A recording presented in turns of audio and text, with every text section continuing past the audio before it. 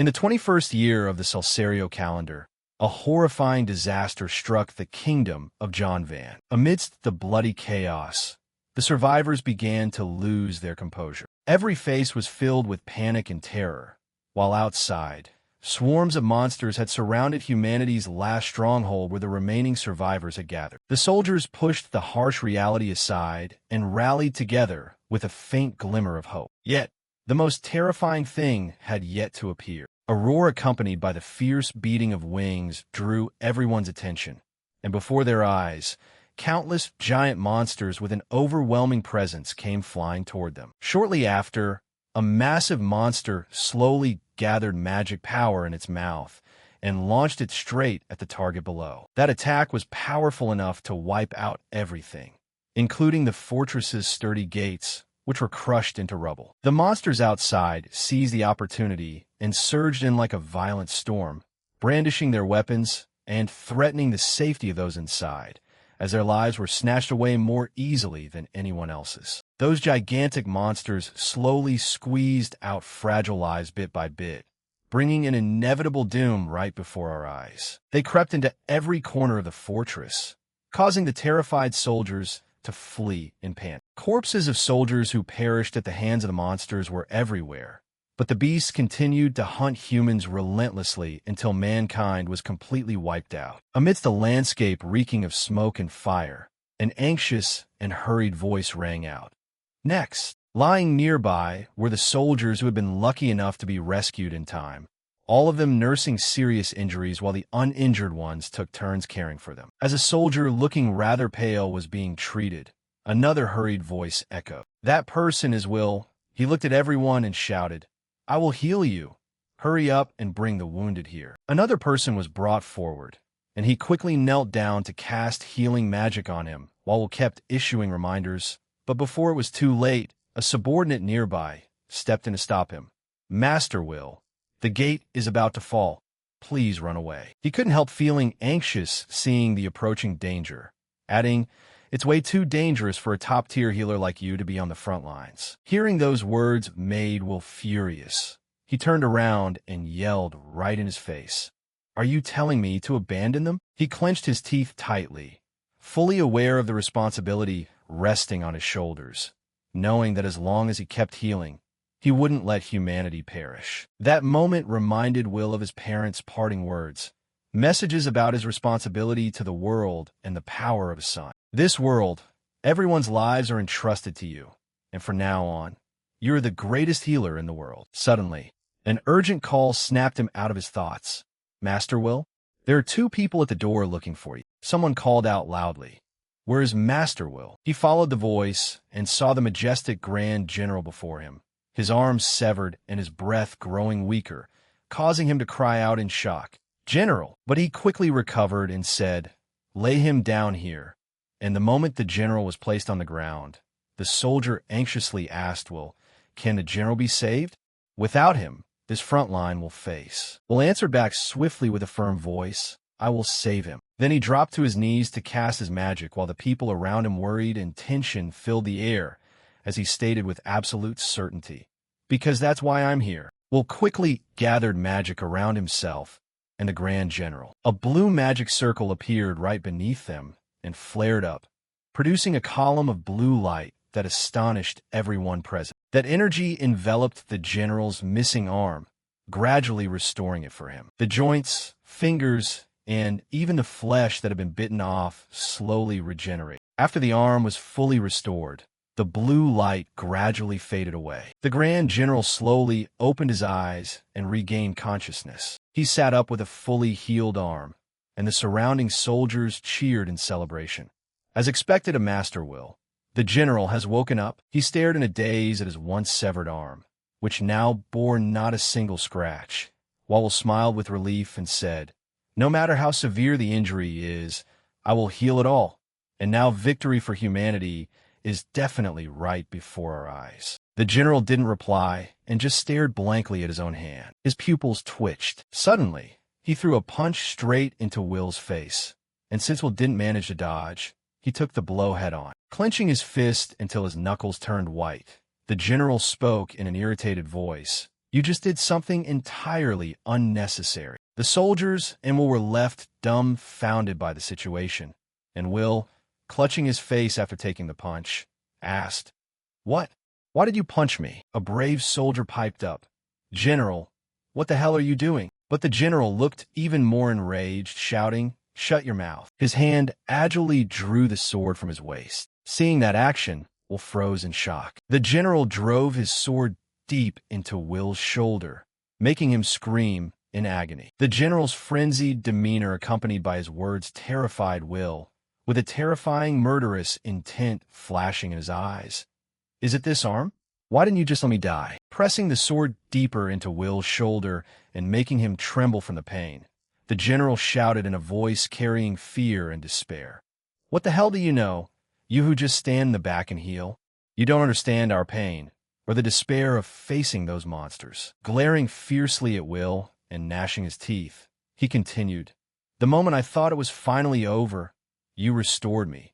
So how many more arms do we have to lose?" Gesturing toward the soldiers, his voice heavy with reproach and exhaustion, he said, "Everyone here feels the exact same way, and they don't want to fight anymore." Only then did Will turn his gaze toward the soldiers, his eyes widening in utter astonishment. All around him were wounded soldiers with not a single uninjured spot left on them. Some had broken arms, others were blinded, and many lay sprawled out from sheer exhaustion and pain. Confusion clearly showed on Will's face as he pondered the general's words.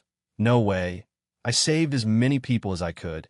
Does that mean everything I did was meaningless?" A painful reality slapped him so hard across the face that physical pain meant nothing anymore. And as he realized the truth in the general's words, all his sweat, effort, tears, and even going out of his way to the front lines, everything, the general finally pulled the sword out of Will's shoulder, making Will grit his teeth in pain, and told him, "I don't care if you're the greatest healer in the world. I've had enough of enduring because of you." Turning his back to leave, he dropped the parting words, "Humanity is going to perish anyway. If you want to fight, go do it yourself." Will flusteredly called out to him, practically screaming, "How can a healer possibly use attack magic?" His voice cracked with fear, wondering what would happen without him there. But the general no longer cared about the survival of humanity and simply turned his back and walked away. At that exact moment, the dragon outside let out a ferocious roar. A fireball gathered in its mouth, and with a loud blast, it struck the fortress dead on, destroying almost everything. The room it was in was blown to pieces with collapsing walls and thick dust filling the air. The general was pinned beneath a heavy boulder, breathing heavily and struggling to crawl away. But then another heavy impact crushed down on him, making him scream in pain. In the end, everything exploded. Will opened his eyes and forced himself to look around, only then realizing how it all made sense. The dragon from earlier had landed right in front of him, waving its wings and snarling viciously. And as Will clearly looked at the creature before him, the realization hit him too late. Was this the kind of monster the people he used to save had to fight? He let out a bitter laugh, his eyes filled with despair. "It's true that I've always just stood and watched from the safety of the backlands." Will reached out to grip the wound on his shoulder with uncontrollable trembling hands. Damn it, all that effort spent learning healing magic was a total waste. Memories flooded his mind one after another, driving him into turmoil, because despite having a natural talent for healing magic, and despite being hailed as the greatest healer in the world, he gnashed his teeth as anger and helplessness surged within him, realizing he should have been fighting with his own hands all along. In that split second, Will picked up a nearby rock. Knowing he couldn't win, he still charged forward, silently regretting and wishing he could turn back to that very day. Will sprinted toward the monster, gripping the tiny rock tightly with a determined look on his face. But no miracle happened. The dragon advanced straight toward Will, leaving nothing behind except the two words, "What if?" before his life was swallowed up by it. Those rambling thoughts drifted and blended together with his tangled emotions. Suddenly, Will opened his eyes once more. He bolted upright instantly, his eyes darting around the room. The familiar scenery striking his sight instinctively left him frozen in shock, wondering, "Is this?" He directed his gaze toward the desk beside him. spotting the enrollment guide, and realizing that if this item was here, it meant he scrambled out of bed in a hurry. Before him lay a peaceful scene where people were still chatting animatedly, making him wonder if this was really the same day from the previous year. Stunned and standing completely frozen with a blank expression, he seemed to have returned to the 16th year of the Solserio calendar, the very day when Will, who would later become the world's greatest healer, looked around in confusion, wondering how he could have died at the hands of a dragon, an academy specialized in training healing magic. Yet this was the day 1 week before enrolling at Highlight Academy, when he held the acceptance letter in his hand, letting out a weary voice. I don't even know what happened. The final fragments of his past life's memories surfaced to remind him. But if his dying wish had been granted, then he knew exactly what he needed to do. Gripping the acceptance letter tightly with a determined expression and a resolute voice, he declared, I am definitely going to enroll in the academy specialized in attack magic, Schwarz Academy. Will stood in silence to ponder, knowing that in a world where healers couldn't use attack magic, a fact universally known to every mage, he simply had to break that prejudice. There would undoubtedly be countless barriers to overcome, and his previous memories surged back into his mind. But since he still retained the memories of his past life alongside the supreme healing magic he had mastered back then, leveraging all of them would surely change the future. With determination and resolve, he quickly set a clear goal for himself, his eyes flashing with certainty, to rely on his own strength and save this world. To kick off his plan, the first thing Will thought of was school, knowing he absolutely had to enter Schwarz Academy, the world's premier institution for training attack magic. There was so much Will could learn at Schwarz Academy. Schwarz's superior training program was said to be capable of turning anyone into a true battle mage. The person he met in his past life had also come from Schwarz, though he realized their methods were a closely guarded secret that could only be learned by entering the institution. The biggest problem weighing on Will's mind was his status as a healer, leading him to close his eyes and think, realizing there had probably never been a precedent for a healer enrolling. So what should he do now? Then an idea suddenly popped into his head. Since money could train anyone into a top-tier attack mage, he had heard that nobles occasionally use cash to sneak their incompetent kids in. But that thought was instantly crushed since he had just been reincarnated. So where on earth was he supposed to get that much money? Looking around the room, he said regretfully, if only I could have brought the money back from my past life. Because even aside from a comfortable retirement, the reward money from working for the kingdom would have been enough to live on for the rest of my life. Realizing he had hit a dead end, he grew even more anxious, thinking that no matter how hard he worked a job, he wouldn't make it in time for enrollment. So he urged himself to think of something. Suddenly, a gentle voice called out to him, Will, are you awake yet? A beautiful girl walked in, flashing a smile in his direction that left him stunned as he muttered, Sis. Tears unexpectedly welled up in his eyes, and he unconsciously stared at her a little longer, remembering that he had returned to the past, and she was still alive at this moment. Noticing his reaction, she asked with surprise, What's wrong?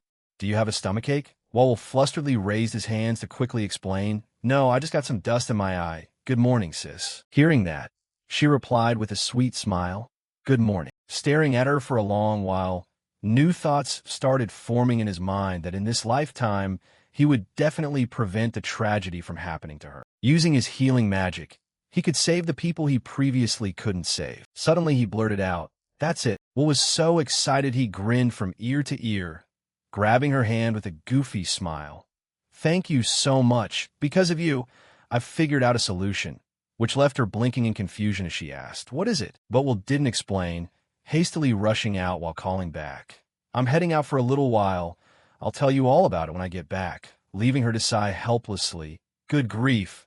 Remember to come back for dinner. The Magical Academy Alliance was an organization that oversaw all magic academies in the kingdom and made every decision related to magical education. At this time, the president of the Alliance was concurrently serving as the principal of Schwarz Academy. However, starting from a certain point, the president had stopped showing up at the Alliance because he had relocated to a massive castle. Moonlight shone into the room as Alnaram sat beside Marie's bed. Her face was flushed red from a high fever. He reached out to touch her uncomfortable face. His eyes filled with worry and tenderness as he whispered, Marie. He was Alnaram Goldgrand, the president of the Magical Academy Alliance and principal of Schwarz Academy, and his gaze turned sorrowful and bitter as he said, I'm sorry, even the healer skills today weren't good enough, but I will definitely find someone who can cure your illness. So please hang in there just a little longer. Back then, the esteemed president always had to stay by the bedside to care for his gravely ill granddaughter. Yet the healing magic of that era couldn't cure her, and the little girl eventually passed away. He used to sit by Marie's bed and sob. But that was in the past. Aswell bounced up onto the windowsill and announced, Leave it to me. Glancing at the strange young man, Alnaram asked suspiciously, Who are you? Before suddenly recognizing him and saying, If I recall correctly, you're Will, the scholarship student from Hylett, right? Aswell leaped in through the window and replied, You know who I am? Raising a hand, Alnaram explained, Your talent for healing magic is already renowned throughout the Alliance, though I didn't expect you to be the type who likes climbing through windows. Will sheepishly scratched the back of his head in embarrassment, thinking to himself, The old me definitely never would have done this, but I guess dying once really made me a lot bolder. Cutting straight to the chase, Will stated, There's no time left, neither for her nor for me. Extending his hand toward Marie with utmost confidence, he declared, I can cure her. Alnaram looked at him with skeptical and guarded eyes, asking, What are you plotting? Stretching out his hand anxiously, Will replied, We can talk about that later. Please just let me treat her first, because the disease has progressed further than I thought. His eyes brimmed with worry and determination as he met Alnaram's probing gaze. Alnaram finally agreed, letting Will let out a sigh of relief. Fine then.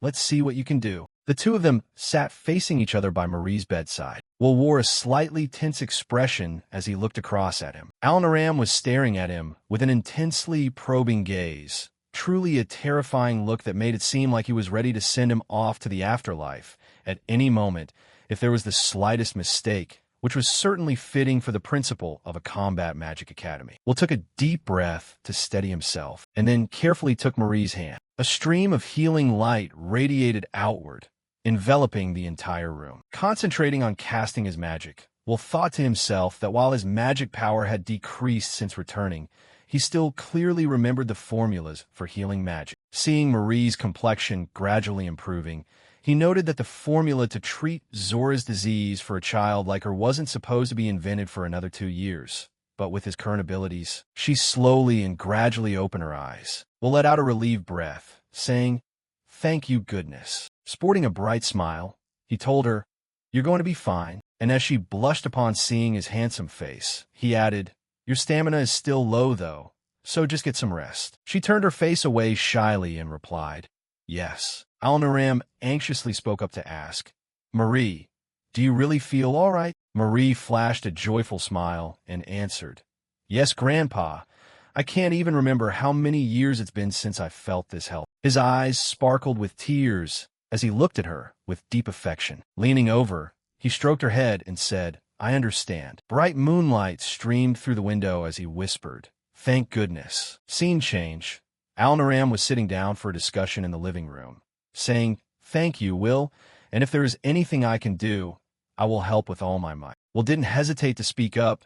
Thank you very much, but this isn't a request. Laying out his demand, he continued, As you can see, my healing magic has now reached a supreme level, and I have nothing left to learn in this field. Placing a hand over his chest with a resolute expression, he stated, Therefore, please let me enroll in Schwarz Academy. Looking a bit troubled, Alnaram questioned him, You want to enter a combat magic academy instead of utilizing your healing talent? Do you understand what that means? Will answered with absolute firmness, Of course I understand. Alnaram stared into Will's ambition-filled eyes.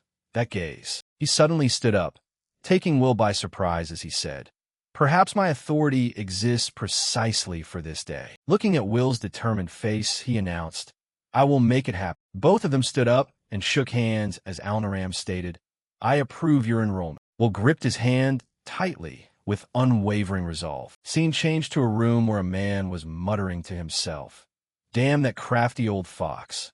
I thought he suddenly came back for no reason, only to pull off something this outrageous. Picking up a piece of paper, he read, "A healer try to keep up with Schwartz's curriculum?" That kind of pampered healer. And the paper happened to be Will's enrollment form recommended by the principal himself. On opening day, a large crowd of students stood in the middle of the school courtyard. Standing on the podium with a solemn expression was Alnaran. Schwartz Academy, a unique boarding school specializing exclusively in combat magic, boasted a vast campus with countless training grounds and laboratories, and even featured a gigantic library. Its alumni wielded massive influence outside the academy, and it received full support from the kingdom. There was simply no better environment to study combat magic. Since no healer had ever enrolled before, countless difficulties would undoubtedly await him. But studying here filled Will with hope that he too could become a combat mage. The deaths of friends and comrades, along with the memories of his past life, flashed through his mind, ending with his own death right at this very place. Now, a new chapter of his life began, taking his destiny into his own hands. After enrolling, during a class, Will's face twisted into a grimace that looked completely different from his bright demeanor earlier. The professor standing nearby shouted, "Begin!" As Will raised his hand toward the dummy and replied, "Yes." A magic circle appeared before his palm, and flames surged out along with it. Feeling like he had gathered enough magic power, Will shouted out loud. Yet the flames failed to launch as expected, leaving nothing but billows of smoke around his palm. Contrasting with the mocking laughter coming from the other students, the professor calmly remarked, "You failed again today." Then he sternly handed down a punishment. "Until you can blast that target to pieces using basic attack magic, don't even think about coming to class. Go practice by yourself at the training field behind the building." Hearing that, Will protested loudly with dissatisfaction. "Sir, can't you teach me how to do it right? If it keeps going like this, I won't even know how to practice." Pushing up his glasses, the man replied coldly, "Teaching a healer is just a waste of time." But Will still refuse to give up, offering an alternative. "Then at least allow me to study the theory in the library."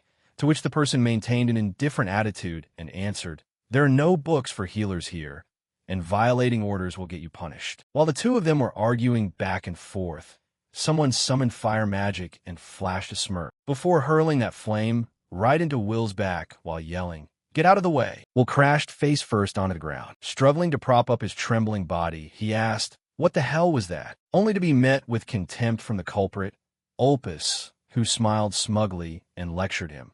"This is a combat magic academy.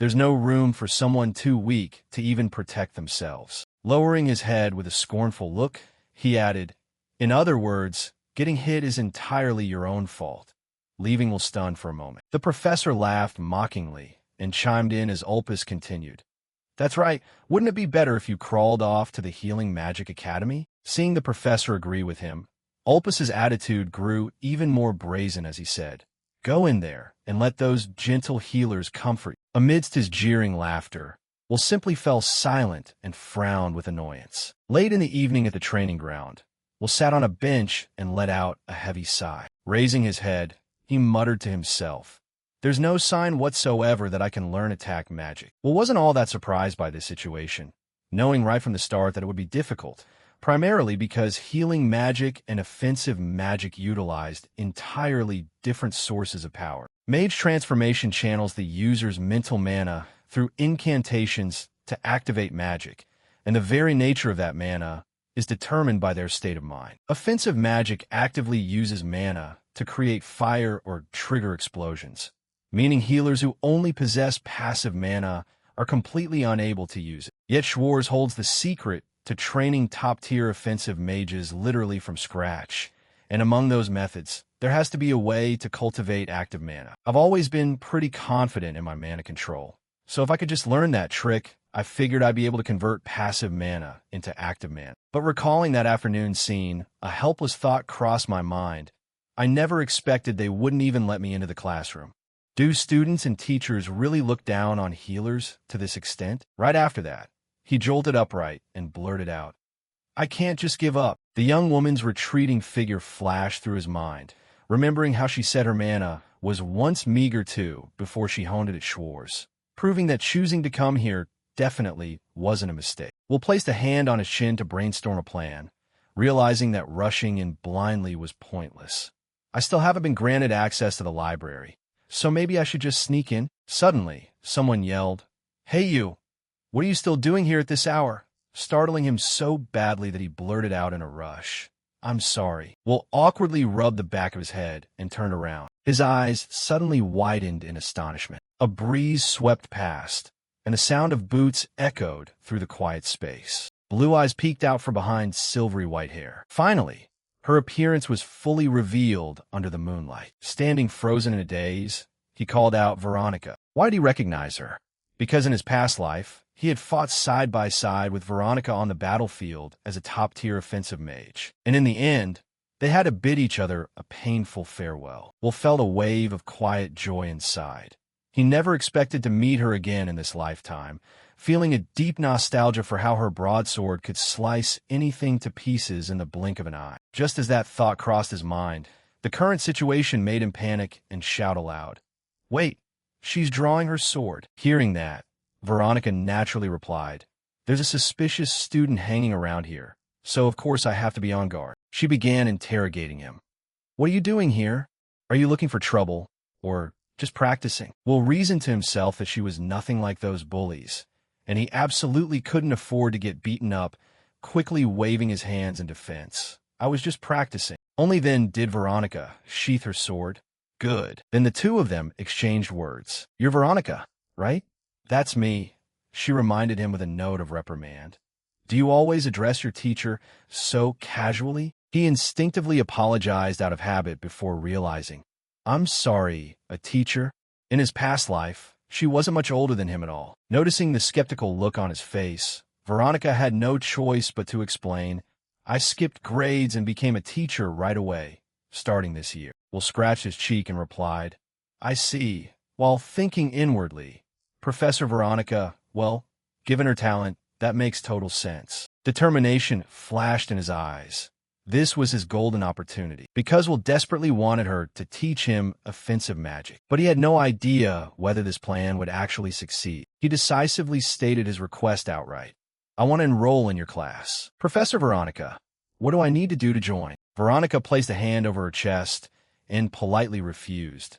"Sorry, but I haven't been assigned to teach any specific classes yet, and since I skip through grades all the time, I rarely attended regular lectures anyway. This year, I'm working as a teaching assistant to answer student questions, because they figured students would feel more comfortable getting advice from someone their own age." She added with a hint of puzzlement that she couldn't figure out why nobody ever came to ask her anything, forcing Will to offer an awkward, polite smile. He knew full well that nobody dared approach her, likely terrified by how quickly she drew her sword over the slightest thing, but this actually made it an even better opportunity to freely ask Professor Veronica for guidance. With that thought, Will felt a surge of motivation.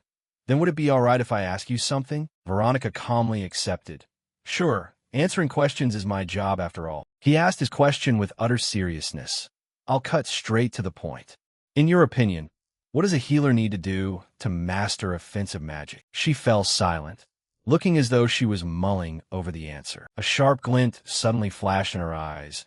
"I noticed something strange about your mana flow, too. Turns out you're that new freshman everyone's been whispering about." Will was quite surprised that someone like Veronica had heard of him. "You've heard of me, too? I know it's extremely rare for a healer to study offensive magic. I've never even heard of such a thing before." He steered the conversation back to the main point. "But I heard Schwartz has a method for refining active mana from scratch, and if that method really exists, even someone like me should be able to use active mana." Veronica turned her head away and delivered the good news. "That method does exist, and I can teach it to you." Naturally, Will lit up with joy. "Really? Then," but she continued, offering a clearer and harsher explanation, "it's still going to be impossible for you to use offensive magic. The amount of passive mana inside your body is already far too massive. At this level, even if you manage to refine active mana, it'll just get swallowed up and dissolved by all that passive mana, meaning even if you use alternative methods to refine it again, once mixed with the passive mana, offensive magic incantations simply won't function properly." Unwilling to accept defeat, he asked, "No way. Is there really no way at all for a healer to use offensive magic?" And received the reply, As far as I know, no. Such a promising solution being completely discarded put him in an utterly terrible mood. Damn it, his plan was wrecked. But he couldn't just give up here, because if no method existed, he would simply create one himself. Yet he managed a calm smile as he bade farewell. Thank you very much. I'll think this over on my own. Just as he turned around to leave, she unexpectedly spoke up. Hold on. I wasn't finished yet. It's true the healers can't use offensive magic, but there is still a way for a healer to become a combat mage. Feeling somewhat baffled, Will asked immediately. Pardon me, what do you mean? Veronica offered an example. This is an iron sword. If you swing it, you can cut down and defeat an enemy. Her hand brushed against the back of a chair before she posed a hypothetical scenario. And this is a wooden chair. You sit on it. Not understanding much, he still played along. Yes. To his utter shock, Veronica effortlessly lifted the chair up. But even this chair, if you swing it and use it to smash someone, you can knock them down, right? Leaving Will terrified inside. Thinking, with these skinny arms of mine, setting the chair back down, she continued her lesson.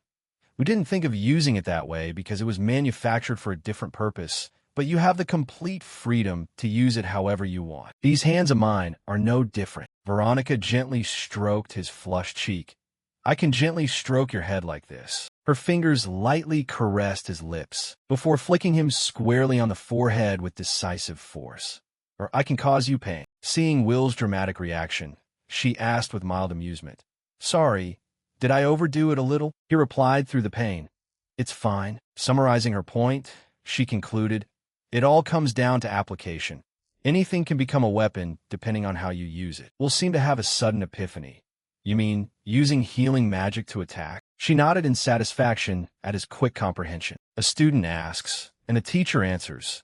Funny how you never thought of that until I pointed it out, which is just a result of mindset and innate differences in mana volume. That's why offensive mages couldn't care less about healing magic, and vice versa. But you might just be an exception. The fact that you actively applied to a Combat Magic Alliance Academy already proves you're an outlier. And in reality, your mana doesn't feel like that of a pure healer at all. Hearing that, he looked down at his palms in deep thought. Not like a healer? Even I didn't realize that. Could it be because I was reincarnated? Veronica drew her sword and pressed the blade right against Will's neck. You need to reevaluate it. Her words carried a profound seriousness alongside the intense craving for battle burning within him. If you can manage that, your healing magic will surely crush any enemy. After a night of such tutoring, time slipped by. The next day, standing out on the training grounds, he couldn't help dwelling on what Professor Veronica had said last night. Her examples might have been unconventional, but it felt like his eyes had just been opened to a whole new world. Besides, why didn't Professor Veronica hold any prejudice against healers? It was fascinating that she possessed such a unifying theory connecting healing and offensive magic. Right then, the professor barked out his healer nickname, making Will mentally complain that they didn't even bother calling him by his actual name anymore. Glancing down at the roster, the professor announced, Today's lesson will be one-on-one combat sparring, and since our class has an odd number of students, you'll be joining in. He could only listen helplessly as the instructor added, Your inability to use offensive magic is your own problem, so whatever results come out of this are entirely brought upon yourself. The corners of the professor's mouth curled up into a sinister smirk. I've already drawn the pairings, and your opponent will be Opus. Hearing the gloating laughter around him, Will didn't even bother getting angry. That setup was way too blatant. A sharp glint flashed in his eyes as he looked toward his opponent. Opus Omen was rumored to be the scion of a prestigious noble family, always surrounded by a flock of sycophants. Based on what he had witnessed in class, this guy genuinely possessed the skills of a legitimate combat mage rather than just riding on his family's coattails. Opus flashed his usual contemptuous grin. Healing magic can't cure humiliation, can it? After I beat you to a pulp, are you going to run home and cry to your mommy? Faced with such vicious taunts, Will's mouth twitched with annoyance. If it were the him from his past life, he probably wouldn't have cared, but he had to admit that this attitude was genuinely irritating. Plus, he wanted to put Professor Veronica's hypothesis from yesterday to the test, so he figured he might as well fire back a little, raising his hand to call out, Professor, regarding what he just said, I certainly don't accept the idea of giving up. With a hint of amusement in his tone, he continued, "Give up? No way. I just have a small proposal." Thinking to himself, "I get it. I'm not suited for traditional offensive magic. And just like you said, keeping this up is a waste of time. So if I lose this match, we'll drop an absolute bombshell. I will quit studying at Schwarz." The professor wasn't surprised in the least. Instead, he praised the decision. A very sensible choice. But Will wasn't finished yet. "In return, if I win, you'll allow me to join the regular classes, right?" The professor's smug amusement instantly vanished. "Don't get ahead of yourself." Meanwhile, Ulpus laughed with wicked delight and agreed. "Fine by me. A weakling trying to fight someone strong always clings to ridiculous delusions to soothe their fears. I suppose this pathetic kid needs that. Besides, destroying something left him with no fun to be had. Left with no choice, since arguing over impossible hypotheses was a waste of time, the professor conceded. "Very well." He spread his arms wide and shouted, "Both of you, take your positions." Then he raised his hand to signal the start. "Begin." A surge of magical energy erupted across Ulpus's body. As magic circles manifested, numerous daggers materialized alongside them. Extremely proud of his technique, Ulpus boasted, "Look closely. This is my construct magic. The countless blades I create will pierce you to death." Screaming as he hurled the daggers forward, he sneered, "What good is a worthless dropout who can't even cast basic offensive magic?" Faced with the impending danger, Will simply brought his fingertips together calmly. A magic circle formed between his hands, and his eyes took on a greenish tint. Will calmly dodged the oncoming daggers. Seeing his opponent effortlessly sidestep the attack, Ulpus incredulously stammered, "What? The essence of my healing magic is manipulating life, rationally controlling a target's vital functions, and healing them by maximizing their recovery capabilities. But recovery isn't the only thing I can manipulate. If I convert it into an offensive application, assuming Will only dodged out of sheer luck." Ulpus puffed himself up with arrogance. Will didn't bother arguing, silently adjusting his mana to reinforce his physical body. His hand snatched a flying dagger out of the air, and he used magic to redirect their flight paths. Just like that, the daggers clattered to the ground from the altered momentum, though a single dagger remained grasped in Will's hand. Right on time, the blade flashed under the sunlight, and with absolute confidence, he muttered, borrowing this for a second. Being completely flipped on his head caught everyone off guard. What? What just happened? Is that offensive magic? I thought he could only use healing magic." Will mentally corrected them. "It's not offensive magic. He's just using healing magic to attack."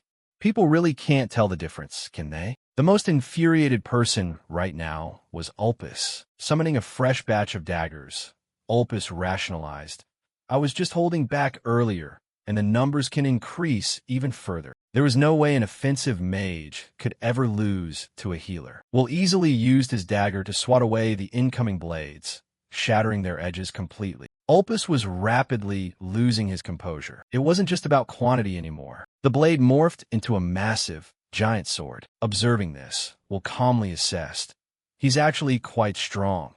His comprehension of specialized spellcasting is genuinely impressive." Ulpus piled on another skill, shouting with absolute confidence, "How's this? With this trick?" But Will casually raised his small dagger and parried the tip of the spinning giant blade, a sight that felt utterly unbelievable to his opponent. Ulpus gritted his teeth until they creaked, pouring every ounce of his magic power into the sword. Meanwhile, Will wondered if he should boost his physical reinforcement just a fraction more. With that single thought, he cleaved the giant sword straight up into the air. As the blade embedded itself deep into the ground, Ulpus let out a voice filled with bitter disbelief. "No way." In the blink of an eye, Will appeared right behind him with a smile. "I'll make sure to heal your injuries properly afterward, so forgive me." The tip of the blade gleamed under the sun's glare, but something suddenly blocked his vision as someone yelled out, "That's enough!" Will swiftly leaped backward, while Ulpus collapsed onto the ground in sheer terror. A massive boulder had abruptly materialized in the middle of the training yard. The professor's voice trembled slightly. "The next match is off. Both of you stop right there." The two of them stared at each other in silence. Then Will cheerfully reiterated his previous condition. I'm free to join the regular classes from now on, right? Highly displeased, the professor let out a cold snort. Do whatever you want. Having achieved his goal, Will beamed with a bright smile. Thank you very much, Professor. And with that, he walked right out of the lesson. Then I'll take my leave. Walking off toward his destination, Will mused to himself. That feeling just now, that was my own unique style of offensive magic. It was way more effective than I expected, and I actually managed to defeat a talented offensive mage of the same generation. Thanks to Professor Veronica, I can use healing magic to attack. My plan has finally succeeded. The school's emblem flag fluttered in the wind above. On the other side, Ulpus suppressed his boiling anger and muttered, Professor, this was just a classroom accident. It's fine. Plus, I don't want to report the worst of it to my father. The professor was left speechless. A vicious glint flickered in Ulpus's eyes as he asked, You understand what I'm saying, right, Professor? Habitually pushing up his glasses, the instructor replied, Of course I do. His lips curled into a sinister smirk. Can't let some healer get away with acting so high and mighty. Inside a lecture hall filled with numerous students, Will felt a flutter of nervous excitement. Finally made it to class. I'm going to learn everything.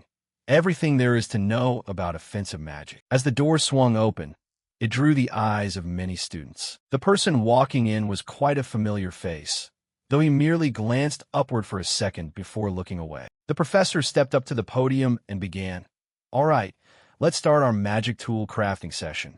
Since you're all freshmen, the material is still basic, and your homeroom teacher will be handling multiple subjects. Today's lecture is on crafting magic tools.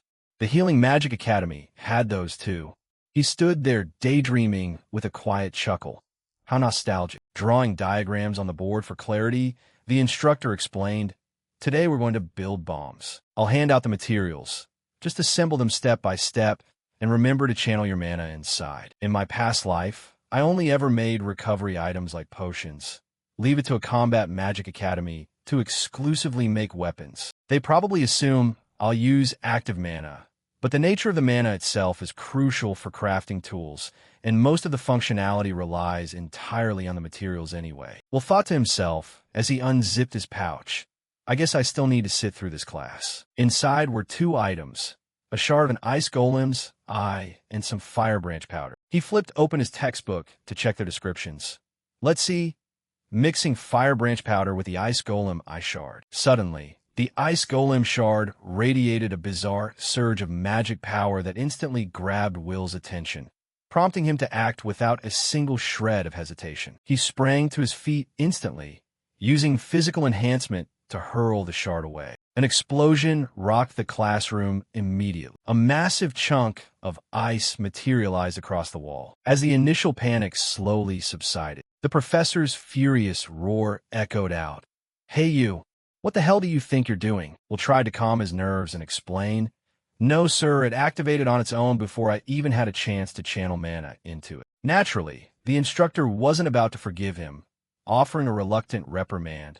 I'm docking your points. A noise suddenly chimed in from behind him. Turning his head, he caught Ulpus and his cronies smirking mockingly. Golden eyes flashed in the shadows, as if sensing something deeply unusual was going on here. And then, during the following lesson, a caged beast sat on the desk. It was time for Magical Creatures class, featuring a hatching salamander. The creature and the boy stared intently at each other. Will was the only one sitting alone at a front row desk. The reason being that students with poor grades got shoved to the very front to pay closer attention. His entire body stiffened up. Being this close to a salamander made it seem like it was shivering violently. The bewildered professor questioned him. Why on earth did you bring a frying pan with you? Well, I figured, he answered with quiet confidence. It might come in handy. But the instructor stepped forward and confiscated it. And as he watched the caged beast inch closer, Will leaned his back away, certain of one thing in his mind. So that's how it is. They let me into the classroom, but they never had any intention of letting me study properly. What should I do now? In the corner of the room sat a student in a rather tense posture. She looked quite anxious as she glanced sideways at him. Afterwards, the harassment continued unabated in the training grounds. Ulpus blasted a wave of fire toward Will, dismissing it with the excuse that his hand had simply slipped. Next came class. The professor demanded, Now, solve this problem. He replied, yes. I haven't learned this part yet. The instructor immediately used that as an excuse to bully him. Falling behind is your fault. Points deducted. Even outside the classroom, training gear was scattered all over his doorway. The dorm manager, upon hearing the gossip, stepped in to issue a punishment. I heard you had a poor attitude in class, so your penalty is the forfeiture of dinner. This prompted Will to grumble. This is way too unfair. Back in his room at the academy dorm, Will wearily collapsed onto his bed. Everyone in this place is hostile toward me. Just the first few days had brought a mountain of obstacles. There was still a massive range of challenges ahead. Will raised his hand, thinking with fierce determination, I am still improving every day. I cannot let this constant bullying break my spirit. Memories of that recent match flashed through his mind. After all, it was the first time he had fought with his own hands and won. A lingering hope still burned deep within his heart. I can become an attack mage. After psyching himself up, Will sat up to study. Finally, I've got my textbooks. Time to review today's material. The next day, the classroom was pitifully empty. Glancing up at the clock once more, he felt a strange sense of unease. It was already past time, yet there was still no sign of the teacher. Faced with this bizarre situation, Will instinctively surveyed his surroundings. Aside from me, there's only that girl left. It looks like they purposely changed classrooms without even bothering to inform us. Left with no other choice, he got up. There was no point in staying here any longer. He cautiously tried to strike up a conversation with the young woman, causing her to jump in surprise. Will scratched his cheek and voiced his hypothesis. Could it be that the classroom was changed for this period? Erica lowered her gaze and agreed. I think so too. Her next words caught his attention. Because there are only two of us here. Both the teacher and everyone else canceled, so I could pretty much guess what happened. A gloomy aura radiated from her entire being, almost as if mold were sprouting right off her skin. I guess that means I'm in the same boat as you. Erica spoke in a disheartened tone. Since we're both outcasts, we might as well stick together. Will was slightly surprised, secretly evaluating his classmate. She looks gloomy, but her words certainly have some bite. He then extended his hand with a bright smile. Anyway, I'm just glad to make a new friend. It's nice to meet you. She let out a gasp of astonishment. How refreshing. She immediately stood up and grabbed his hand. I look forward to working with you. It was the young woman's turn to introduce herself. My name is Erica Glenn. Will scratched the back of his head, looking slightly embarrassed as he said, Erica is my very first friend at this academy. Erica politely waved her hands and replied, That's to be expected, Will. You hardly ever show up to class, and on top of that, you're a healer. Everyone says the exact same thing. Healers are just a bunch of weaklings. Hearing that, his entire body suddenly stiffened. She offered a bitter smile and muttered, Oh well, I attend every single class, and I'm a full-fledged attack mage. Yet I don't have a single friend either. Will mulled over her previous words, temporarily setting her personality aside. The prejudice against healers is truly deeply ingrained in people's minds. Attack mages who fight on the front lines and achieve great glory tend to look down on healers. In my past life, I was recognized as the kingdom's healer early on, so I never had to taste this kind of discrimination. But at an academy dedicated to attack magic, that attitude is intensely hostile. Studying here means I have to fight back against that prejudice as well. She hesitated for a moment, but ultimately asked the question anyway. Why did you come to Schwarz? Will echoed her question back. You're asking why? The answer had been ready for a long time, so he stated it bluntly without a moment's hesitation. Because I was born a healer. I realized that isn't an excuse for me to give up. However, Erica tilted her head in confusion, not entirely understanding. He could only offer an awkward, generalized smile. I have my own reasons. What about you? Erica, why are you here? Not expecting to be asked herself, she answered with a hint of awkwardness. As for me, I come from a minor, noble family out in the provinces. But since we don't have any sons, my parents kept worrying that our bloodline would die out. So they figured if I could make a name for myself as an attack mage, I could succeed as a female head of the family. This reasoning wasn't too hard to grasp. I see. Graduating from Schwarz will definitely help you pull that off. Erica shared her worries with a melancholic expression, The trouble is, I have practically zero talent for attack magic. Because of that, I don't have any friends, and attending classes feels like pure torture. To put it bluntly, it's just plain awful. But the next moment, she cheerfully clapped her hands together. However, I've got a friend now. Although she wore an intensely radiant smile, the words coming out of her mouth were anything but cheerful.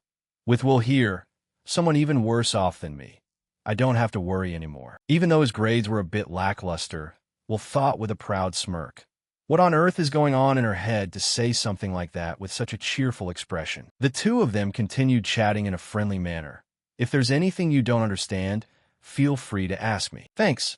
I know you mean well. As he turned away with a smirk, he warned, things might not turn out quite the way you think, Erica. It was such a cryptic remark that the silly girl didn't understand a single thing. What do you mean by that? But Will didn't answer Erica's confusion. Come on, let's go find a classroom. The two of them stepped out of the room together. Wait for me. After a bit of searching, the two of them finally stepped into the correct room. Here it is. We finally found it. As soon as they entered the class, the professor immediately started scolding them. You're late. What hour of the lesson do you think this is? Amidst the mocking laughter of the others, the two of them replied in unison. We're sorry. We didn't know the classroom was changed. But of course, he wasn't going to let it slide just like that. Absolutely no excuses were accepted. Seeming to think of something, the corners of the professor's mouth curved upward into a smirk. He pointed at an extremely complex diagram drawn on the board. Solve this. Seeing this, Erica couldn't help the grievance welling up inside her. This isn't fair. We just got here. How can we possibly know? Especially since we'll miss the previous classes. Meanwhile, Will simply stared thoughtfully up at the board without any reaction. The professor added a condition. If you solve it correctly, I'll overlook your tardiness. Naturally, if you get it wrong, you'll lose points. Ulpus sat in the back, resting his chin on his hand, mocking him. At this rate, he's going to flunk out of the course in no time. Unexpectedly, this time he reached out and picked up a piece of chalk. The tapping sound of chalk against the blackboard echoed through the room. The words written across the board didn't stop for even a second, leaving Erica completely stunned. As for him, he thought to himself, there's no way. He's definitely just guessing blindly, right? It's completely useless. Finally, after a brief flurry of activity, the chalk came to a halt. The magic circle they had solved began to emit a faint, gentle glow. Will asked with a tone of smug confidence, how's that, Professor? Unable to believe his eyes, the instructor pressed his face right up against the board. The professor's eyes widened in sheer astonishment. After a thorough inspection, he was forced to concede. Correct. Take your seat. Ulpus had the most violent reaction of all. What? As soon as he sat down at his desk, Erica genuinely wondered why, and glanced over at him as he wore an utterly triumphant smile. Will, how on earth did you solve that? After class, taking advantage of the recess, she scurried over to his side and called out, Will. The curiosity she had bottled up until now was finally released. Hey, how did you pull off solving that problem? Will recalled what had just happened and replied, how did I solve it? It might look complicated at first glance, but it's actually just applying the examples straight out of the textbook.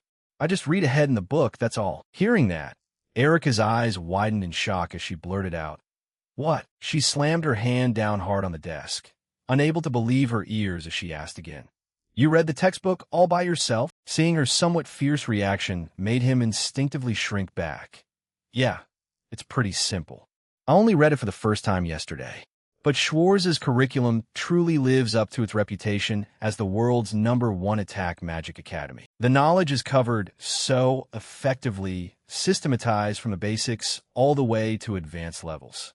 If you master this, it's easy to far surpass the level of a regular attack mage. Even so, without an aptitude for magic, just reading through it would be tough. Since I was already good at studying in my past life, that mindset and background knowledge helped me grasp attack magic pretty quickly. Listening to this, a complicated feeling welled up inside Erica's chest. A healer can actually pull that off. Will, who on earth are you? The greatest former healer in the world. While she was trembling over her own thoughts, Will was still nodding approvingly at his own diligent study habits. Studying attack magic is genuinely fascinating.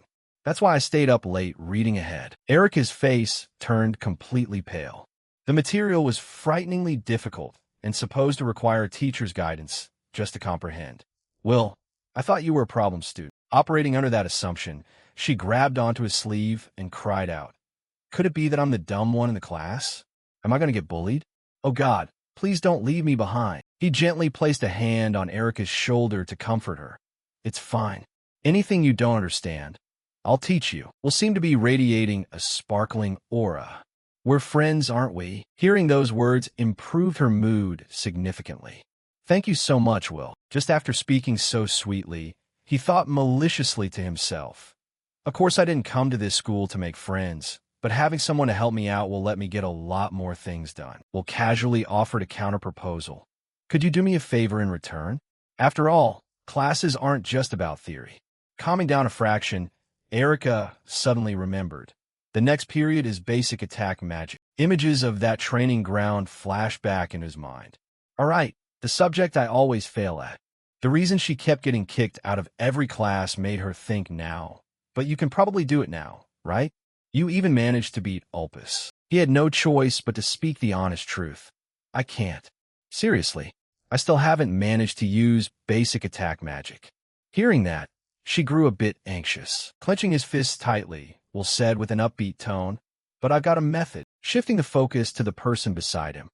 "That's why I need your help." Out on the training grounds, the students lined up neatly in rows. While standing there, he mentally reviewed the basic knowledge he had acquired.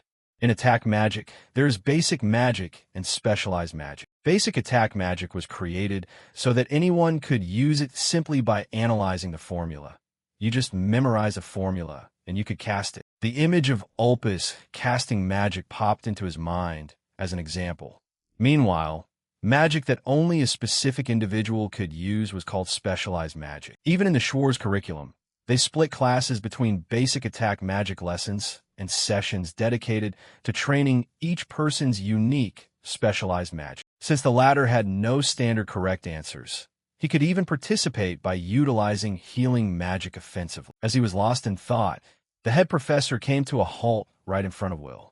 But as for the former, if you couldn't use basic attack magic, there was no way in hell you'd pass the course. This time, the instructor looked quite confident. Theory might seem fine, but practical application is a completely different story. You'll fail this class if you can't use basic attack magic. Will didn't argue back, simply replying calmly, "Yes, sir." The professor led him over to a straw dummy far in the distance, testing him just like always. Use the basic attack magic fireball to create a ball of flame and hit that target. Folding his arms, the instructor sneered and warned, "Let me remind you once more, this is the absolute basics of the basics. If you can't even manage this, I can't let you pass or graduate." The professor's eyes narrowed as he recalled that match. "I saw you using healing magic during the sparring match the other day. I've also heard that the body moves more flexibly after receiving treatment. Yet you can't even cast a single basic attack magic spell. An incompetent trash like you should get the hell out of my class right now." That expression was caught by the professor. Was that Brad just smiling? A light mixed with red and orange cast a reflection over his wide, astonished eyes. Because at that very moment, flames had appeared once again right in the palm of his hand. "What? How are you able to use magic?" As the crowd buzzed with chatter over the incident, the culprit behind the attention chuckled to himself. Perfect. They didn't notice a thing. Flashing back briefly to earlier during the lesson, his proposal at the time had been to ask Erica to create a fireball using basic attack magic, and then channel it into a salamander's tail. Somehow the salamander's tail, the way the flame appeared was by hiding it in his hand while continuously casting healing so the tail wouldn't burn up. The two of them had discussed this issue. "Doesn't that hurt, though? I'm a healer. If you just keep healing it continuously, this level of pain is nothing." Returning to the present, right before launching the technique, he applied extra healing magic to activate the fire pocket in the tail, making it look as though a fireball had just been generated right on the spot. Having thought through that, Will gently launched the flame toward the target. The red target ring was completely scorched by the fire. While the professor stood there with his jaw hanging open in shock, Will simply smiled calmly and asked, "How was that, Professor?" Recalling the scene from just moments ago, the instructor silently confirmed. It's real fire, no doubt about it.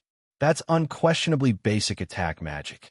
Has this brat actually learned how to use attack magic? Crossing his arms and feigning calmness, the professor declared, "You pass. Step aside."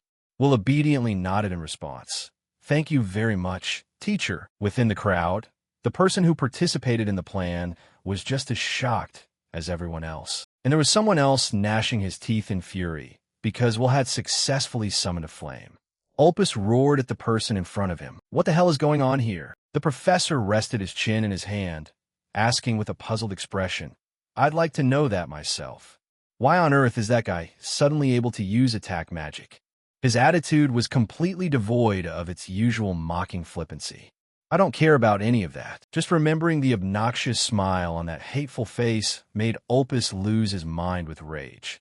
That bastard dared to defy me, and on top of that, he's a healer. Sharing a class with him is completely unbearable.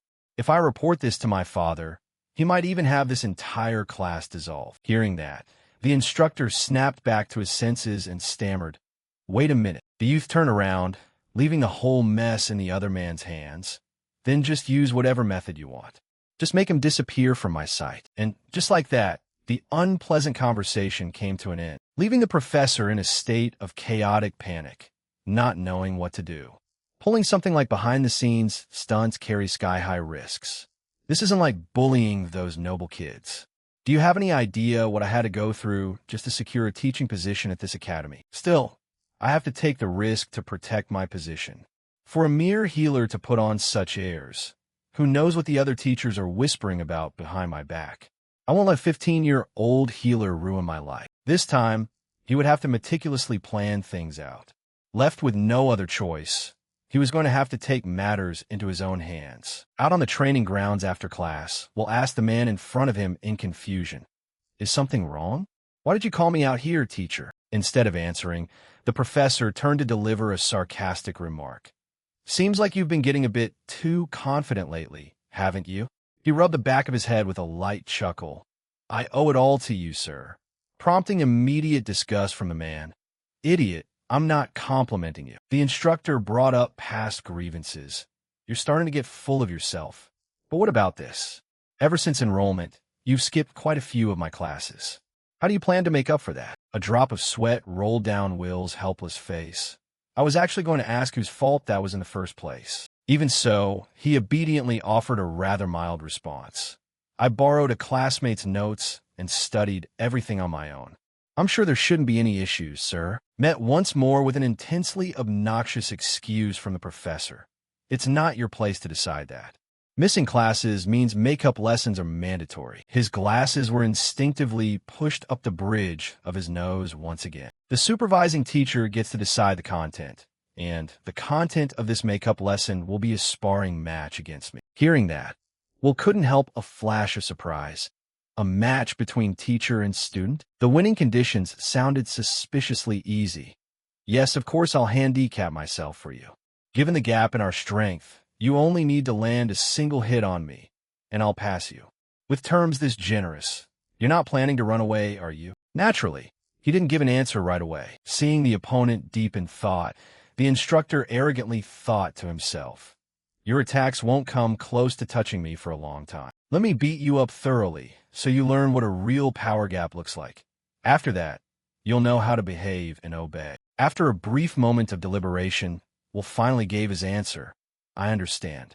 "Very well." Hearing that, a flash of malicious intent crossed the professor's face. The moment he finished speaking, the instructor immediately cast a magic circle. "Then let's start right now." That massive slab of earth was still fresh in his memory. I've seen his magic once before. It's earth manipulation magic. The ground beneath them shook violently. Will quickly leaped backward to dodge. Zulfust, suddenly spotting something within the rock formation. Another boulder immediately jutted out, making dodging an absolute nightmare. Raising his head once more, Will stared in open-mouthed shock. A massive stone pillar crashed down right where he had been standing a second ago. Attacking without an ounce of hesitation, the professor sneered.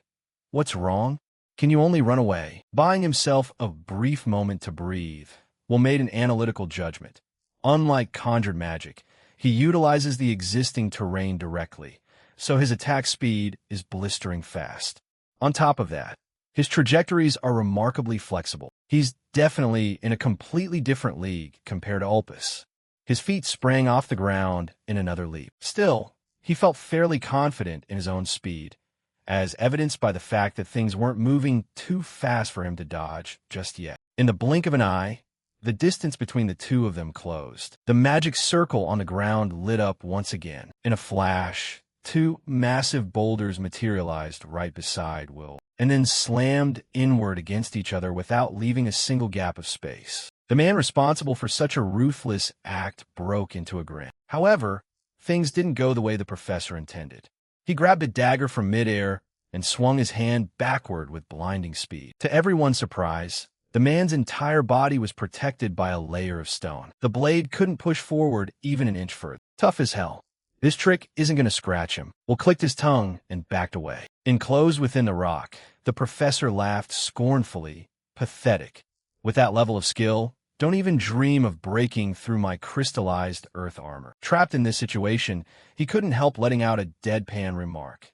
That's a pretty Chinibu name, isn't it? This time, the instructor unleashed a barrage of cruel words. I've never heard of anyone using healing magic to attack. What a half-assed copycat. It's completely laughable for a weakling with garbage magic to call themselves an attack mage. Will didn't get angry. He simply let out a sigh and said, Teacher, thanks to healing magic, I've studied the human body inside and out. I've realized that people normally have to hold back their own strength because the body simply can't withstand its full power. If you try to force an explosion past your limits, your body will tear itself apart. The professor scoffed in utter confusion. What's this? Trying to lecture me? Since your attack magic is useless, are you trying to talk your way out of this? Will held out his hand with a smile and said, Hold on, rolling up his sleeve to reveal a hint of muscle. So even if I break past my limits to unleash extra strength, this body of mine won't escape unscathed. A surge of magical power radiated from the palm of Will's hand. But since I'm a healer, it doesn't matter if a bone or two breaks. The instructor seemed to realize something, continuing to step closer as he spoke. Naturally, I don't enjoy pain either, but it'll heal right back up. Though thoroughly panicked, the professor still dismissed it as foolish. How could a trick like that possibly shatter my crystallized earth armor? Will simply replied with a single sentence. Let's find out. A crazed smile appeared across the youth's calm face. The instructor could only drop his jaw, far too late to dodge. A heavy, vicious punch slammed straight into the professor's sturdy face. By then, the stone armor had shattered, exposing his bloody face to the open air. He smiled calmly and offered a reminder. It's a bad habit to arbitrarily decide a student's limits for them, you know. Will had learned a brand new lesson. Ever since Professor Veronica suggested a way to use healing magic offensively, he suddenly realized nothing was more idiotic than arbitrarily assuming something was impossible. I'm definitely going to get way stronger than this. Suddenly, he sensed something hurtling toward him. The moment he sidestepped, jutting stone pillars shot straight forward. It seemed that punch hadn't knocked the man out after all. The professor was utterly furious now. Watching the man tremble as he struggled back to his feet, Will Riley reminded him, Hey, you said landing just a single hit means I pass, right? But the professor refused to accept it, barking back bitterly, Shut your mouth. There's no eggs being made here. A magic circle flared across the ground once more, forcing me to admit I got hit by a mere healer. Sharp, jagged rocks erupted from the ground. I will never accept this. Faced with this current situation, he could only let out an exhausted sigh. Releasing your limits isn't just for throwing punches, you know. A surge of magical energy welled up from the soles of his feet, and in an instant, Will teleported right in front of his opponent. The man stared in shell-shocked horror, mouth agape, too fast. He could only watch as the opponent raised a fist once again. There was no time to form the earth armor. Unable to dodge, the professor could only squeeze his eyes shut and brace for impact. Yet he waited and waited without feeling a thing. Hesitantly opening his eyes, he saw a fist stopping right in front of his face. What? Did he stop? Realizing the absurdity of the situation a second later, he found he couldn't move either. The moment that thought crossed his mind, the fist finally connected with his face, instantly driving the truth home for the professor. No, was time slowing down? He couldn't force any words out, left to beg silently in his head. Just stop. The professor's face twisted completely out of shape. The pain was agonizingly drawn out. How many times more painful was this than taking a regular punch? The blow felt like it had been going on forever. He couldn't take it anymore, yet he couldn't run away or even scream to vent his misery. In that split second, his desperate plea seemed to echo out loud. Please, just end this. As if hearing the professor's innermost cry, time instantly snapped back to normal. His entire body crashed heavily onto the ground. Meanwhile, the one responsible wore a gentle, innocent smile. Welcome back, Professor. It only felt like a split second to me. Hearing that, the professor pushed himself up and let out a loud roar. What? What the hell did you do? Will waved his hands dismissively to clear up the confusion. Unlike you, Professor, I'll explain it to you very thoroughly. Here's how it went down. The exact moment my fist made contact, I cast a sensory enhancement spell on you. Normally, this is a healing spell used for people with impaired hearing or eyesight. Lately, I've been using it to boost my own reaction time, but I cast it on you at a level far beyond the limit. As a result, your senses became abnormally acute, making a single second feel like 1,000. 1 second equal to 1,000. Just how painful was it to get punched in that state? You're probably the best person to understand that, aren't you? Even though he was smiling, an intensely terrifying aura radiated from his entire body. Besides, I have a question too. Did I pass the test? He clicked his tongue in annoyance. Fine. But what wasn't done yet?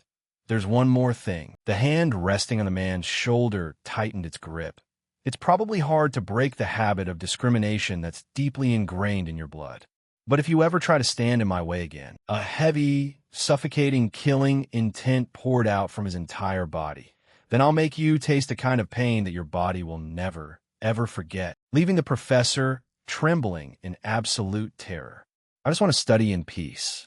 And of course, I don't want to be bothered by other students either. Finally acting as if nothing had happened, Will spoke with extreme politeness. Will you grant my request, Professor? Just like that, time passed. The evening light cast its glow over the academy. Walking down the corridor, he couldn't help but think about that name. What on earth was that all about? He had always assumed all healers lacked combat capability and were just a bunch of cowards without an ounce of fighting spirit. Everyone always said those people had to obey attack mages. But he was completely different. Not only did he possess formidable practical skills, but his sheer willpower was so intense it actually radiated killing intent. Talk about bad luck running into him. Ulpus showed up at just the right time. He looked thoroughly amused as he asked, Professor, he's done with his test, right? Then he chuckled, figuring the guy was just one step closer to getting expelled now. But suddenly, the professor snapped at him with a sharp command. Shut up. He leaned in close to the guy's face and issued a warning. Don't mess with him anymore. I'm telling you this for your own good. If you think of him as an ordinary healer, you couldn't be more wrong. True to form, Ulpus didn't believe it, frowning as he argued back. That's not what I want to hear. Did you forget? If I tell my father that familiar threat didn't scare the professor anymore, then go ahead and do it. Amidst the boy's bewilderment, the professor continued as if suddenly remembering something. If you're really going to do that, instead of targeting me, why don't you just get rid of him entirely? Before walking away, he dropped a cryptic parting remark. If your family actually acts on your words, chances are high that he'll eventually turn around and bite us back. The empty hallway was left with only Ulpus standing there. A fist slammed heavily against the nearby wall. A curse spilled from between his teeth. Damn it. The next day, after class, the book snapped shut. Will stretched his body with a sigh of relief. It's so peaceful. Why did things turn out like this? He could guess why. The professor must have given Ulpus a proper warning. The guy still shot him resentful glares from time to time, but didn't dare pull anything else. Erica approached to ask about the homework while Will was lost in thought. Thanks to that, he could focus on studying. But this still wasn't enough. That bloody scene flashed before his eyes once more. To change that doomed future for humanity, he needed to get even stronger. Yet outwardly, he remained calm as he tutored her. Using healing magic for reinforcement is a good idea, but what I'm doing right now is basically just hitting and kicking with all my might. Once the lesson was over, Erica left, content, leaving Will alone in the quiet space. Sensory enhancement is only good for scaring people. Compared to the sheer variety of attack magic, I'm still way behind. I need to come up with new ways to fight. He carefully asked the person in front of him. That's what I've been thinking. What do you think, Professor? Once again, Veronica appeared to meet with Will. Closing her eyes tightly, Veronica spoke in a cold tone. There's something I want to say first. Looking utterly dejected, Will reluctantly answered, yes. Crossing her arms, she wore an approving smile. Good job. Expecting to be chewed out, Will was astonished to hear her say that. You're the talk of the faculty. For a healer to keep up with Schwartz's classes is quite an impressive achievement. Veronica shifted her gaze back toward the teachers. Most of the faculty seem unhappy about it, though. Will offered a helpless smile. Well, he asked with profound suspicion, are you hiding the fact that you gave me advice? Professor Veronica replied immediately. Not really hiding it, I just don't chat with the other teachers much. There simply hasn't been an occasion to bring it up. Will silently recalled the sight of her sitting alone in a corner without saying a word. Is Professor Veronica isolated even among the other teachers? He awkwardly scratched his head to smooth things over. Well, I'm glad it turned out this way, because it's all thanks to your advice, Professor. I'd feel terrible if your standing was affected because of this. Veronica spun around sharply, looking ready to leave. I don't care, so don't worry about it. Besides, I should be the one thanking you. Will asked skeptically, you're thanking me? She turned her head back to answer his question.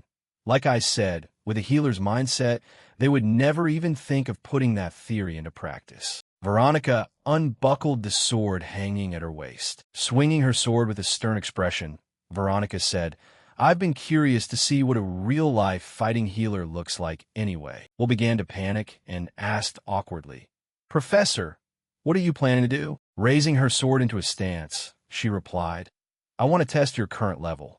Don't you want to know how to get stronger? Hearing that, he hurriedly waved his hands in refusal. Wait, going up against Professor Veronica. Veronica cut him off mid-sentence. There's no room for timeouts on the battlefield. Pushing off the ground with all her might, she leaped forward. Will's expression turned a mix of panic and dread, scrambling because he didn't know what to do. He raised his short blade to parry Veronica's attack. Gritting his teeth, Will used his small sword to struggle against the blow. Veronica poured her strength into a powerful downward slash, but he quickly dodged away from the blade. Gritting his teeth while blocking, Will thought to himself, even with the reaction speed spell, I barely dodged that in time. He watched as she continuously slashed her sword toward him. At this pace, Professor Veronica wasn't just fast. Every single movement of hers was streamlined to the absolute maximum to unleash consecutive strikes. Will stepped back, breathing heavily and exhaustedly. Relying solely on physical enhancement to keep up would hit a limit sooner or later. Gathering his strength, he charged back at Veronica, staking everything on a single chance using a speed he hadn't shown yet. Will's back foot stomped into the ground, generating a massive surge of power that cracked the earth beneath him. I have to catch her off guard. Channeling his explosive speed, Will lunged forward right as she left an opening. In a flash, the sharp tip of his blade thrust straight toward Veronica's face. Gripping her sword tightly, a surge of power erupted from her blade. Leaning to the side, Veronica unleashed a powerful downward slash that left Will completely stunned. His eyes narrowed with a mix of fear, admiration, and shock. The tip of his small sword was sliced clean off, clattering down to the ground. Standing frozen in place, Will could only manage a few awkward laughs. Veronica quickly sheathed the sword hanging at her waist. Resting her chin on her hand, she remarked with genuine amazement, I didn't expect you to make me draw my magic sword. Will looked at her face, helplessly wondering how she could still look so nonchalant. Putting her hands on her hips, Veronica spoke with a sense of appreciation. I thought your level stopped at a healer who could fight like an attack mage. But in reality, your abilities are top tier among attack mages your age. Will stammered in reply. Thank you so much, Professor, but this still isn't enough. Crossing her arms, Veronica looked at him with expectant eyes. I like ambitious people like you. Just body enhancement isn't enough to satisfy you, is it? Will raised his broken sword, looked at it, and said, yes. No matter how much I break the limits of my body, what I can do is still limited. Veronica crossed her arms and argued back. A sword isn't just for slashing. You can also thrust or throw it. There's definitely got to be other ways to use healing magic besides physical enhancement. He scratched his head awkwardly and answered, I've thought of all sorts of ways, but none of them feel right yet. She raised a finger to point at her temple. You're probably lacking practical combat experience. Every idea needs real-world trial to take shape. Knowledge is important, but ideas born from experience are what you're really looking for. Didn't you realize anything from our match just now? Her words made Will retrace his thoughts. That's true. He humbly asked for guidance. Then should I keep sparring with you, Professor Veronica? Veronica replied, that wouldn't be bad.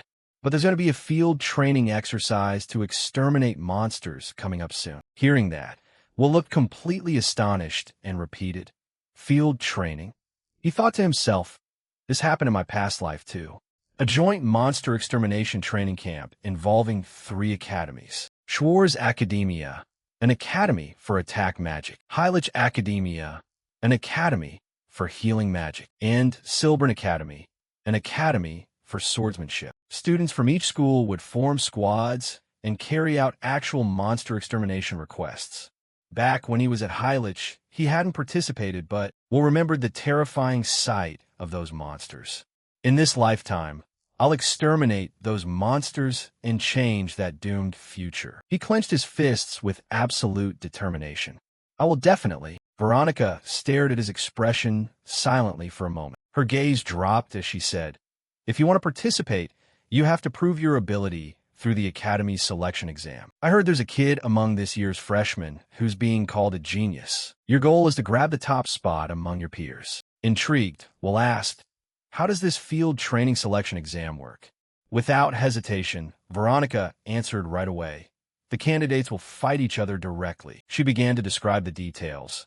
About 100 people apply every year, and only a few who show real skill get chosen. Hearing that, Will evaluated it in his mind. This school really only cares about combat. Will put a hand to his chin and fell in a deep thought.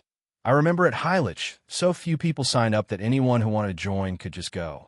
That kind of proactiveness must be the Schwarz style. He thought back to his memories from his past life. Heh, how nostalgic. I wonder what my master is up to right now. Veronica reminded him. By the way, rumor has it that genius has already surpassed some of the teachers. Taking first place won't be a walk in the park. Will felt thrilled on the inside. Much better than that annoying head homeroom teacher, at least. Curious, Will asked, has the professor not met that student yet? Veronica let out a disappointed sigh. I heard another teacher is already in charge of that student, so he never comes to ask me for advice. Will gave a helpless, awkward smile internally. I don't think that's the only reason. The other students wouldn't dare approach you either. With a resolute expression, she placed a hand over her heart. Definitely. Don't worry, I'll help you train too. Hearing that, Will was overjoyed. Thank you so much, Professor. The selection exam day arrived in the blink of an eye. Walking down the hallway of the arena, he thought to himself, time flew, and test day is already here. His face clearly showed resolve and determination. I've prepared as much as I can. Now it's time to fight. Suddenly, a voice called out from behind, making Will freeze in his tracks. Hey, Will? He turned around in confusion. It was none other than the headmaster, the president of the Magic Academy Alliance and principal of Schwarz Academy, Alnaram Goldgrand. Alnaram broke into a bright smile and stepped forward to greet him. Long time no see. My granddaughter has been doing very well since then. He smiled back. That's wonderful to hear. Staring right at Will, the headmaster spoke. Even though you're the one who saved my granddaughter, I apologize for only paying attention to you until today. I know you've mentally prepared yourself, but things must be pretty tough at Schwarz, right? Placing a hand over his chest, Will replied with absolute confidence. It was a bit rough at first, but things are great now. He added excitedly. I'm even aiming for first place in this selection exam. Alnaram stroked his beard and let out a hearty laugh. That's the spirit. Suddenly, A booming voice rang out from the opposite side as someone approached. What a joke! That's enough to make my ears itch. He slowly walked closer to the two of them. This guy thinks he can fight for first place. As the training supervisor, I've got to teach you brats a lesson. It was the field training supervisor. Will turned back to stare at him, starting to size him up. He had met this guy in his past life. He recalled his past memories. Bode the Purple Lightning was an attack mage who had racked up numerous distinguished achievements in the Great War. While he was lost in thought, Bode strode up and grabbed Will by the collar. Personally, I don't have many fond memories of this guy. An overwhelming, blazing aura radiated from him. Combat is a world of innate talent. Training and effort are just useless trinkets tacked onto it. Furious, Bode pressed his face right up against Will's. Being a healer, you don't stand a winning chance. Faced with the escalating situation, Alnaram stepped in to mediate. The test is about to begin. Let the results speak for themselves. Arguing won't solve anything. Hearing that, Bode let go of him. Arguing? This is my way of educating. He turned around with an arrogant expression. Besides, the opponent you'll be facing is my Sirius. A young boy's silhouette stepped forward from the distance. That young man was none other than Sirius Bluenote. Will's gaze locked onto him. He watched that familiar figure walking up right in front of him. That was the genius Sirius Bluenote, the rival he needed to defeat to claim the top spot. Their resolute gazes met, locking onto each other with fierce determination. Alnaram stroked his beard and sighed in appreciation. Such passion. Wonderful. But it's almost time. Come on, don't just stand there daydreaming. Let's go. The candidates quickly lined up and walked into the arena. The stands erupted with a wave of excitement and roaring energy. The candidates stood in neat rows, waiting for the command. Will turned to the side and asked, Erica, you're participating too? Erica whimpered helplessly. If I don't participate, my allowance gets cut off. The guys behind him shot him death glares. Will gave a helpless, wry smile. I really don't want to be here. Standing in the middle of the students, Alnaram gave a speech. I am very proud to see such a large turnout of applicants this year. Let your passion and fighting spirit burn to the fullest. Raising a finger, he began to explain. The preliminary round is about to start. After a set period of time, those who are still standing will advance to the main tournament. Will felt deeply tense, thinking to himself, a survival match with hundreds of people in a space like this. Isn't that way too cramped? As if reading his mind, Alnaram slammed his staff heavily against the ground. You must be worried this place is a bit tight, but don't worry. A wave of magic surged outward, creating a starry void beneath everyone's feet. Looking down at the ground, everyone gasped in utter astonishment. What is this?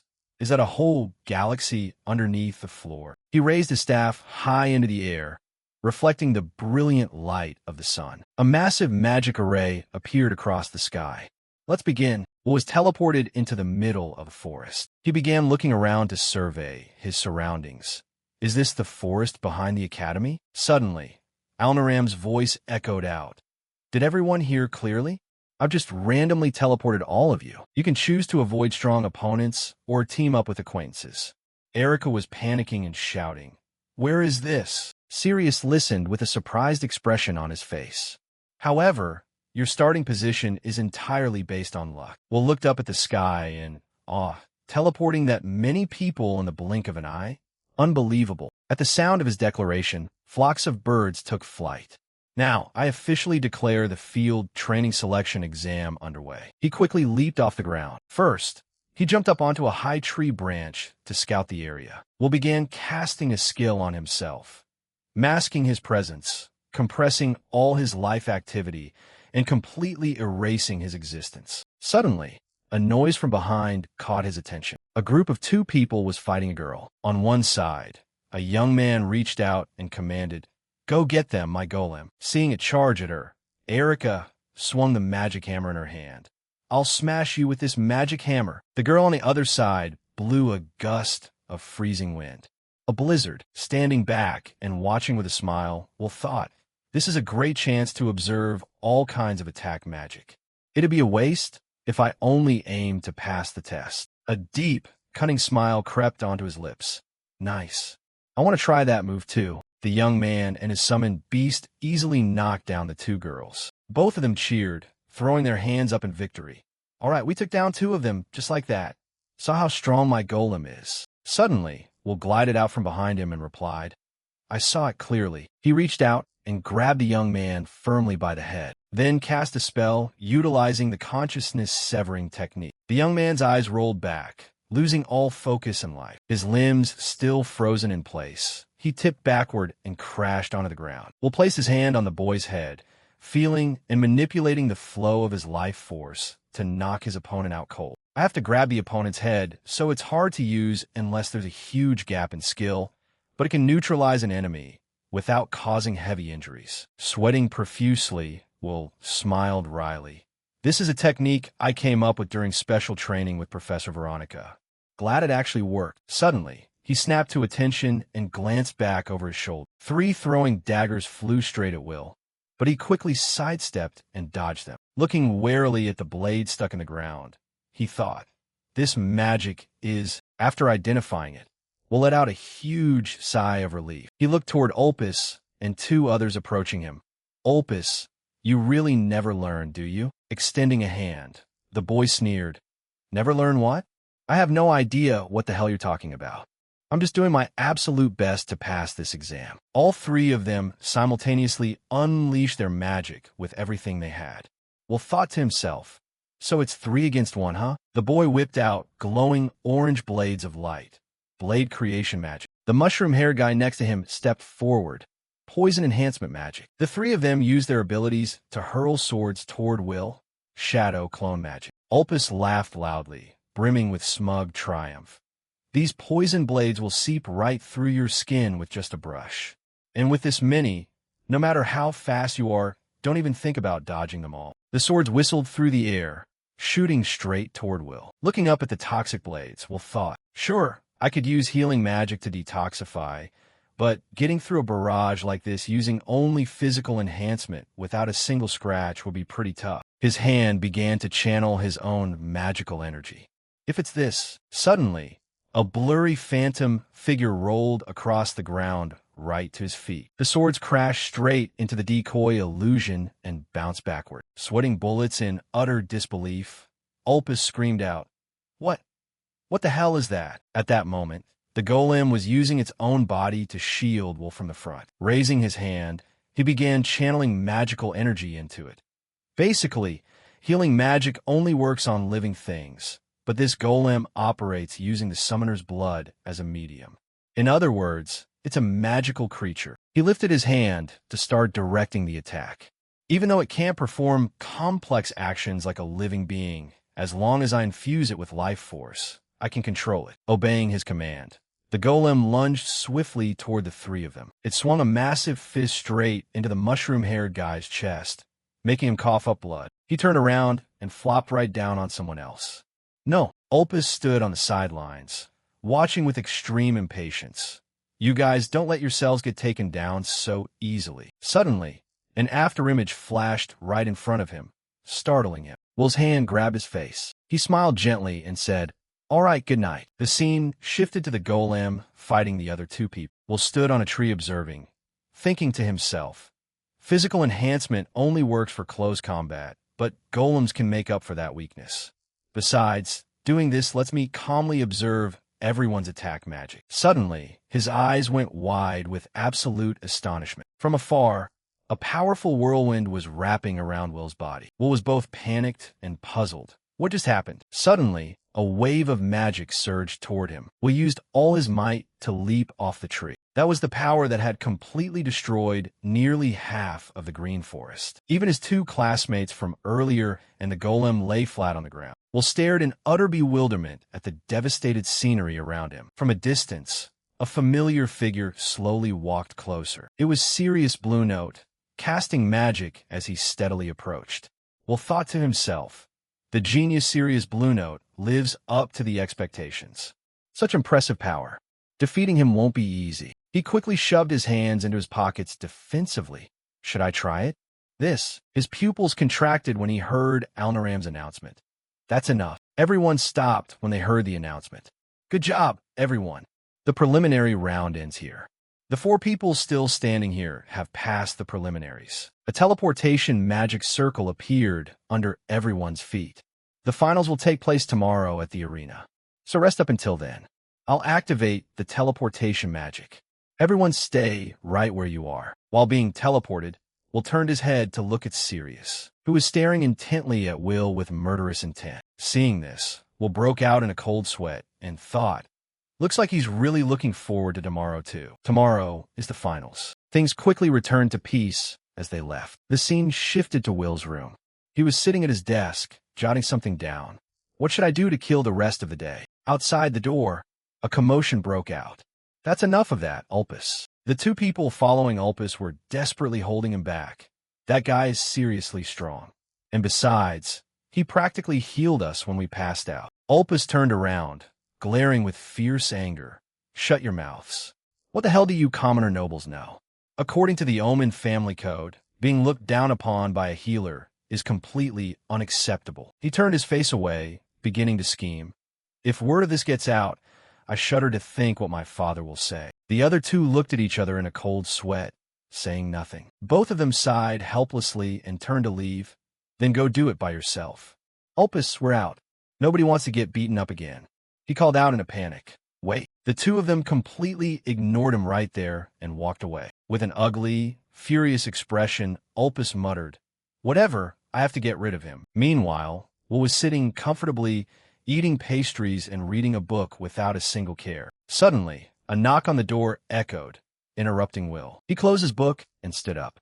At this hour, Will stepped outside, slowly opening the door while thinking something felt ominous. Ulpus greeted him with a bright smile and an outstretched hand. Hey there, Will. Good evening.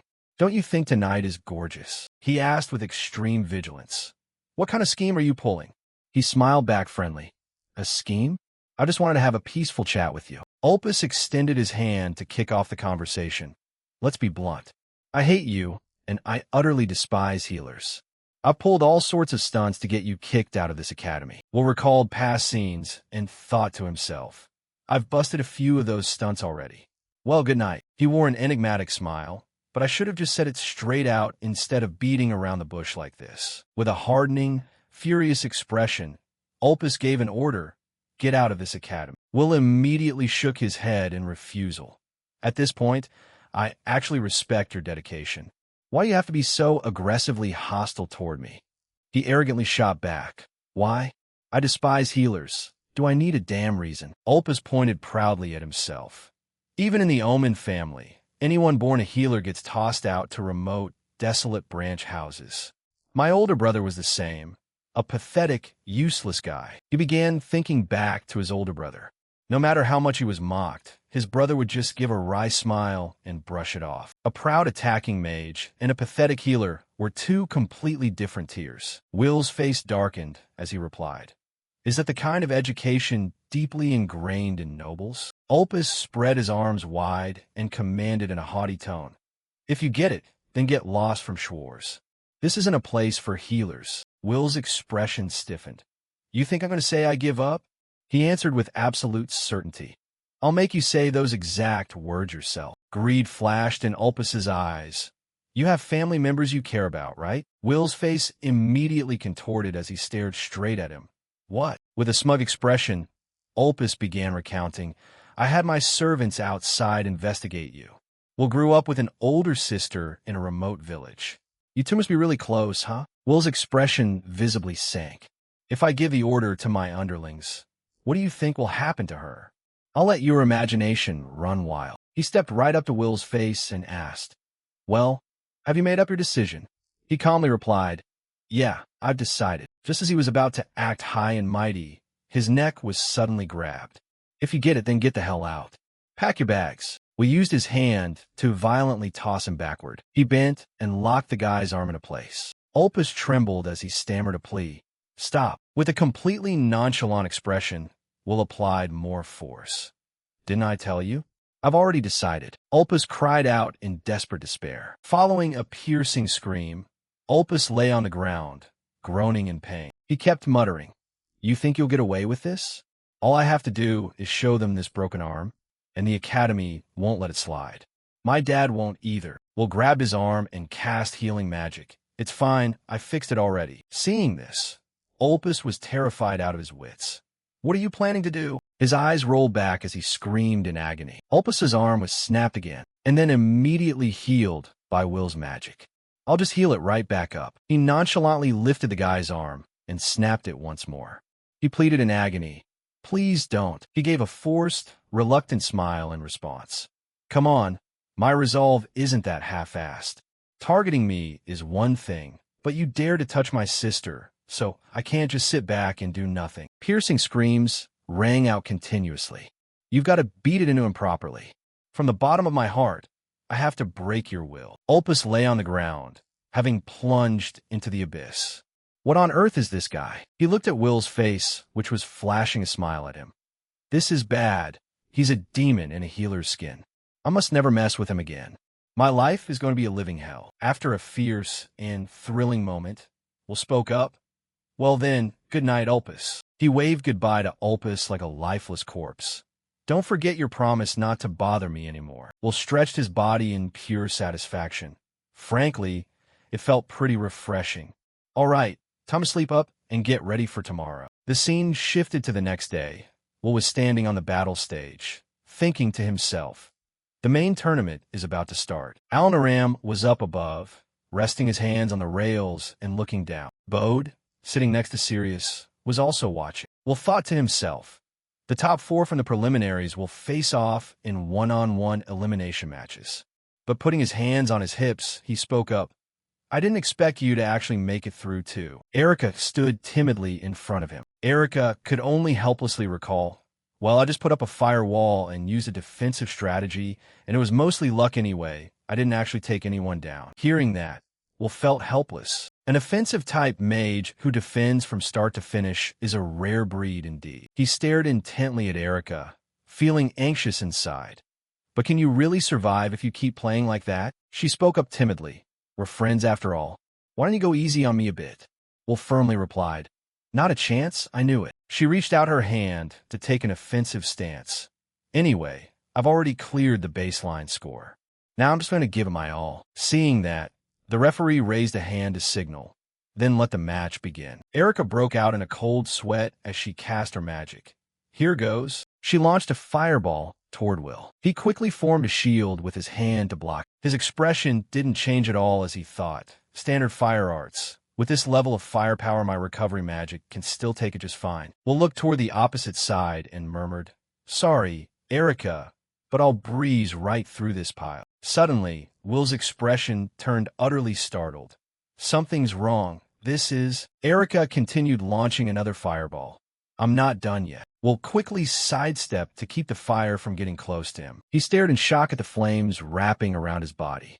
The flames that had just hit kept burning without going out. This was Erica's special magic. Fire magic with abnormally persistent qualities. Even if the destructive power is only average, if you carelessly let yourself get hit repeatedly just because you think you can heal in time, you're in deep trouble. An image of that previous plan flashed through his mind.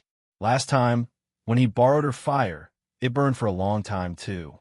Turns out it wasn't just because of the Salamander Tail's traits, but also influenced by her own ability. Using this to create a firewall makes it genuinely tough to pierce through. But ultimately, Will felt a bit helpless, figuring it truly reflected Erica's stubborn personality. The students in the stands were cheering for Erica. That girl's not bad. Take down that healer. Gradually, she grew even more confident.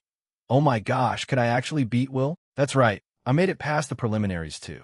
Just like that, Erica bravely shouted out, If you want to surrender, now's your chance. But her opponent just calmly replied, It's fine, I'm about to counterattack. She instinctively blurted out, Of course. Then she realized something was off.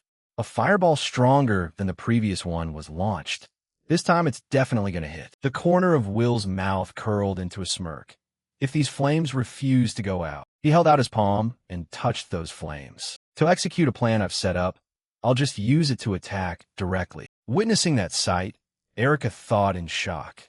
Using my own flames?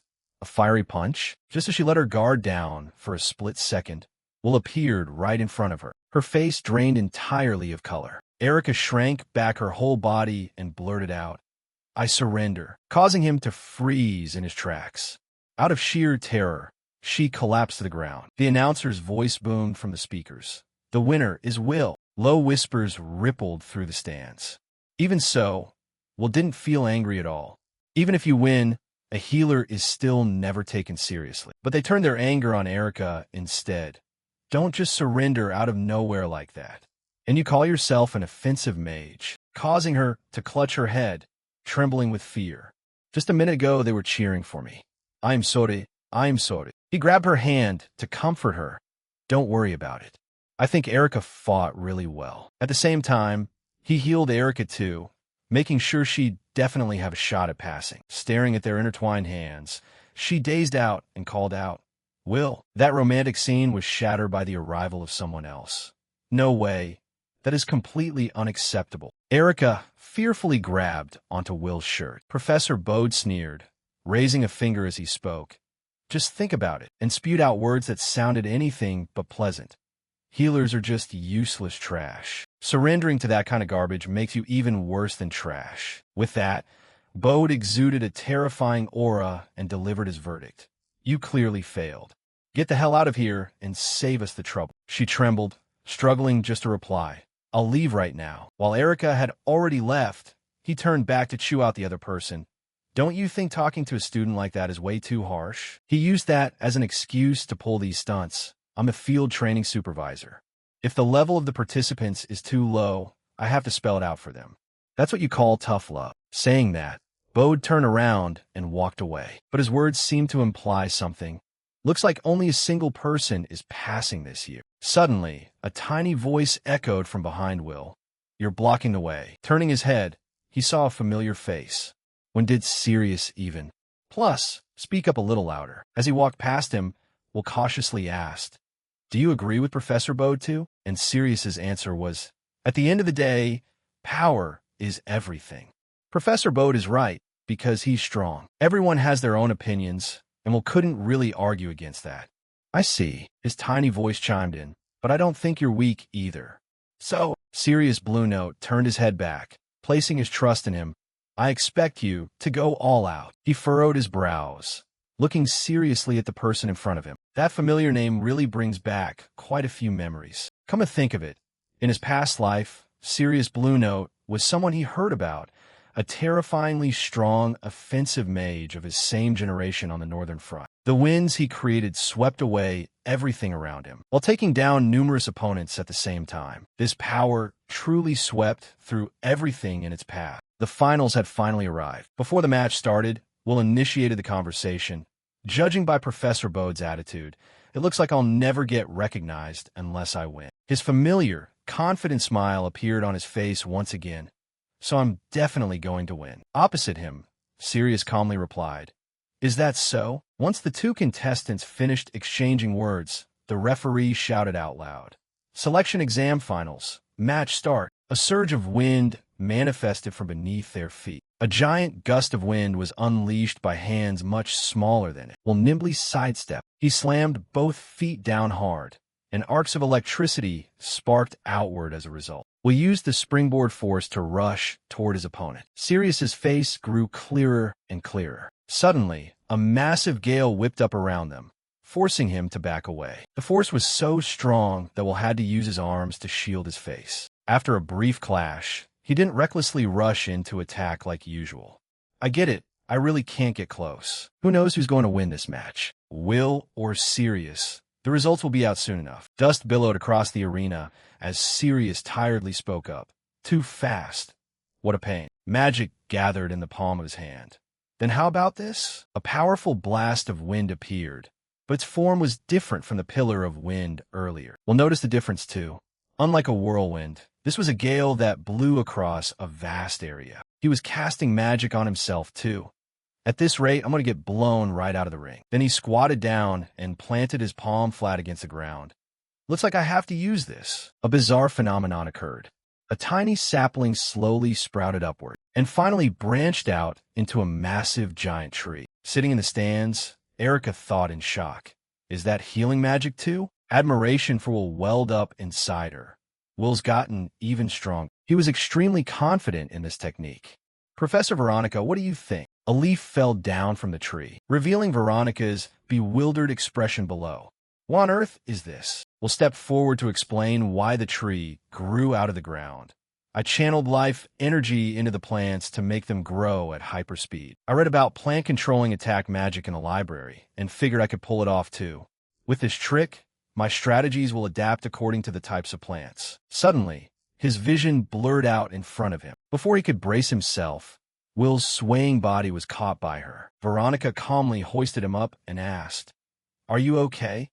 He scratched his head and asked cautiously, "I'm fine, but does this mean I'm almost out of magic?" She scratched her cheek nonchalantly and said, "The books didn't mention this trick drains that much energy." He suddenly lowered his voice and said, "So it really is like that?" He immediately asked in confusion, "What do you mean?" She had no choice but to explain the situation from just now. Destroying is always easier than saving. Recovery magic consumes an astronomical amount of magic power compared to offensive magic. When you use recovery magic to attack, your magic efficiency is bound to be abysmal. Another piece of new knowledge to absorb. I see. I'll have to carefully consider the timing when using it. Finally returning to the present, Will was full of confidence, thinking, and this is that exact moment. I never had a knack for offensive magic from the start, so I'll just bulldoze through these kinds of disadvantages. But facing the giant tree ahead, Sirius calmly raised his hand. The tree was instantly split in half by a razor-sharp wind. I didn't expect that move. Wind blades, he's got that trick up his sleeve too. Will's brain cataloged the types of moves he used. A whirlwind that brutally swallowed enemies. A gale that blew away a massive area. Wind blades that sliced through hard timber. Anyone getting close got blasted away by the tornado swirling around him. After finishing his mental list, he reached a conclusion. The magic is too powerful without a single opening. Truly the caliber of the top contender. Even so, Will wasn't going to give up easily. But he had resolved to become strong using this exact magic. Thinking that, he immediately lunged forward. Once again shielded by the wind protecting him, Sirius nonchalantly stated, "No matter how many times you try, there's no way you'll ever touch me." He got thrown far backward as a result, but the corners of his mouth curled upward into a smile. Noticing that, he couldn't help but feel bewildered. Suddenly, a sharp tree grew up and pierced straight through Sirius's shoulder. Once done, it immediately burrowed back into the ground, leaving him utterly stunned. What on earth is this? Will stepped forward to kindly clear up his confusion. Your whirlwind couldn't protect you underground, could it? This type of plant roots deep and can pop up anywhere. Actually, they're called rhizomes, not roots. Catching a glimpse of a familiar figure behind the stands, Sirius clicked his tongue in annoyance. Pondering for a moment, he let his curiosity get the better of him and asked, "Do you care that much about Professor Bode? You two don't seem like a good match at all." Bode was frowning deeply as he watched the match unfold below. The answer was quite simple. He's strong, and he teaches me. But Will didn't believe it for a second. Just because of that, you don't need to learn from him. You come from a prestigious family, right? The other person fell silent for a moment before starting to tell his story. In my clan, magical power is everything. Age and gender don't matter. The strongest stands at the top. Because of that, everyone is an enemy fighting for succession, and even my father refused to teach me magic. Hearing this, he felt rather uncomfortable and muttered, "What kind of family is that?" Sirius ultimately concluded, "So for me, following the professor is the best way to become strong." Their chat finished. The battle resumed. "Are you done yet? The shoulder you hit still hurts like hell, you know." Everyone watched the overwhelming power ahead with a sense of dread. Will managed a wry smile as he looked at the scene before him. A dragon made of wind had appeared. Let's put an end to this. The dragon hurtled straight toward its opponent. Sirius was truly getting serious now. Lately, deep in my heart, I used to think the attacking mages were just playing around, that I was the one working harder, fighting without a shred of natural talent. But that was how it really was. Having talent doesn't mean you're more extraordinary or superior to others. Family background, talent, or past, everything is completely fair. Because of that, he suddenly let out a laugh and blurted out, "Sirius, I really want to defeat you right now." Just talking to himself. The two faced each other like sworn enemies. What kind of declaration is that? A magic circle appeared in the ground. Come forth, my best seed. Massive branches shot out instantly, lush leaves bursting into bloom. Right in the middle of the huge trunk appeared a tree magic circle named Gel. It was a plant that normally took a very long time to grow huge, but forcing it to grow this fast consumed far more mana than ordinary plants. The dragon and the tree collided heavily, but the more mana he poured into it, the higher it grew. The wind force was so strong that it forced Will to back away. The dragon finally shattered the tree, causing Sirius to heave a sigh of relief from afar. The tree branch was blown up into the sky by the gale. But it wasn't just a branch, it was that gigantic tree trunk. He hadn't expected his vision to be tricked, so Sirius was so shocked that he blurted out, "What?" Once again, he had to explain clearly. This plant has incredible vitality. Even a single twig can turn huge. Since Sirius is generating a wind dragon, he won't have time to defend. Since Sirius is generating a wind dragon, he won't have time to defend. Finally, the tree trunk crashed heavily down onto the ground. Sirius was struggling to crawl out from under the massive tree pressing down on him. Right in front of him was Will. He stood firm and pointed his sword at Sirius. Even though he couldn't stomach this humiliation, he had to admit, "I lost." Drowning out Will's heavy breathing, the announcer's voice rang out. "The winner is Will." The incident left everyone in the stands astonished, and they began whispering excitedly, "Hey, that healer actually won, taking down Sirius in a single combat. Maybe he's actually strong." Ever since the match was decided, Sirius had kept his head down in gloomy silence. Will reached out a hand with good intentions to help him up, remarking, "That was close," as expected of a genius. But contrasting that friendliness was Sirius's frustration. Still not good enough. Will was surprised to hear this and gave his thoughts on the match. "What do you mean it's not good enough? That was an amazing fight." At that exact moment, a voice echoed with deep disappointment, accompanied by an immensely powerful bolt of lightning striking straight down onto the arena floor. Smoke billowed up from the aftermath of the thunderstrike. Sirius took the hit dead on and passed out right then and there. Bode walked over and casually used his foot to break the tree trunk pressing down on Sirius. He effortlessly hoisted him up with one hand. Bode walked away carrying Sirius just like that, furious and disappointed in him. "You failed. Sirius, I'm going to retrain you." His words caused the crowd in the stands to gasp. That's way too harsh. Bode imposed his own mindset on everyone else, growing even angrier.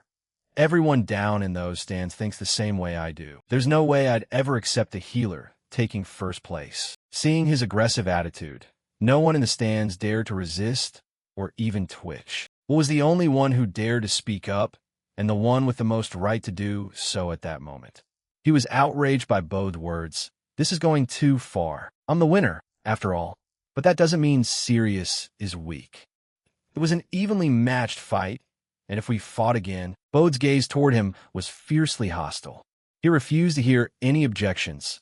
"Don't you dare talk back to me. A good match, you say? Promising for the future. You fools on the battlefield, raw strength is everything. Losing means being treated like trash and throwing your life away."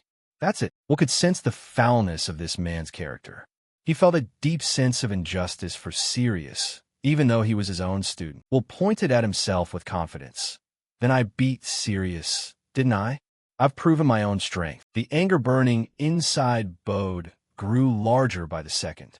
His voice dropped to a terrifying pitch. That level of strength. Bode slowly closed in on Will, pressing down on him with immense pressure, but Will stayed calm. He began to reason with him. "Sure, we can't fight on the front lines, but we support everyone with healing magic. That's a division of roles. If we don't know how to unite as one, humanity will perish." Hearing this, Bode fell silent for a moment. His facial expression hadn't softened in the slightest. Bode brushed some dust off Will's clothes with a dull voice. "My students stood their ground on the front lines, so your kind of healers could run away and survive. Yet those very healers were miserably wiped out by monsters while fleeing. My wretched students, who had nowhere left to return to, they all died. You can't even stand firm on a battlefield, and you couldn't save my students, just for garbage like that." Why did Sirius have to sacrifice himself? As those final words ended, he readied a clenched fist aimed straight at Will. Will stood frozen as he heard about the deep-seated grief hidden away inside the man. He acknowledged that Professor Bode had a point. At that thought, countless images of the battlefield flashed back through his mind. I'm counting on you. From now on, you are the greatest healer in the world. I should have fought with my own hands. If you're weak, you'll ultimately amount to nothing. With your strength, I had to fight myself and keep reminding myself.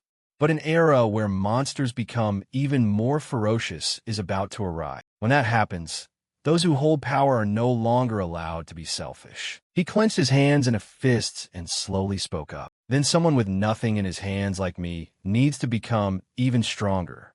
If I beat you, will you acknowledge me? Bode lowered his fist. He smirked, treating what Will had just said like a joke. Bode turned to give instructions to the referee of the previous match. You there as soon as I declare the match start. Take that kid and get out of here. The referee looked shocked and wanted to ask again to confirm.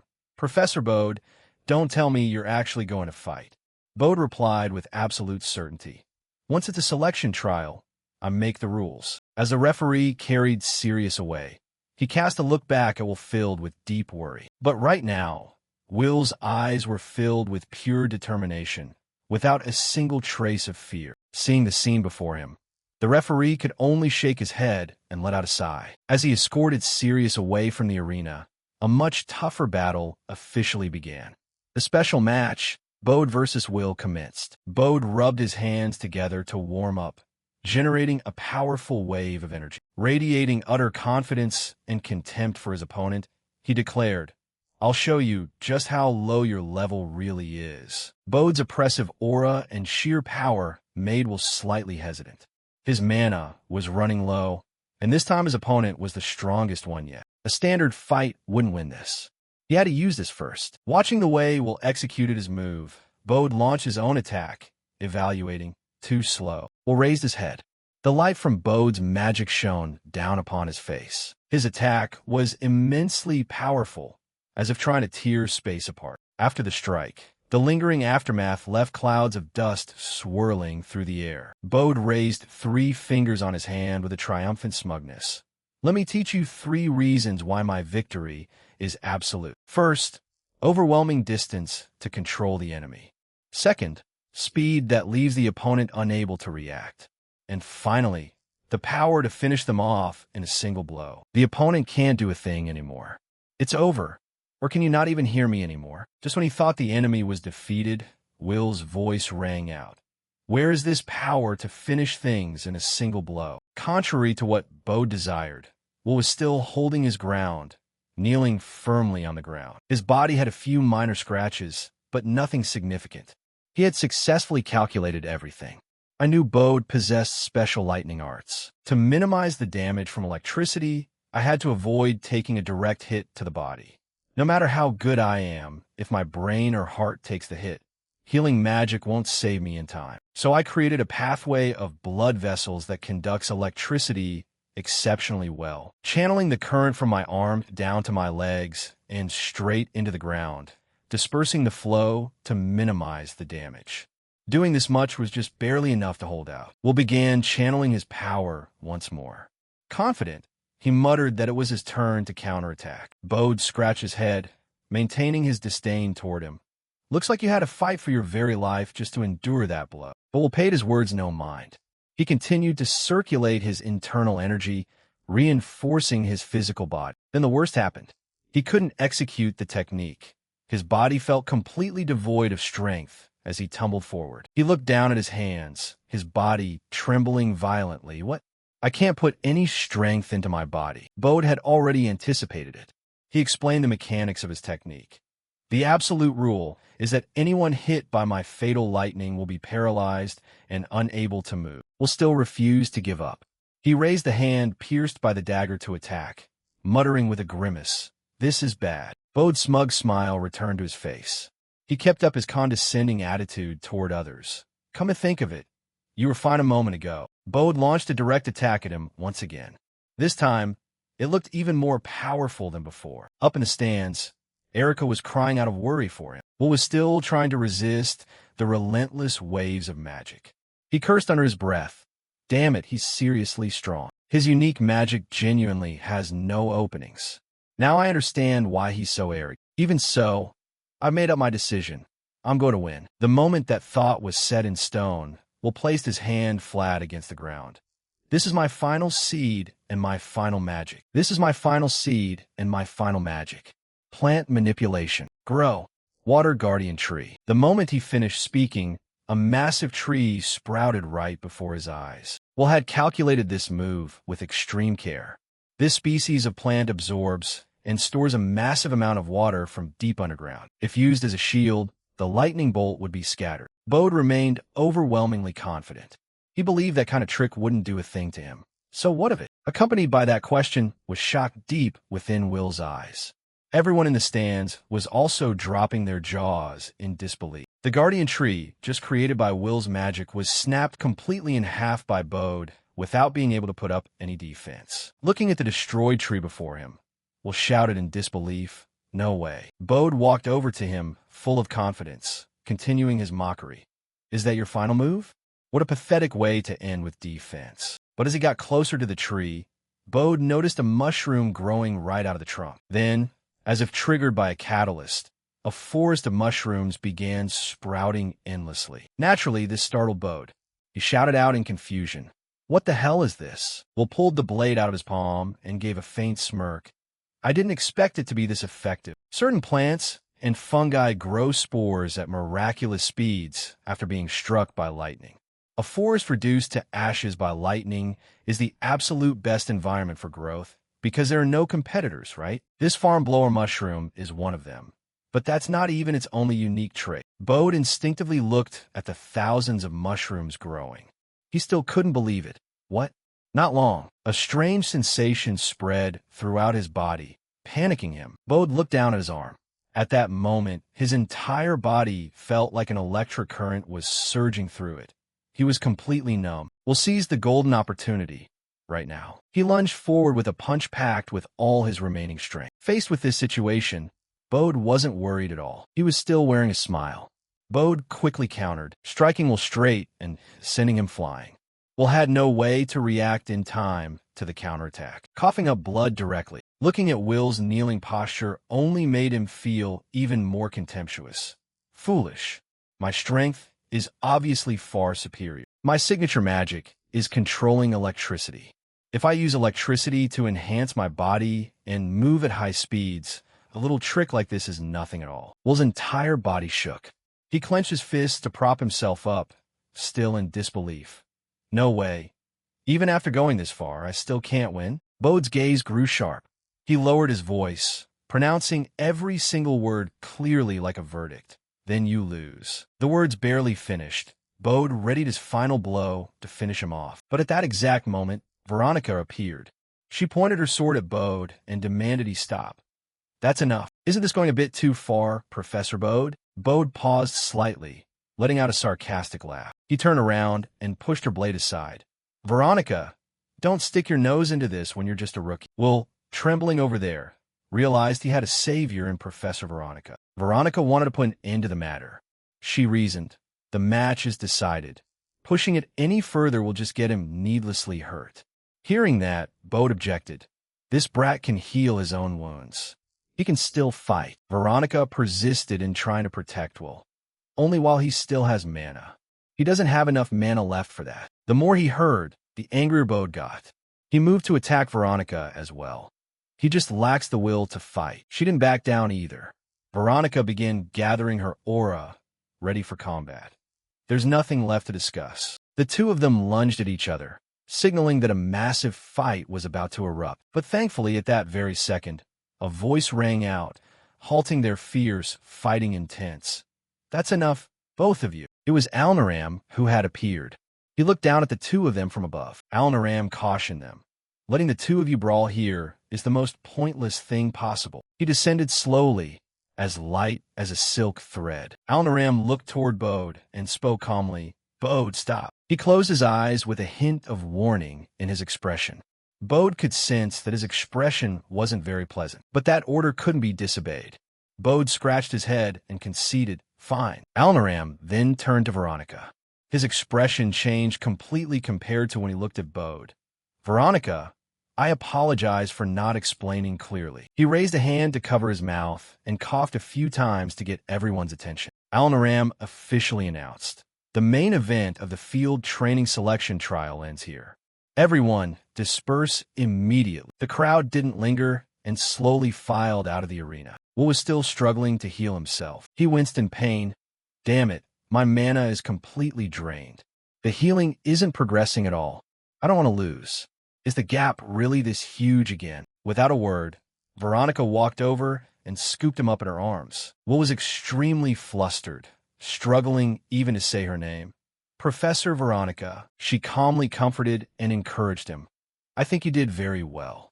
Don't push yourself anymore. Rest." Will hung his head in embarrassment. He murmured softly, "I understand." But deep inside, he remained unconvinced. Did I do well?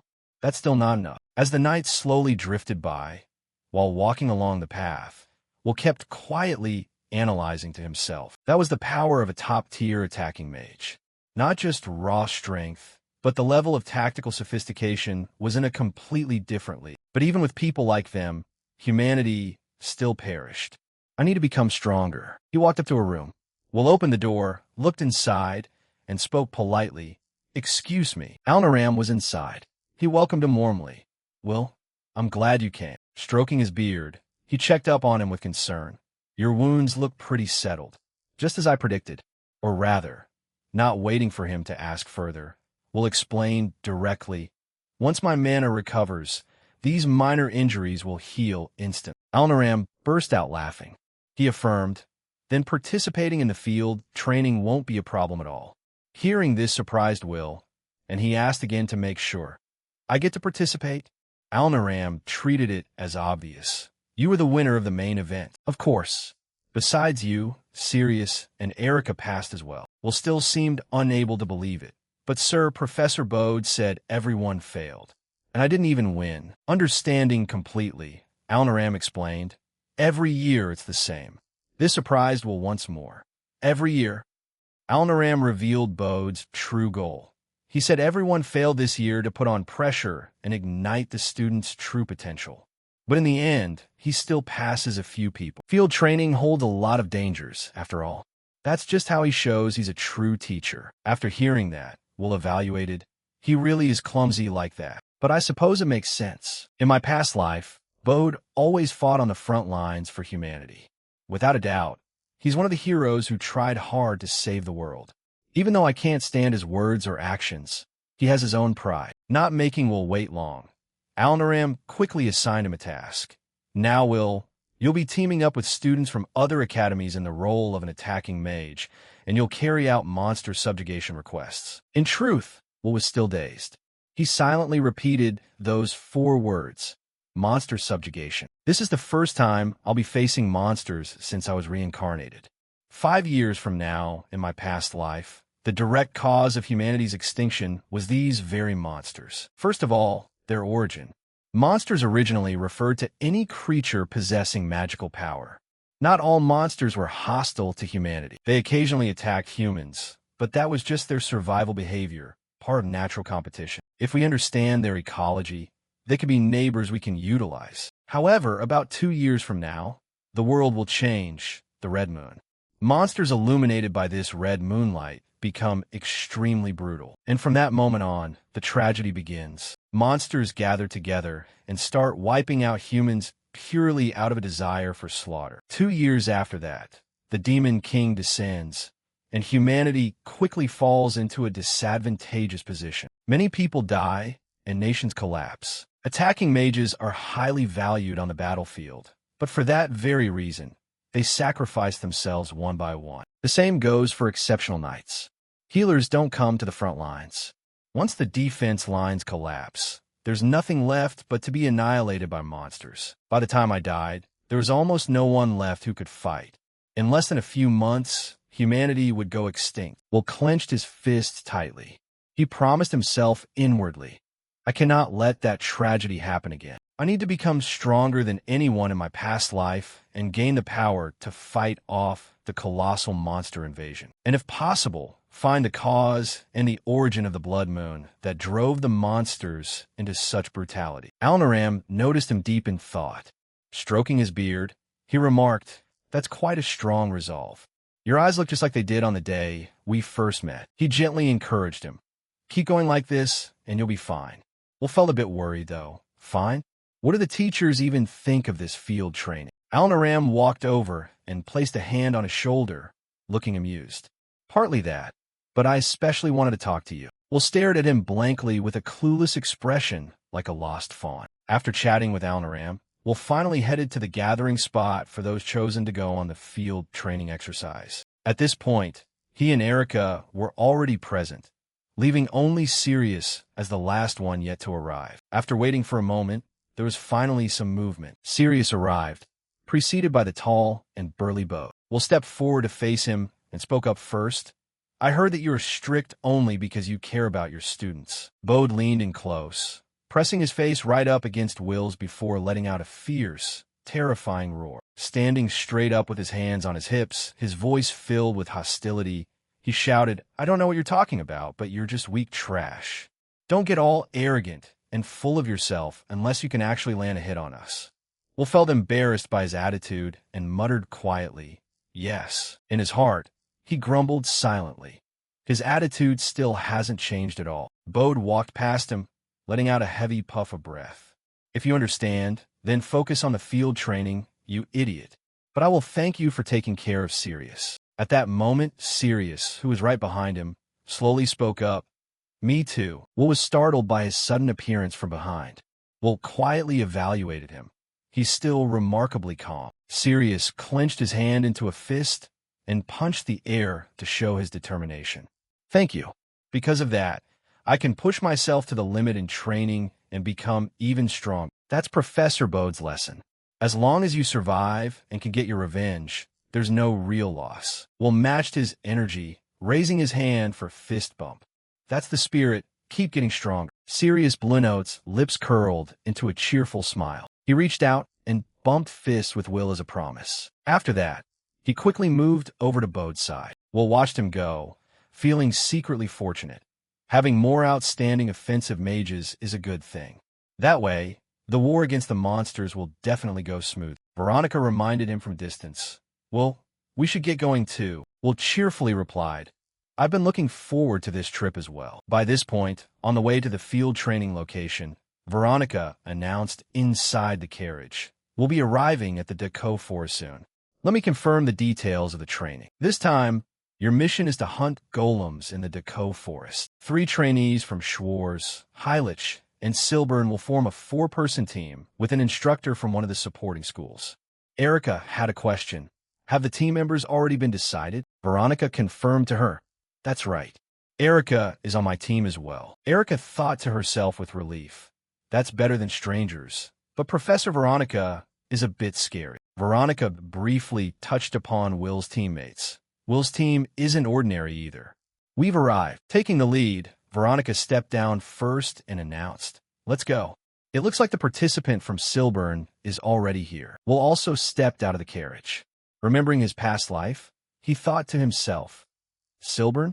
I knew about them in my past life, but we aren't really acquainted now." Suddenly, a sweet girl's voice rang out, "Lord Will." Marie rushed over and wrapped her arms tightly around Will. "I've been waiting for the day I could meet you." Her action left everyone standing there completely astonished. Will was squeezed breathless, yet he politely held both his hands up in the air. He spoke up, "Wait a minute. I'm sorry, but I don't know who you are." It was only then that Marie realized she had gone a bit overboard. She released her grip on him and said, "Is that so? Anyway, we didn't really get a proper talk back then. This sequence number has no standalone text in the source. Merged directly to maintain strict ordering." At that moment, she officially introduced herself.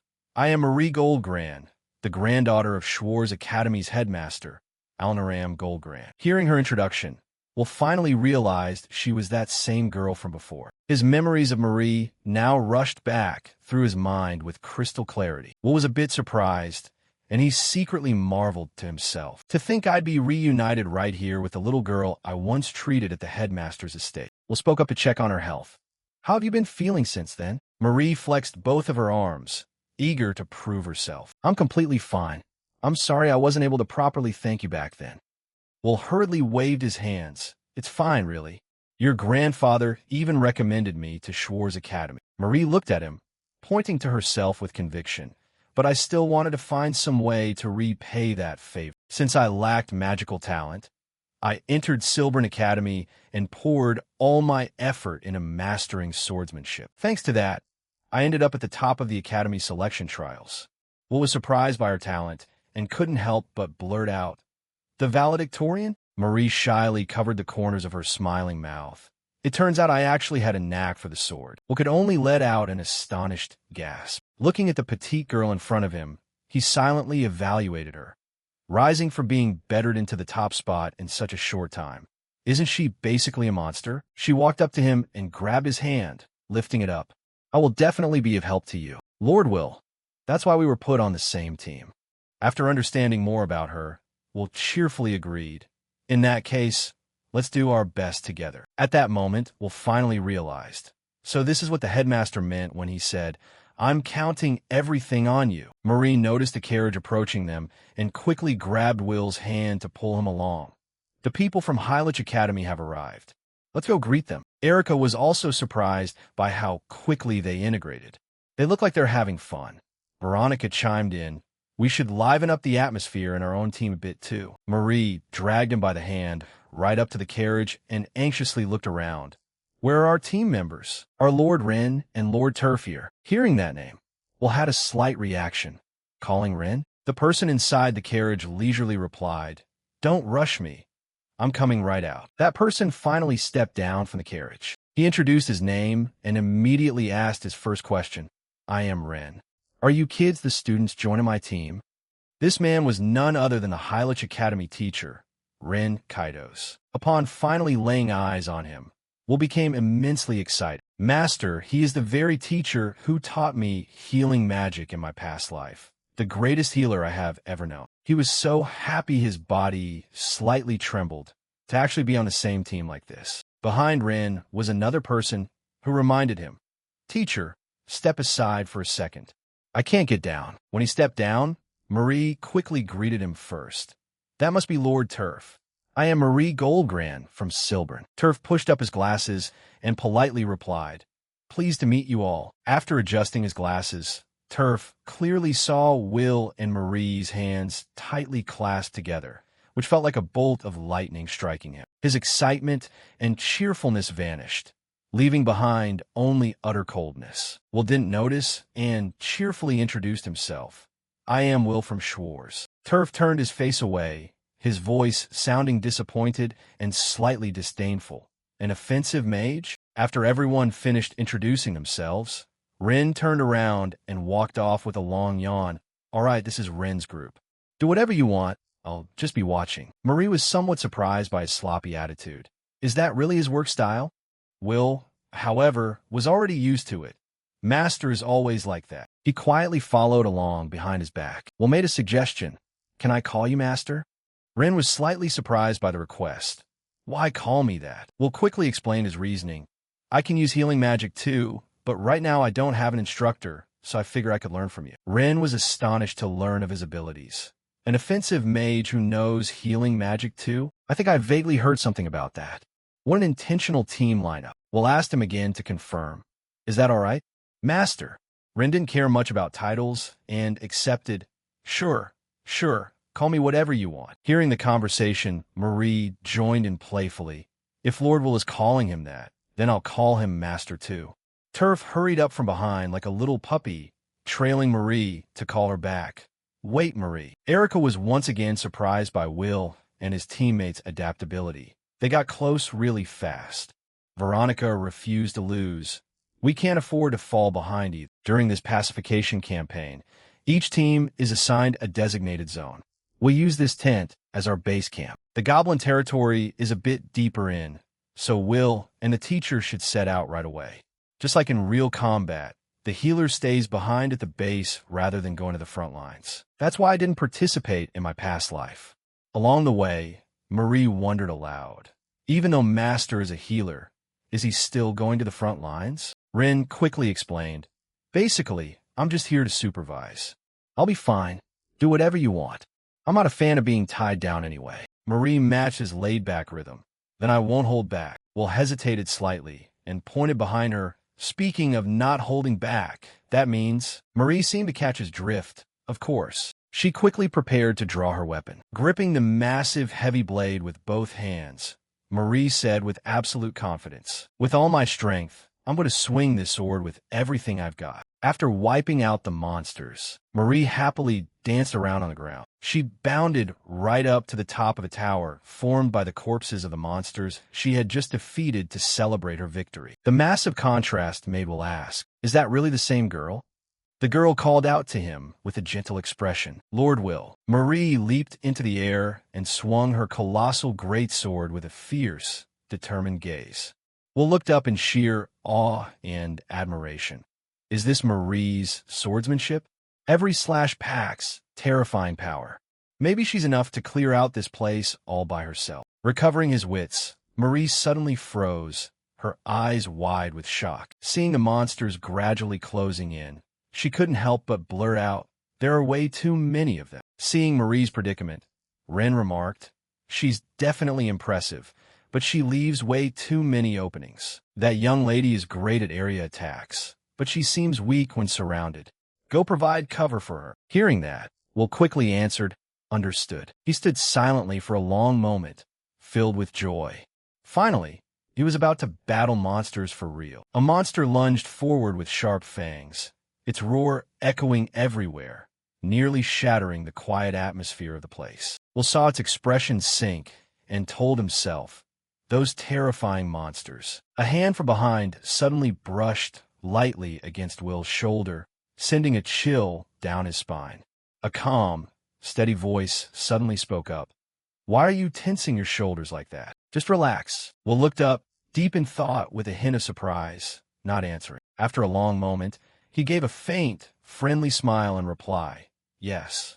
Will thought to himself, just like back then, this person directly touched two fingers together, generating a dazzling source of power. Will raised his hand and cast a spell called Physical Enhancement. The tips of his shoes twitched slightly as his starting stance prepared for a burst of speed. Will dashed forward, and with just a few effortless sword slashes, he practically wiped out half of the monsters. Their backs instantly pressed against each other. "I'll leave the other side to you." "Yes." Will quickly seize the advantage. Wielding his sword with authority as blood splattered everywhere, he let out a relaxed, comfortable sigh. So this is what it's like to fight using healing magic. In the blink of an eye, the monsters were completely annihilated, sprawled lifelessly across the ground. He muttered to himself, "Not bad at all. Great, it works on monsters too." He picked up his knife and pondered for a long while. The knife Professor Veronica gave him had incredible sharpness, completely different from Ulpus's dagger. Ulpus, standing nearby, shouted loudly, "What are you rambling about after stealing?" Marie jumped up in pure joy, her heart blooming with delight. With explosive spring-like power and exquisite swordsmanship, she cheered, "Lord Will is amazing." Ren, standing in the middle, suddenly spoke up, "All right, that's enough for the first day. Let's head back." This sequence number has no standalone text in the source. Merged directly to maintain strict order. The smile faded from the corners of her mouth as Marie looked down with a resigned posture. "Suddenly my body feels completely light." Will chimed in, "That's thanks to the teacher." He thought to himself, if you evaluate the capability of healing magic, it comes down to stats like the severity of wounds or the types of illnesses it can cure. But the teacher's true strength is his recovery speed. You heal so naturally that people don't even realize magic is being used. Because of that, non-healers can never understand how incredible it truly is. I once asked the teacher about that. Suddenly waving his hand with a faint smile, he had said, "I can't go around doing flashy things like that. As long as they are healed, that's all that matters." Walking away, leaving behind the quietly falling leaves and the lonely forest, the world remained completely oblivious. Yet the greatest healer in the world was none other than Ren. Even so, this was still a pretty good party. The four of them gathered tightly around the dining table. Ren directly broke the quiet atmosphere around the table. You earned your points today. Turf also suddenly spoke up. Everyone returned without any injuries, so I didn't even have to do anything. Raising his bowl high, Rin praised him. Not at all. Providing recovery through meals at the base is a healer's duty too, isn't it? That bowl right there is Turf's special recovery soup. Seeing Rin's good seasoning, Turf looked up and said softly, "You did a great job too." Snorting, Rin put on a stiff tone. "That flavor is partly thanks to my special spices, you know." Sitting across from them, Marie grinned and buttered him up. "Master is truly amazing. Not only as a healer, but you also seem extremely knowledgeable about the front lines. I wonder why." Hearing that, Ren nodded with satisfaction and explained, "The front lines are where the most people get injured. If you treat them there, basic knowledge naturally accumulates." Turf continued, "Teacher frequently travels to all sorts of different locations. That's why he rarely teaches regular classes." We'll took a gentle sip of the soup to savor it. "Aren't those places super dangerous?" "I'm confident in my ability to run away." Rin clearly gestured as he spoke. "You say that, but unless someone needs saving, you never actually run away." Losing the teacher would be a heavy blow to humanity, not only because he is an exceptional healer, but also because he is one of the few who knows what to do in actual combat. Will thought to himself, "Destiny might have changed for me and the others, but there is still time until that incident happens." His gaze narrowed, looking more pensive than ever. Unsure of what crossed his mind, he picked up his bowl and gulped the soup down frantically while swearing to himself that in this life, he would absolutely not let the teacher die. Will lifted his large bowl to gulp it down quickly. Seeing this, Rin only sheepishly said, "You've got quite an appetite, huh? Want another bowl?" Master is amazing. The atmosphere inside the small tent was livelier than ever. Meanwhile, someone was quietly adjusting their troops amidst the dark night. An outstretched hand clearly revealed the shape of an eye glowing with a vast surge of power.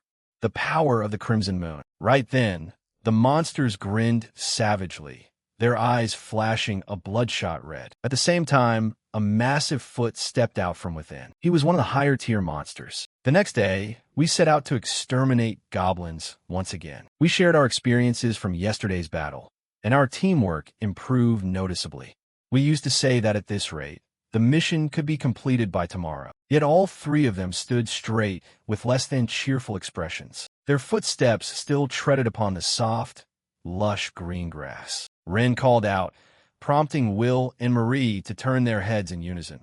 "Let's head back." Marie suddenly objected, her tone questioning. "Why? We haven't even taken down a single one today."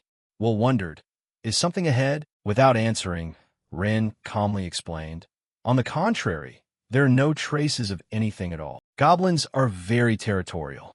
If intruders enter, they charge out to attack like they did yesterday. But we've gone this far and haven't seen a single one." A voice spoke up. "You just noticed. What's going on?" He sighed, lowering his tone to answer, "I don't know, but on the battlefield, you should trust your instincts." Ren turned around, waving his hand to give an order. "That's it for today. Head back, and while you're at it, call another nearby group to regroup." Looking up, Marie instinctively spoke out, "I believe Professor Veronica's group has their base nearby." Hearing that, Ren turned back with a faint, crinkly-eyed smile. "You're really well informed.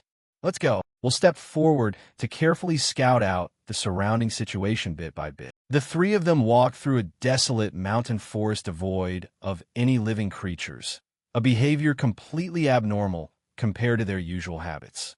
It felt deeply unsettling. Marie walked ahead, brushing aside the tree branches to lead the way. We'll come out onto the path near the nearby base. Sunlight gradually beamed brightly through the gaps in the leaves, creating a warm ambience.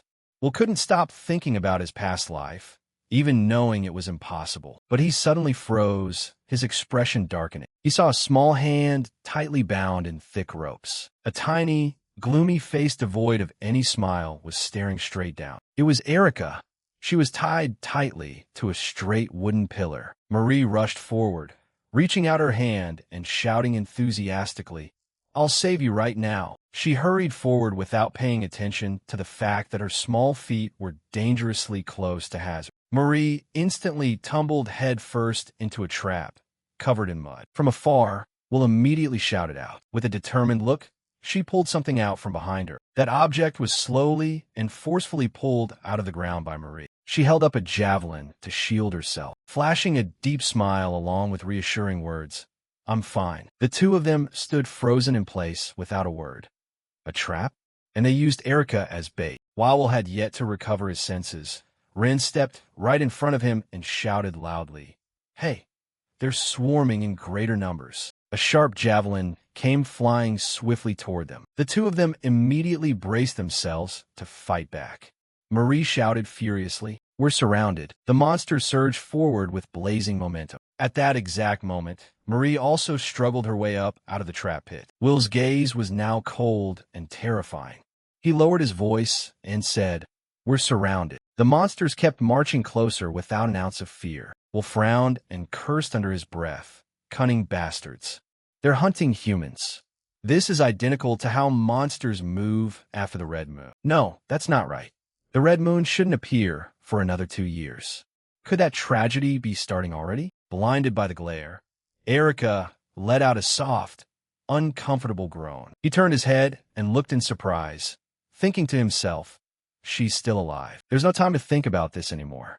I've gained the strength to fight for moments just like this." Marie gripped her heavy greatsword, her heart aching as she whispered to herself, "With so many of them, I'm just glad she's alive." But Will jumped down and shouted loudly, "Leave this to me. Combine plant manipulation with what we've learned." He opened his mouth and shouted an order, "Manifest." Hearing this, the monsters didn't back down and answered with a harsh roar. Will turned his head, seeing her nervous and terrified expression, and said straight to her point blank, "Marie, you don't need to be on the front lines. Standing behind the melee unit makes it easier to exploit openings." Hearing this, she quickly replied, "Understood. More importantly, make sure to charge your energy accurately." Her entire body burned with a dazzling radiance. Her footsteps suddenly came to a halt. As if unable to believe what she was witnessing, she unleashed a wide-range attack to break their formation. Marie didn't stand still either, declaring, "Check out my full power strike." From behind, a monster suddenly intended to launch a sneak attack. Suddenly, with just a single sword slash, he quickly and neatly took it down as a voice echoed, "I'll cover you so no stragglers get through." The creature was left sprawled out flat on the grass, right behind her. From a distance, Ren didn't hold back his praise. "Good job. You too. I'll go rescue her." Will quickly ran off and shouted back, "I'm counting on you, Professor." Suddenly, he turned his head as a chilling sensation surged through him. This terrible feeling. His pupils instantly dilated rapidly. The effects of the red moon include making them aggressive. Plus, Ren was quickly running toward Erica. He strode forward quickly without paying attention to the changes happening underneath the ground. A tall figure suddenly emerged, blocking the field of vision as the monsters gathered to coordinate. It was an ogre, and it had been hiding underground. "This is bad. The distance is too far. I won't make in time." It raised its arm and threw a punch straight ahead.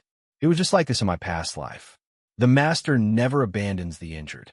From now on, I will be the greatest healer in the world." He witnessed her high expression, gritting his teeth hard. No matter how brilliant a healer is, if you keep living like that, it'll take you many lifetimes to sort things out. With the fist closing in right before his eyes, a helpless voice rang out, "Master." Ren also paused for a moment without saying anything. That monster reached out its arm powerfully and stepped forward, moving swiftly with an aura of majesty greater than ever before. He gave a faint smile, lowering his voice as he asked himself, "Wait, what's going on here? Was that physical enhancement just now?" The master is using healing magic to attack. Watching that monster use its bloodshot, sharp eyes to fiercely try and wipe out every target around it swung its arms wildly in Ren's direction. Fortunately, he nimbly dodged.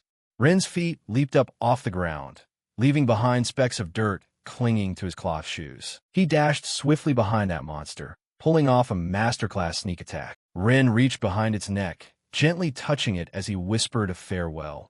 "Then sleep tight." A stream of blue light flashed straight through the back of the monster's neck, filling it with terror. Instantly sensing the danger from behind, It frowned and groaned. With a single clean and swift sneak attack, Rin quickly brought the monster down, causing it to crash flat onto the lush green grass. Will sprinted over to Rin, shouting out loud, "Master, you didn't explain that move thoroughly." He just lowered his voice to reply, "Roughly speaking, a good teacher also learns from his own disciples, though I just thought of it myself. A good teacher also learns from his own disciples, though I just thought of it myself." Both Will and Marie smiled brightly and showered him with praise. Will said, "As expected." Marie quickly chimed in, "So cool." Rin raised his hand to undo the tension, regaining his initial composure as he gave the order. "All right, let's retreat while we still can." Will looked over with a gloomy expression. The monsters were still struggling with each other. He lowered his voice to ask, "With the master's strength, couldn't you just wipe them all out?" Seeing this, Rin sighed helplessly and explained, "Fool, I only put the ogre to sleep. I'm a healer. Even if it's a monster, I have no intention of hurting it. When it wakes up, it'll just feel more refreshed." Will ran from behind, following his retreating figure. A slight smile broke out at the corners of his lips, just like the master. "We've broken through the goblins' encirclement." After taking down a few pursuers, it looked like they had given up. The four of them stopped at a clearing and raised their voices. "We can probably rest here for a bit." Ren reached out his hand to diligently heal Erica. He called out in a low voice, "Hey kid, wake up." Her eyes suddenly widened in shock. Erica sat up. The very first thing she asked was, Marie immediately reassured her, "You're safe." Will raised his hand in respect and politely asked, "Sorry for asking right as you woke up, but what happened? Why were you alone?" Erica clearly showed a look of panic, hugging her head in fear as she asked by herself. "Yesterday's subjugation went very smoothly. I didn't hold everyone back, but every time I let my guard down, something bad happened. When I woke up this morning, Professor Veronica had vanished." Will suddenly brought up Professor Veronica's name. She left a note saying to wait for orders, but didn't say when she'd be back, so I was really worried. While discussing it with the other two, somehow it ended up with me going out to look for her. His face darkened as he looked at her with a probing gaze. "They pressured you hard, and you couldn't say no, right?" He thought to himself, typical Erica, but this can't be taken lightly. One wrong step and you could lose your life. None of us were prepared enough to face a situation so far removed from class or drills. Aicha didn't answer, just continuing with a worried expression. "After entering the forest, I smelled a sweet scent, and when I came to, it was already like this." So the goblins used a sleeping drug, that trap earlier, and now cooperating with an ogre. What on earth is going on here? No, now is not the time to think about that. Anyway, your base camp is nearby. Let's go rendezvous with the other two. All four of them lined up and immediately moved out quickly. Aicha, walking in front, suddenly stopped and lowered her voice. "Wait." She looked up with a fleeting flash of panic. Looking at the mess before her, she said flatly, "The base camp has been destroyed." Marie suddenly spoke up. "I looked into this beforehand. Ogres are extremely territorial, meaning normally they won't leave their domain. Therefore, a base set up outside their territory should have been safe. Yet it still ended up like this. Why?" Will pondered thoughtfully for a long time, actively attacking humans. That's also a trait of monsters appearing after the red moon. It can't be explained right now. Ren crouched down to scout the surrounding situation and spoke up. There are no signs of a struggle either. It looks like the two of them ran off somewhere. We'll split up. I'll go look for those two. You three join up with Turf and leave the forest. Don't assume your base is safe. Stay vigilant at all times." A prompt response rang out. "Understood." We hurriedly headed back to our base camp. We'll pushed the door open and barged in, calling out in a loud voice, "Turf, are you okay?" Hearing the commotion while cooking, Turf paused for a bit and replied, "You're back? Lunch isn't ready yet." Marie could finally let out a sigh of relief. "Thank goodness you're safe." Turf still didn't understand what was happening and asked, "What's going on?" Will turned and walked off with Aicha, calling back over his shoulder, "I'll explain later. We need to leave right now." "That's right." He froze for a moment, his eyes widening. Both of them were startled by the sight before them as he lowered his voice. "Looks like we're being watched." Aicha dropped her jaw in shock and screamed, "What? What do we do? What do we do?" In response to her surprise, Will only said, I was just thinking about how weak I've been. AIHA paused as if guessing his meaning and asked back, You mean? He turned around, the corners of his lips suddenly curling up as he said softly, Take it down, the three of us together. I believe we can win. The monster still stood towering right before their eyes with a steady and terrifying presence. Will cautiously eyed the pack of monsters. Facing this massive horde, the coordination of the three of us is a matter of life and death. He didn't forget to remind his teammate Marie not to rush and recklessly like before. Just use attacks to support the vanguard. Saying and doing, Will immediately took action. Leave the vanguard position to the wood golem. He continuously came up with the best strategy. Erica used fire to block the goblin's advance. But in contrast, Erica felt extremely insecure. Yet someone like me got easily captured just like that. Even so, Will smiled to encourage her. It's fine. Your flames will be very useful. Recognized, Erica couldn't help but be surprised. She was still anxious and trying to regain her composure. Not wanting to let Will down, Erica put her all into creating fire magic. In the blink of an eye, the goblins were surrounded by flames. Terrified of being burned alive, one by one, they began to back away. Erica cheered excitedly. I did it! But before Will could breathe a sigh of relief for long, he immediately noticed something unusual. Good. Now we won't get overwhelmed by a massive wave of spirits all at once. From the fire, a sturdy trot-like claw slowly stepped out. His well-built muscles forced even the flames to retreat. It was an ogre. He strode out imposingly, deliberately provoking them. Will was slightly surprised. Turns out he's in a completely different league compared to the goblins. Finishing his thought, he ordered the wood golem to rush in and pin down the ogre. At the same time, he directed Erica to coordinate smoothly. Erica, fire! She quickly acknowledged the order. The puppet's body was cloaked in fire. It lunged straight at the ogre. The flames spread across his entire body, causing him to howl in agony with his mouth wide open. Seizing the opportunity, Will turned around to call for backup. Marie. Marie quickly grasped the timing. Got it. She swung her sword with her back turned, smacking him right across the snout. He was sent flying and crashed flat onto the ground. Marie cheerfully high-fived Erica to celebrate. Great coordination. Will still didn't dare let his guard down. The coordination is definitely great, but the reason I'm hesitating is because he keeps getting back up.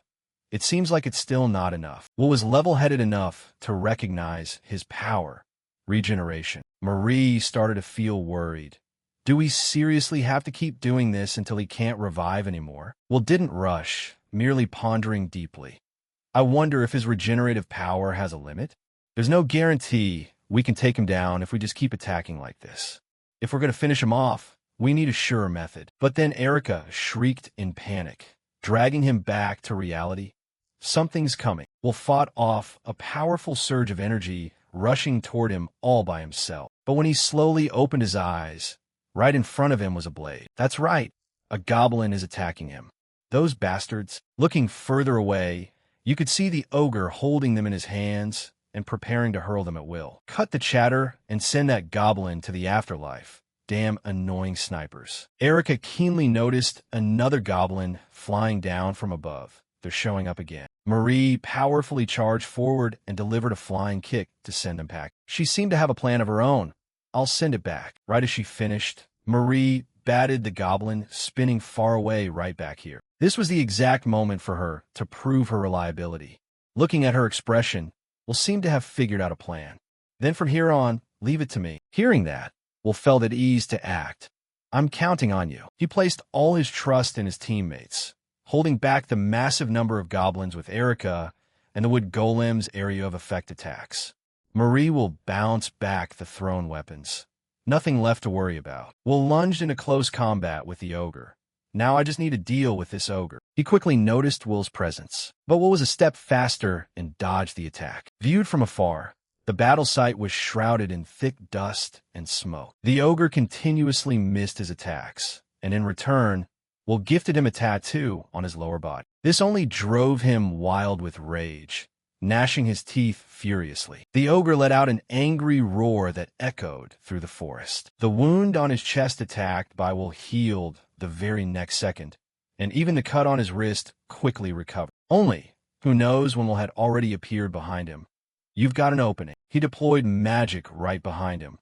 This is the finishing blow. Will didn't hesitate to use magic to defeat him with a vitality-boosting strike. The ogre's heart began to ache sharply at that moment. His entire body trembled as he groaned weakly. His eyes rolled back into his head, and tears began to stream down. The sight before them suddenly turned grotesque, blood splattering everywhere.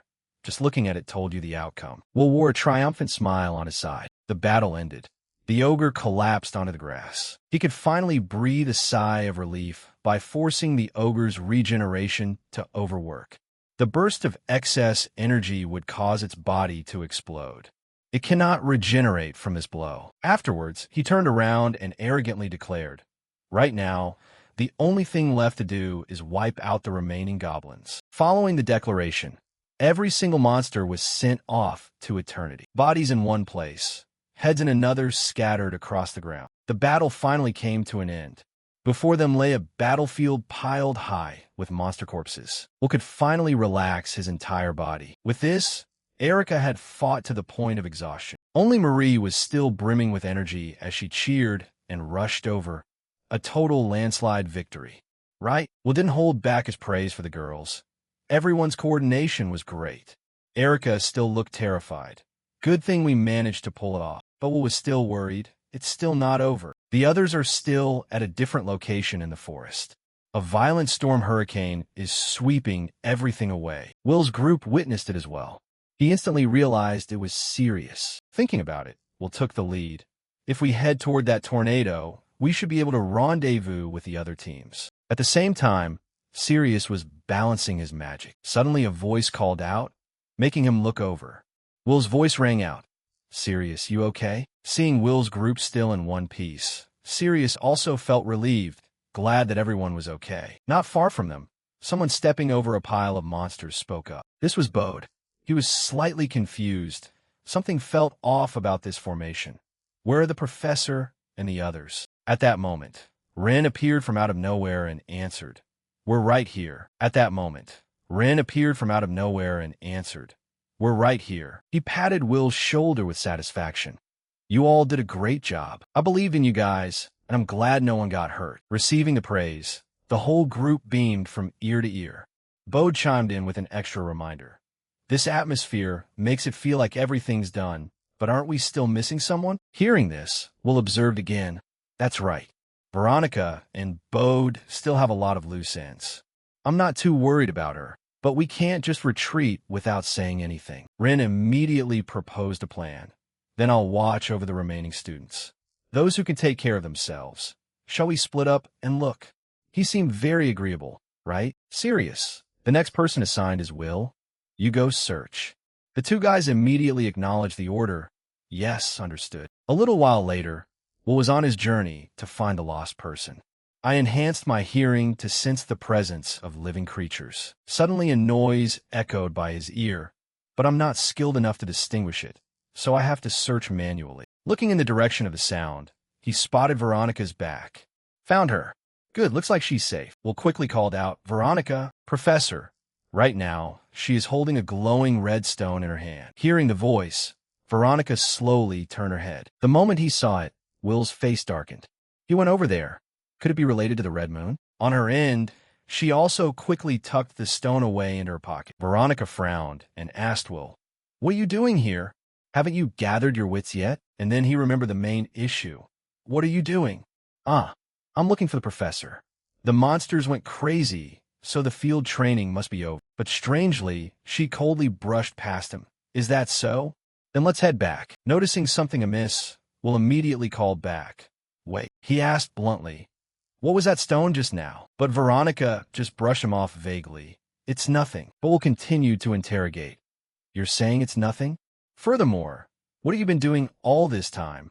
Abandoning the other students. The more he asked, the more anxious he got, his body starting to tremble.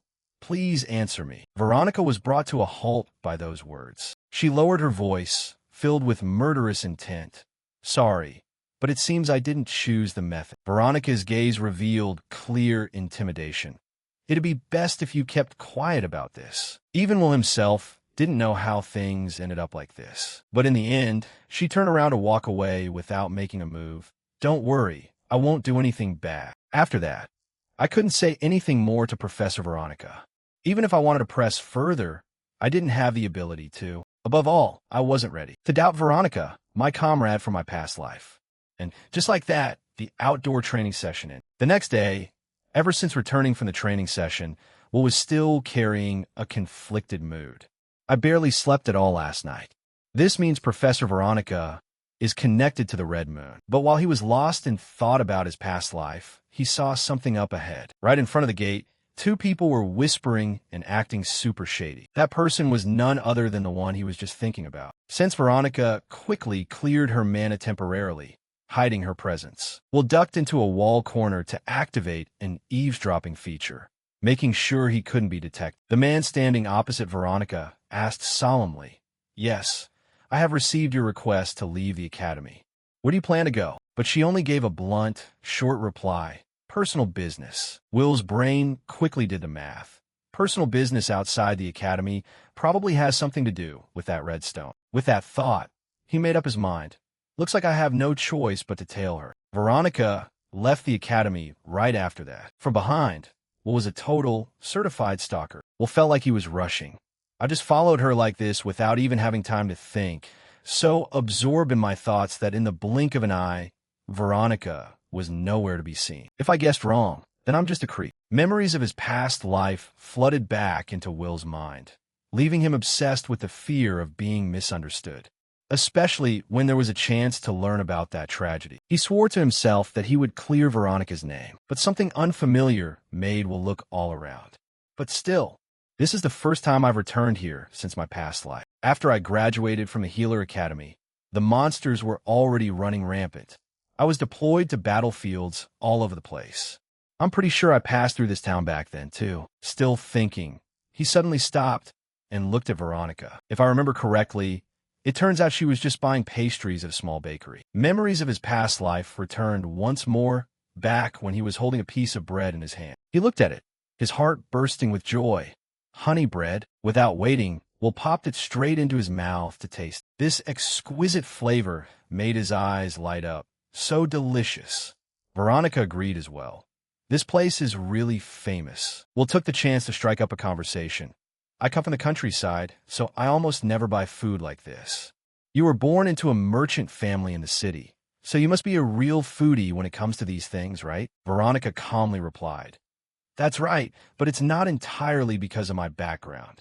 My rule is that whenever I see a bakery, I have to drop in. Hearing this made Will even more curious. A rule, Veronica didn't hide it anymore. She slowly recounted her life story.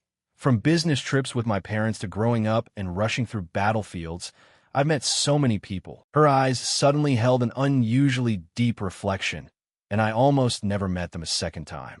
Even if I did see them again, they had changed so much they were practically different people. For that exact reason, Veronica set a rule for herself. I don't want to have regrets when that happens, so I forbid myself from ever saying maybe later. Since it came to this, Will didn't need to hold back anymore either. He blurted it out, so that's how it is. No wonder you always speak so bluntly that everyone gets scared. That piece of information caught her completely off guard. I didn't expect you to think of me that way. But then, Veronica shifted the topic. And besides, I never know when I'll die. Well, don't worry about it so much. Don't say such pessimistic things. But she flatly denied his words. I'm not being pessimistic, nor am I planning to go die. I'm just living my life to the fullest right now. Suddenly, her voice softened, but she looked at him with anticipation. If so, will you protect me? Will, without hesitation from his past life, accepted. Okay, I promise. Back to reality. Thinking back made his heart ache a little. He stood in the middle of the street, tormenting himself. In the end, I still let Veronica die. This time, I swear I'll protect her. The more he thought, the more determined Will became. And to do that, I need to find out the truth. With these eyes as proof. Because of that, Will shadowed Veronica even closer. She began walking into a blind spot behind a building. Seeing her stand before a large iron gate raised Will's suspicion even further. No matter how you looked at it, it was super fishy. He was constantly anxious inside. Will she be okay? Veronica I really need to level up my presence concealment skill. A moment later, Veronica stepped inside. Naturally, there was no way Will wouldn't go in. Hiding in a corner, he overheard another person's voice. "We've been waiting for you." A person wearing a black cloak stood in front of her, apologizing profusely for calling her to a place like this. But this was an important matter. That person pulled down her hood, revealing purple hair. It was Anra. She had a scheming look all over her face. Now, about the item we discussed. Veronica just silently stared at her opponent. A moment later, she pulled out the red stone, taking Anra by surprise. "This is—" She quickly grabbed the stone, but the very next second, her brow furrowed slightly. Anra raised the stone high, overflowing with joy. "How marvelous." She then turned around to flatter her. "You really are talented." "Yes, of course. I've always believed so." Maybe Will was starting to hear the information he wanted. "With this item, our cult's greatest wish." Anra couldn't hold back and blurted out the plan. "We are one step closer to the Red Moon again." Those words made Will's face go completely dark. He immediately pieced together the whole story.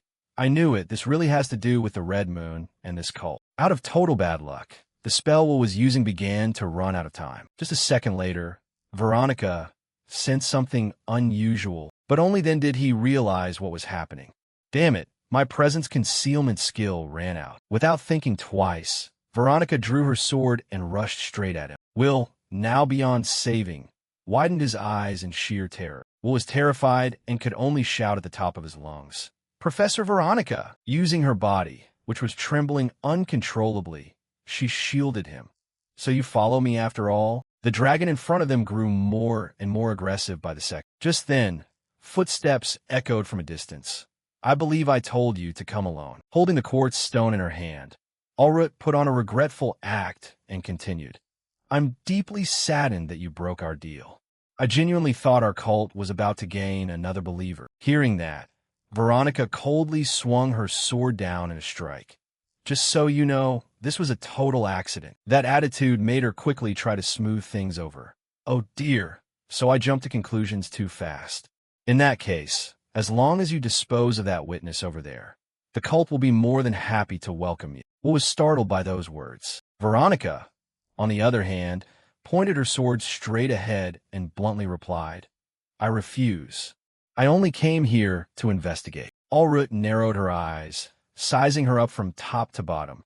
"I have no intention of sacrificing my precious student." Seeing the tense situation, he hurriedly stood up. "Professor Veronica, I'm sorry, but I need to know what's going on." Veronica immediately turned around and cut him off. "It's my fault for not explaining sooner. That day, I sensed something abnormal in the forest. What I found, there was a raging monster, its dimmed eyes flashing with a cold light. In front of her, under the grass, a single red stone was lying all by itself. Back then, Veronica picked it up. This stone, this feeling, she clenched her fist, channeling a surge of magic into it. When I channeled magic into it, it emitted a red light. At that moment, Ulrich stepped out, as if she had been waiting for a long time. I didn't expect to find a potential believer in a place like this. She clasped her hands together in a prayer-like gesture.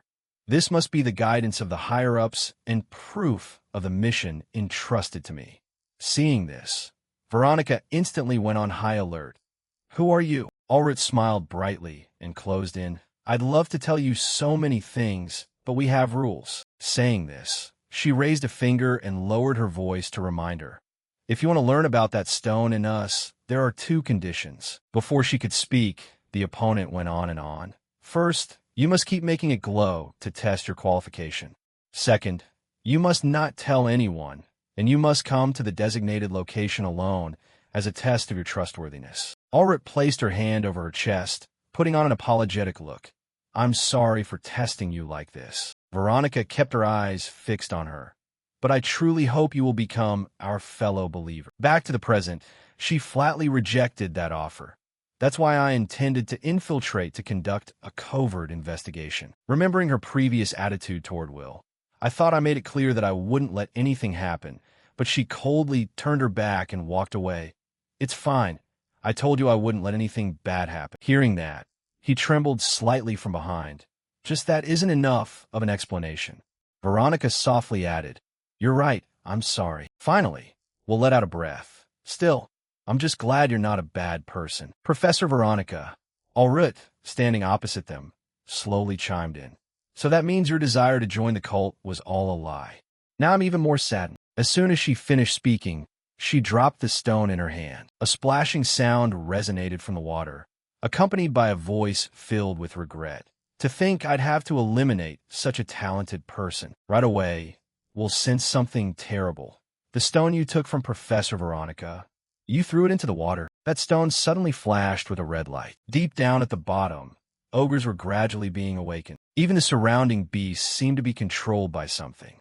The water suddenly churned violently. From below, a horde of roaring beasts surfaced. By this time, Alrut had silently backed away into the distance. She clapped her hands and cheered in excitement. Truly magnificent. Even within the cult, those who can bestow rage power of this scale are extremely rare. Looking at the beasts in front of him left while stunned. A water dragon. Is it really this strong? Veronica carefully calculated the numbers. 1, 2, 3, 8 fish in total. Hearing that, he immediately interrupted. I'll handle half. She flatly refused and charged forward. No, Veronica gripped her sword tightly. That won't be necessary. Magic radiated from a sword. Veronica spun around and slashed forward.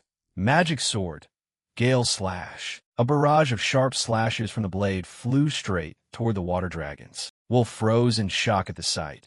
Teach, that's Professor Veronica for you. At that moment, a cold glare flashed across Veronica's eyes. The torso of a water dragon collapsed onto the ground. Seeing that, she leaped away to dodge quickly. Will ran over anxiously and asked, Are you okay? Veronica stabilized her breathing and replied, Yes. Looking at the still twitching body part, she was briefly shocked. No way. It took that attack head-on and it's still alive? No matter how strong its regeneration is, how could it not die instantly after being decapitated? New heads sprouted back out very quickly, terrifying the two of them, and it was regenerating right from that. No healing magic could ever do something like that. At this point, Will also pulled out his dagger, preparing to fight. Something's off. Could it be? A water dragon suddenly lunged straight at him. It plunged its head straight toward the ground. Will quickly dodged it. He spun around and swung the dagger in his hand. The slash abruptly stopped at the creature's flesh. Will trembled as he tried to pull his dagger out. This soft, squishy body. I knew it. He immediately wrapped his arms tightly around its body. Right after that, he shouted out to warn her. Professor Veronica, I have a trick I want to try. Please step back. Veronica didn't say much and pulled away. Got it, but don't overdo it. Will used his physical enhancement power, releasing his limiters. He shouted out loud, just overdoing it a little bit. His feet dug firmly into the ground. His fingers gripped tightly into the water dragon scales. Right after that, Will lifted it high up, exposing a giant ogre underneath. Come out now. Hurry up. Only now did Veronica fully see through it. So that's what it was. And here she thought it didn't die even after getting its head chopped off. Seeing the ogre in front of her made her shudder slightly. Turns out those weren't heads, but legs. That gigantic thing that just appeared is a soft-bodied monster. Ogre Todogako. Familiar footsteps echoed once again. So you saw through that dragon's true identity in the blink of an eye. Alrit placed her hand over her chest and let out a long sigh. Simply incredible. I'll wait, no, it's not incredible at all. Saying this, she raised her voice and shouted. The cult isn't looking for combat ability. It'd be a real hassle if we couldn't eliminate you two right here. Then Alrit slowly pulled out an object. At this rate, I'll end up going against the cult's wishes. The mysterious cult member Alrit pulled out a scepter and declared, Therefore, I, Alrit, take the liberty of handling this matter personally. We'll seem to have already figured out a plan. Professor Veronica, could you help me deal with that monster? Recalling her moves from earlier, he explained that her magic sword would handle that soft body much more effectively than his method. Veronica still seemed uneasy, but she agreed. I can't let my student be in danger, though. Will suddenly grabbed her hand. A surge of power from his body rapidly transferred over, enhancing her physical stats. Once done, he smiled bright and said, Once I take him down, I'll be right back. Veronica went blank at his words. Until then, Please be careful. The corners of her mouth curled up slightly as she muttered, I really do have a bold student. Immediately after, Veronica stepped forward holding her sword. All right, but there's one thing you need to be careful of. She turned back and said something in a very low voice. That guy is probably... Will's eyes widened in utter shock. No way. Hearing that, Veronica reminded him. You proved yourself that it's not impossible. Understanding it, he dashed off instantly. I got it. Ulrich was still standing there calmly before him. That was fast. The corners of her mouth curled up into a smug smile. Then I guess I'll... By now, was already prepared to swing his dagger. Ulrich easily blocked the attack in an instant. Deep down, he was briefly stunned. He blocked it, watching him fiercely slash away. Ulrich put on an excited look. It seems you have quite an incredible talent yourself. Her eyes briefly glanced to the side. Right after that, both of them temporarily stopped their offensive moves. Ulrich touched the cut on her face. It grazed me. Her finger gently rubbed against the fresh blood. That really hurts. So a surge of power radiated from her fingertips. Allow me to heal myself. At this moment, Veronica suddenly stepped up. That stone has passive mana flowing through it with a wavelength identical to offensive magic. You use the reverse method, but in other words, he is... Looking at that gradually healing wound, she immediately realized. Just like you, a combat healer. That piece of information left will momentarily stunned. A combat method using healing magic that you came up with yourself? Ulrich held her head high and explained, Of course not. How could I possibly come up with something like that? The scepter in her hand glowed with light. However, even someone like me, just as Ulrich waved her hand to one side, the ground exploded instantly. Can achieve this much thanks to the cult's teachings. Will's eyes were glued to the scepter. So it has existed since back then. A combat method designed for healers. Remembering how much he used to blame himself in the past. I should have fought with my own hands. Now, Will's hand trembled as he gripped his dagger tight. Just how far have they actually progressed? In front of him, Ulrich continued to speak.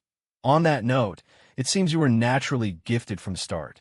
I'm actually quite jealous. Thinking of a certain mysterious person, she let out a low chuckle. I'd really love for you to meet him. At this point, Veronica looked excited again and asked, What do you think? Are you interested in the cult? Will angrily cut her off. Are you kidding me? He clenched his fists tight and said under his breath, I will never become one of your kind. Will's eyes suddenly flashed with a red light. Not even if I reincarnate. A flash of light zipped right past Ulrich's eyes. Energy gradually burst forth from her body. What a shame. As soon as she finished speaking, she built up momentum and leaped forward. Ulrich swung her scepter, a shady smirk gracing her lips. Then in the end, I'll just have to destroy you after all. Will gritted his teeth, taking the brunt of this sudden attack. He trembled as he held back the opponent's raw physical force. Physical enhancement sure packs a punch when used. Will thought back to their mysterious appearance and that red stone from earlier. The evil cult, their bodies and energy were in opposing states. His pupils flashed bright. Healing magic and offensive magic.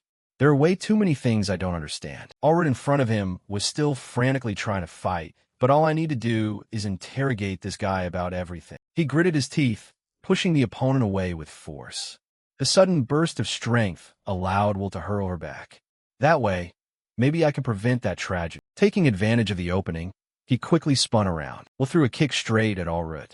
Caught off guard by the counterattack, she was pushed far back. On the contrary, her mouth still curled into an excited smirk. At this rate, it looks like I might actually lose. Right then, Ulrich suddenly raised the scepter high in her hand. But I have the evil cult backing me up. The red stone immediately glowed with light. Physical enhancement. Ulrich's pupils instantly shifted to a glowing red. One of her arms rapidly grew into a massive size. With this immense power, blue veins slowly bulged across her cheek. Even as her own body mutated, Ulrich still roared out in sheer excitement. Awesome. Deep down, Will had long felt that something was off. This was clearly way beyond standard physical enhancement via healing magic. He then questioned loudly, Who taught you that kind of magic? Hearing that, Ulrich reverently placed her hand over her chest. It is all thanks to the teachings of the cult. Remembering back when she stood mindlessly among the crowd, Up until that point, I was just living aimlessly without caring about anything. Ulrich frantically treated her wounds amidst the verbal abuse. I was hired by a certain magic squad as a healer, just mindlessly following orders from some arrogant guy. Those days were so dull. At this point, she gave a self-deprecating laugh. If you're a healer too, one day you'll understand. Her words made him recall Ulpus's group, making him realize that this world is full of people not worth saving. The red stone was then handed over to her. The cult granted me power and enlightenment. The more Ulrich spoke, the more excited she became. Ever since then, my life finally started to shine. Will gripped his dagger firmly and countered, "I don't know what you realize, but what you're doing is wrong." Saying that, he couldn't help but yell. At this rate, a lot of people are going to lose their lives. Ulrich swung her hand to block the attack. She remained completely composed. Even so, it doesn't matter. The moment she closed in, she whispered, "Because the cult said it's fine." Right after that, Ulrich swung her hand, sending him flying toward the wall. A glob of blood coughed out from Will's mouth. Walking over step by step with a smile, she acted like justice had prevailed. Will lowered his head in silence, saying nothing. All over a person so completely hollow. In his mind, he suddenly thought of his loved ones, his master, and Professor Veronica. To think so many people had to die at the hands of this person, Will bit his lip tightly, unwilling to accept. Seeing this, Ulrich's face briefly went blank. He held his injured arm and slowly stood up, leaving her astonished. "You can still stand up?" Ulrich's eyes widened in sheer terror. But with that many injuries, a surge of energy gradually gathered around his arm. The wounds on it healed instantly. Ulrich couldn't help but ask, "You healed that wound instantly?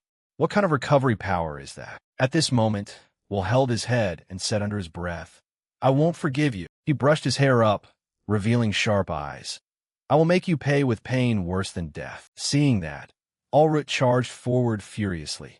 "This time I'll destroy you instantly, so you won't get a chance to recover." Will swung his fist with massive force. The intense pressure caused the entire space to shake significantly. Ulrich couldn't withstand the attack for a moment. The corners of his mouth curled up. Will hurled a challenge. Screaming already over just this, he spun around, swinging his fist forward once again. "I'm not done beating you up yet." Ulrich's eyes widened in sheer panic. Too fast. Instantly, she took a direct punch from him. Bright red blood gushed continuously from her nose and mouth. Ulrich was sent flying several meters away. After that, she lay motionless on the ground. Seeing that, Will slowly walked over. "Passed out already? I'll deal with you later then." Only then did he suddenly remember. All right. Professor Veronica. Right before his eyes, Veronica was fighting the ogre. A cold glare flashed across her eyes. With just one swing of her sword, she severed the beast's tentacles. A powerful burst of energy radiated out. Veronica slowly sheathed her sword. Immediately after, the finely sliced chunks of flesh tumbled to the ground. She turned toward him with a bright smile. "Did you finish up over on your side too?" Veronica glanced off into the distance and added, "That one had a high regeneration ability, so it took a little extra time." In his heart, Will quietly realized, turns out that monster was the tougher opponent. That's Professor Veronica for you. He slowly turned his head. In that case, both of them walked over and lightly slapped Ulrich's face. The moment she opened her eyes, she was greeted by Will's radiant smile. "Now, spill everything." Pressing down hard on Ulrich, he caused her pain before she could even regain her senses, and a sharp blade was already resting against her neck. About to be buried, she still remained stubborn. "Don't make such a scary face." Will only replied coldly, "That depends on you." He questioned her bluntly. "I have a lot of things to ask. What is the cult? What is its goal?" Ulrich only replied vaguely. A follower is not allowed to reveal information to outsiders. Even more surprisingly, she suddenly grabbed the knife and repeatedly babbled crazy words. "Always dedicate your life to the cult." After that, she went completely wild and slashed her own throat. Long live the cult. That act of suicide left Will completely stunned, unable to believe his eyes. Ulrich's eyes rolled back after that bout of intense pain. Even in the eternal realm, she still carries an obsession. "I take my own life to protect the secrets of the cult." Truly a perfect believer. With this, My soul will be guided to the world that Lord Laos dreams of. Even as she passed away, Ulrich still wore a satisfied smile. But suddenly, Ulrich slowly woke up, her mind feeling strangely clear. She won't even let me die in peace. These are my wounds, they're gone. Ulrich felt weirder and weirder. I clearly stabbed my own throat.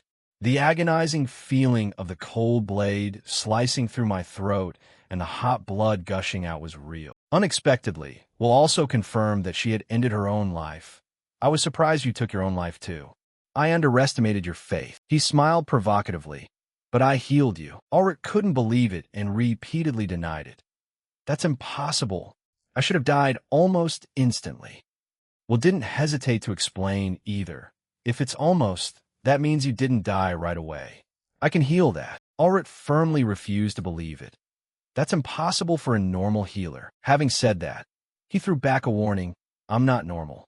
Eventually, I'm going to become the best healer in the world. Will continued his interrogation.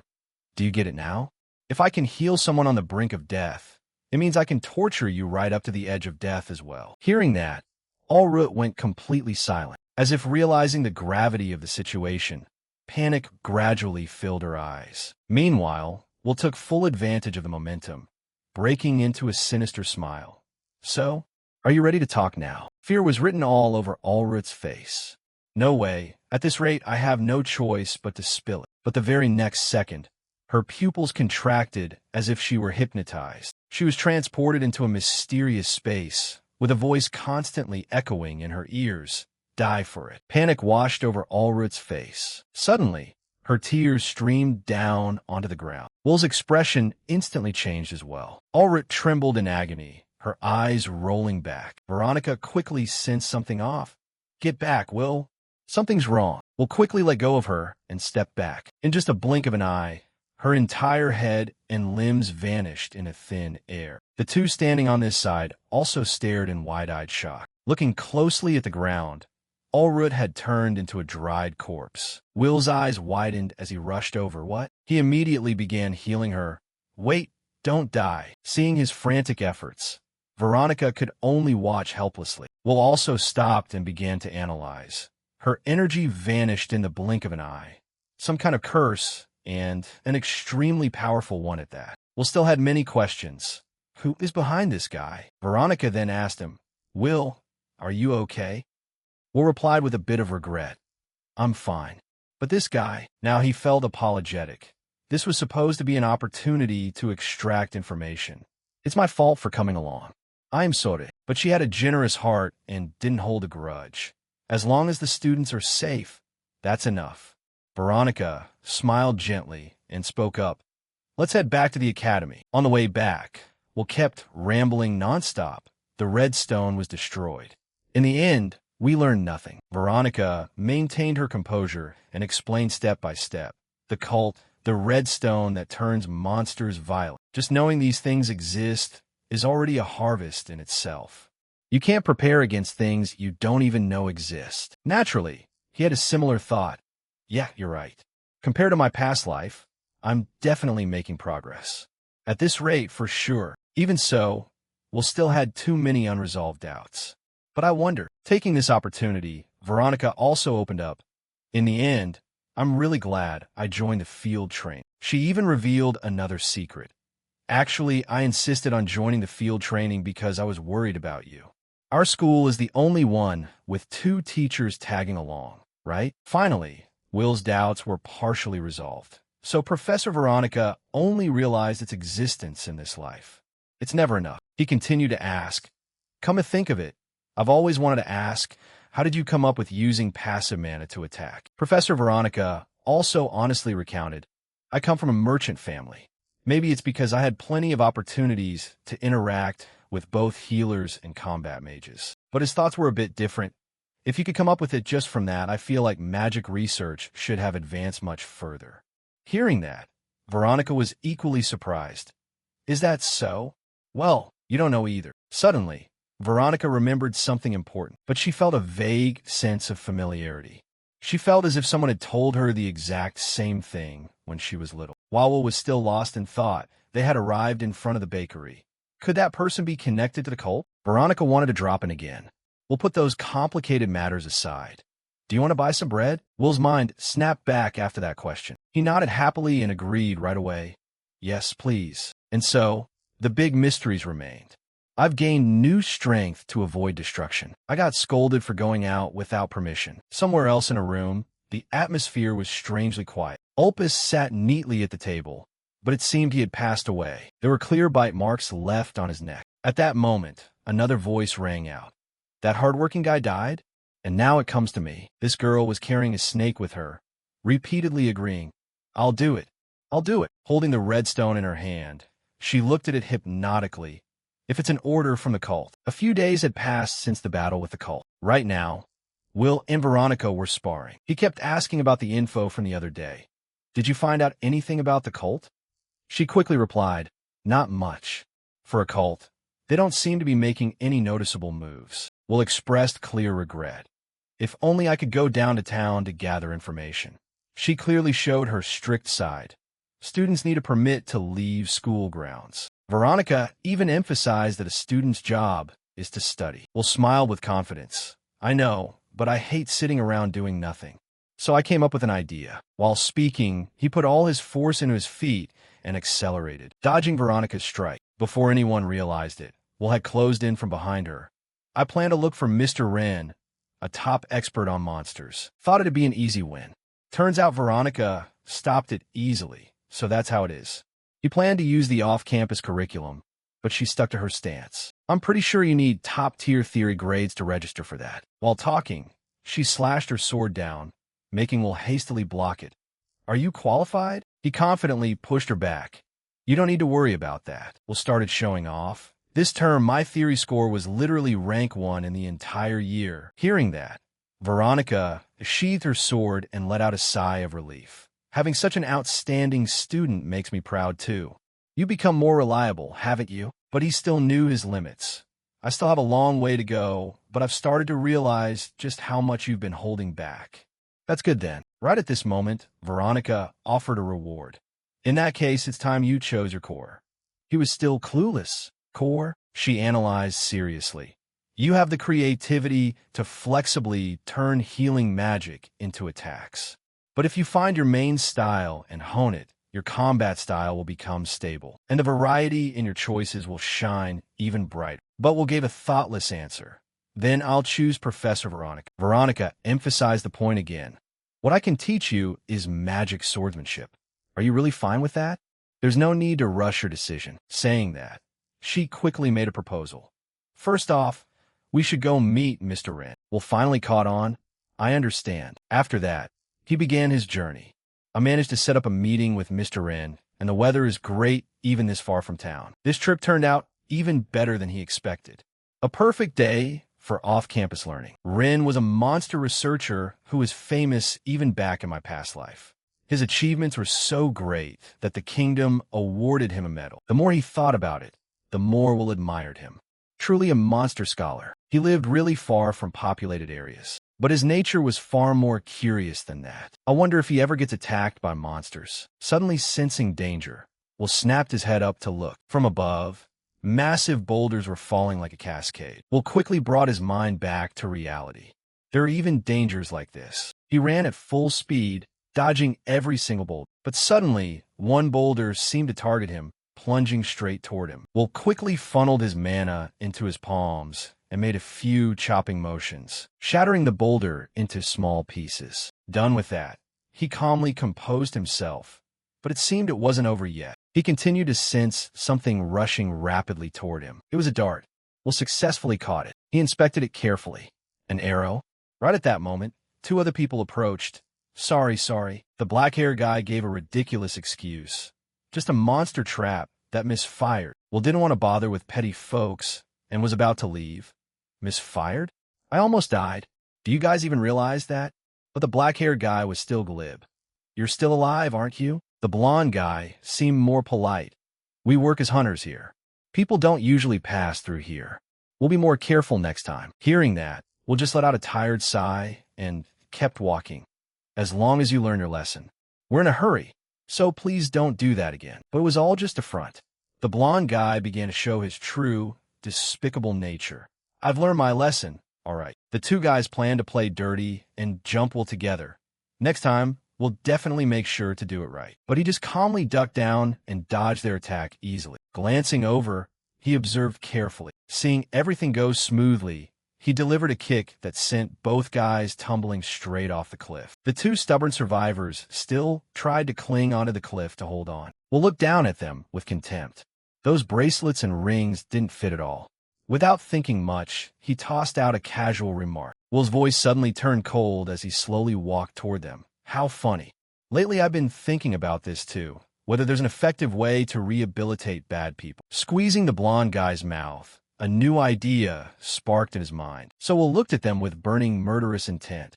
How about brainwashing? The blonde guy's whole body began to tremble. The black-haired kid, before even dealing with his own situation, opened his big mouth to butt in. Stop, Will flatly declared and threw him to the ground. I'm not stopping. His smile right now was enough to terrify the black-haired guy.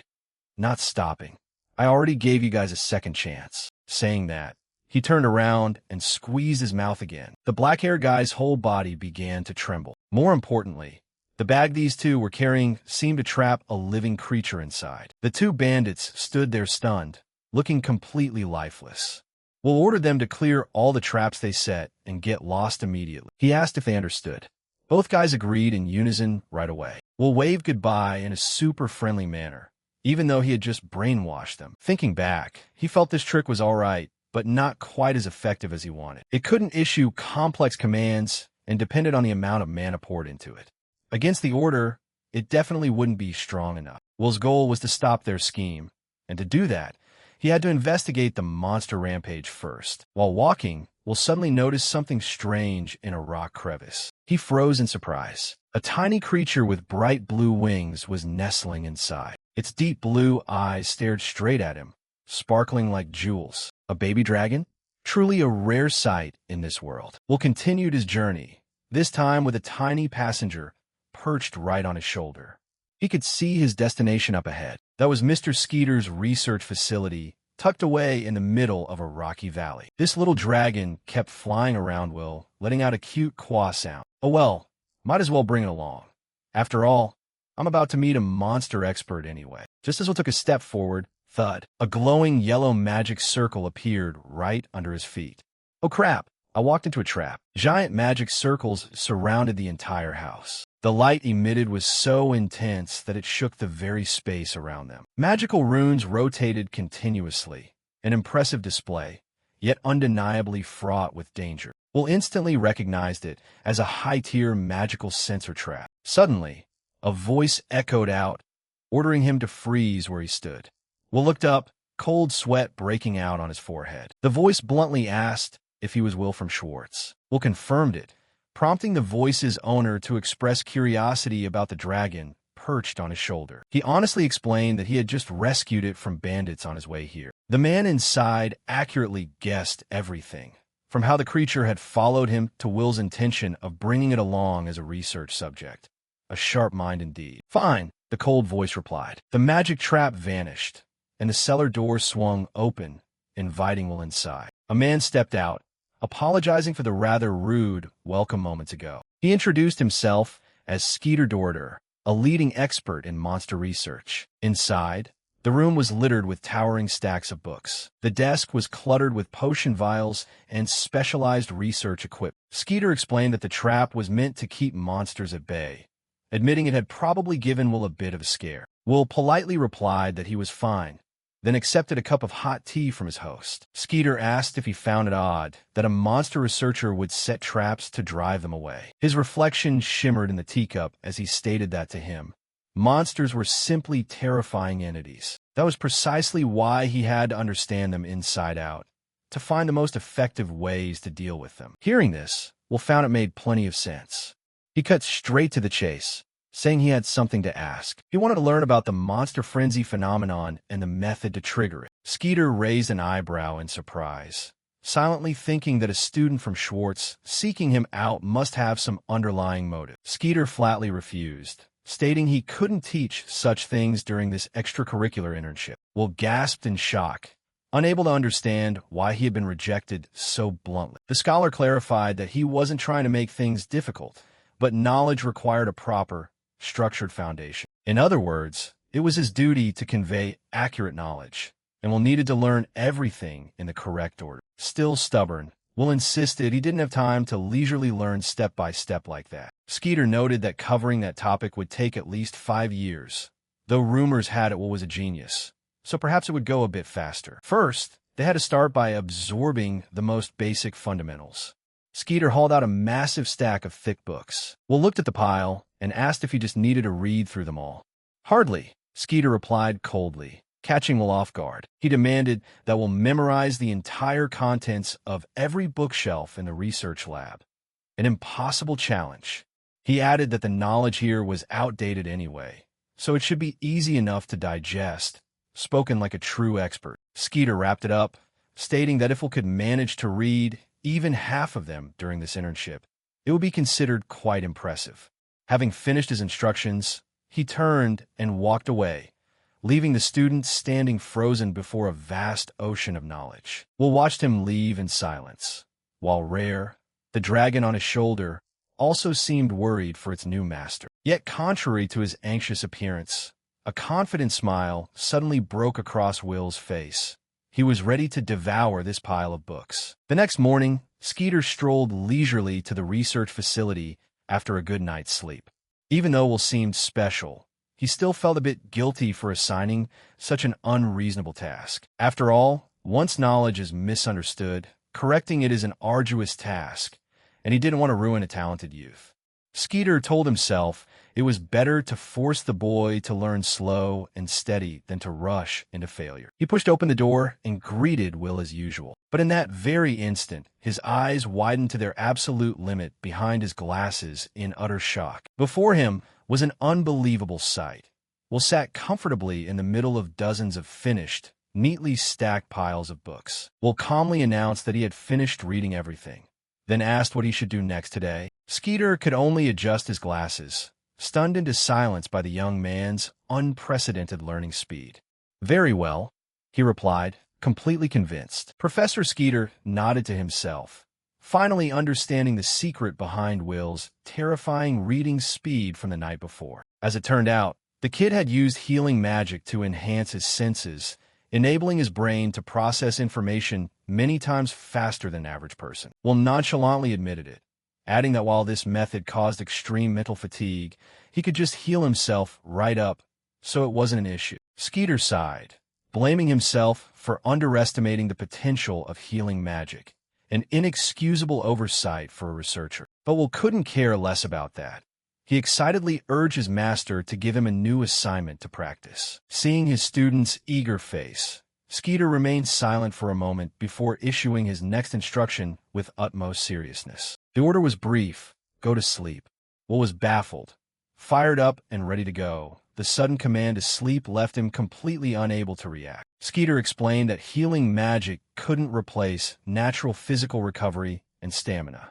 No matter how clear his mind felt, his body would still be exhausted without proper rest, which would only degrade his performance. Will listened in silence, mentally acknowledging the professor's keen observation. Skeeter told him there was no rush, advising him to get a good night's sleep so they could start their early field trip tomorrow. The next morning, the two arrived at a majestic high mountain range to begin their first practical lesson. Will brought along the little dragon he named Rare, a simple name given because it belonged to an extremely rare species. Skeeter had agreed to bring Rare along since leaving it in the lab wasn't an option, and besides, watching a dragon grow was a worthwhile experience in itself. As they walked, the professor suddenly stopped, his eyes lighting up as he spotted something up ahead. Before them stood a Capricorn, complete with a pair of massive, majestic spiral horns. Will quickly recalled his knowledge.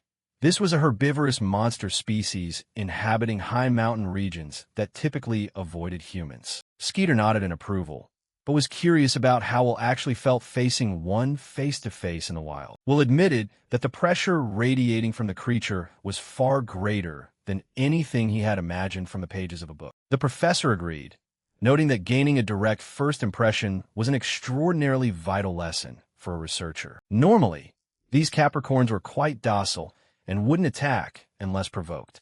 However, they possessed terrifying strength and once engaged, they became extremely formidable opponents. Skeeter instructed Will to stand still and observe the monster's behavior for a moment.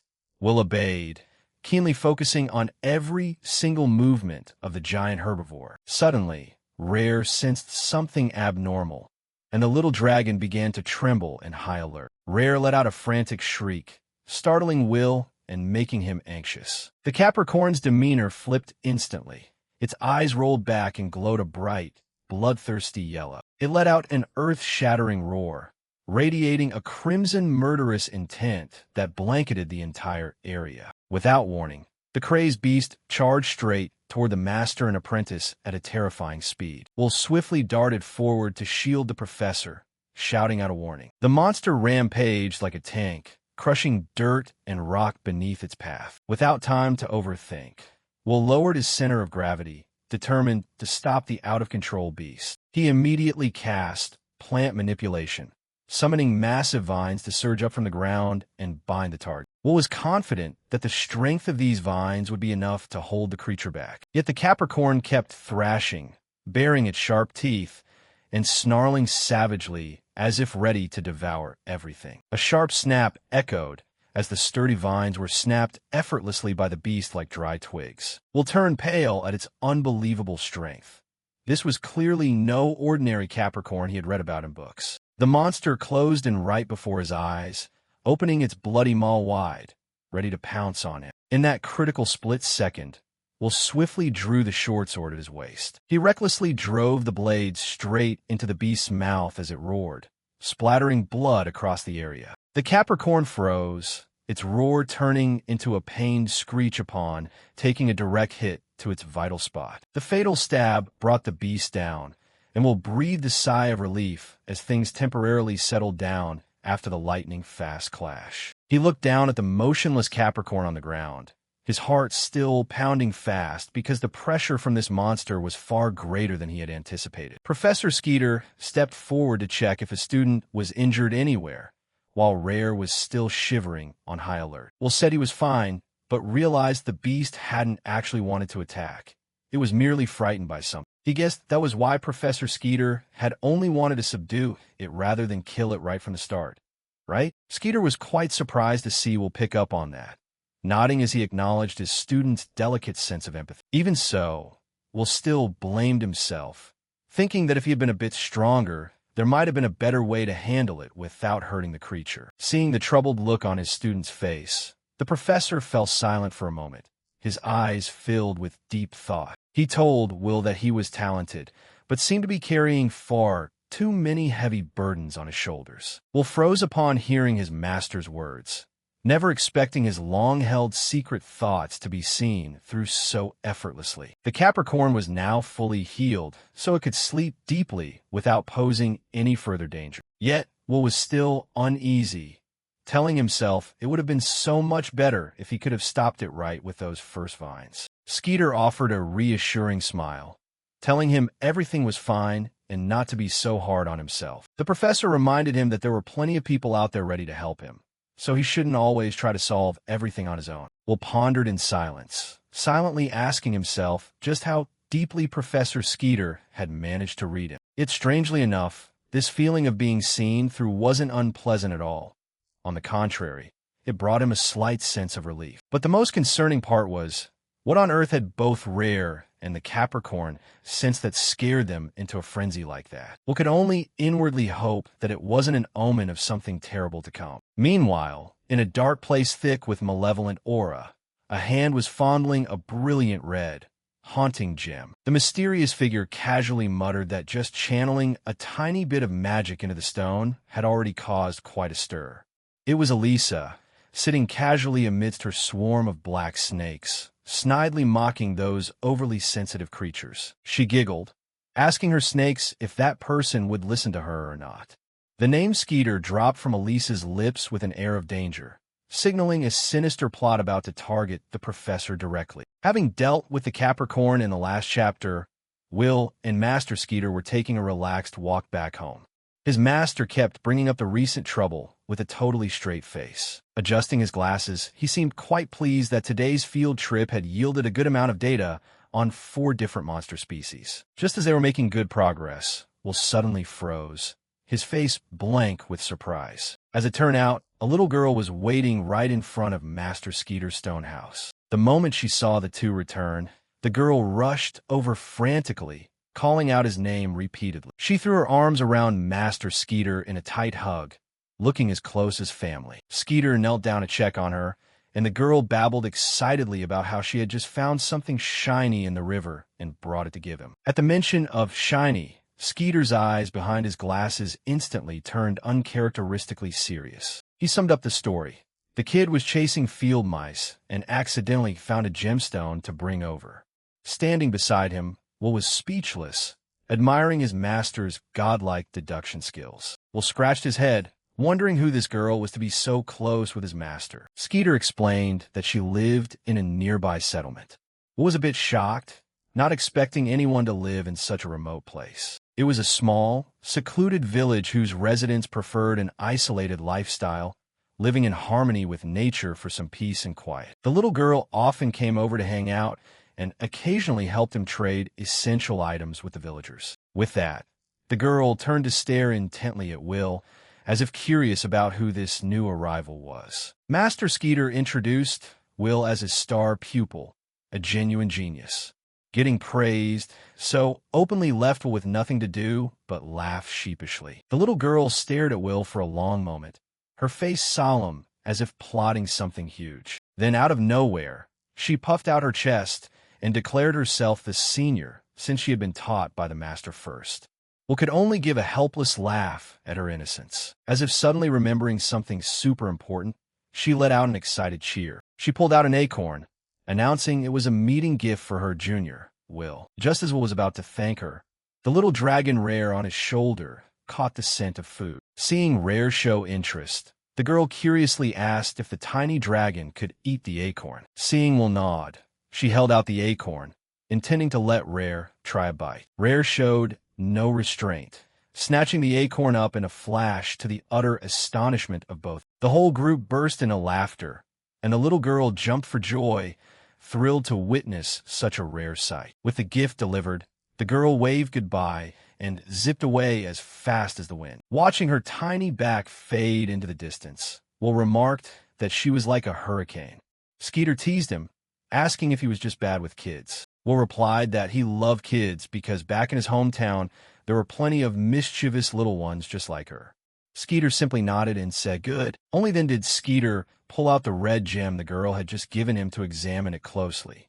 He noted that the eyes of children should never be taken lightly, because they saw things so clearly, unclouded by the prejudices or complex thoughts of adults. The two went into the research lab, where Skeeter began flipping through ancient texts regarding these stones capable of driving monsters mad. He mentioned that he had asked the girl to keep an eye out for strange stones, never expecting her to bring in such hot property this time. Feeling curious, Will asked for permission to borrow the stone so he could inspect what kind of power it held. Holding the glowing red stone in his hand, Will fell silent.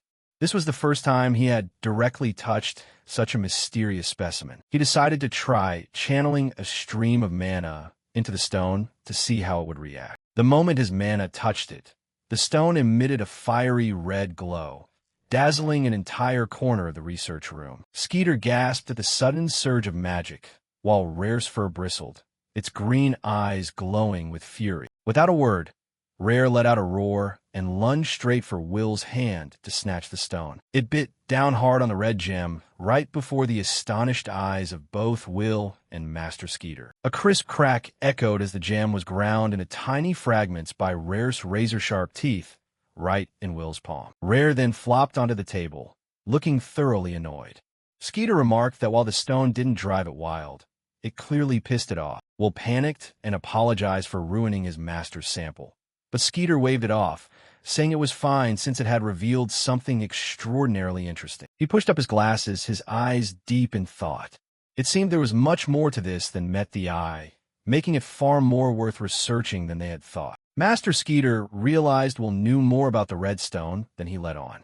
Holding the fragments in his hand, Will brought up a mysterious cult, making his master's tone turn dead serious. Skeeter rested his hand on his chin, thoughtfully repeating the cult's name his student had just mentioned with a heavily solemn face. He stood up, announcing that he needed to head down to the basement to check on a few important matters. Seeing how worried his master looked, Will was about to offer a hand, but Skeeter quickly raised a hand to stop him. He acknowledged Will's talent, but stated that it was still far too early for him to get mixed up in such complex affairs. Though slightly disappointed, Will obediently nodded and accepted his master's decision. Skeeter placed an encouraging hand on Will's shoulder, telling him that with his current growth rate, the day he could share these burdens wouldn't be far off. With that, his master opened the door to the secret research room, leaving the quiet room to Will and the dragon rare. Alone in the night, Will looked at the pile of fragments and thought to himself that choosing to follow Skeeter here had truly been the right choice. He gazed at the crimson fragment,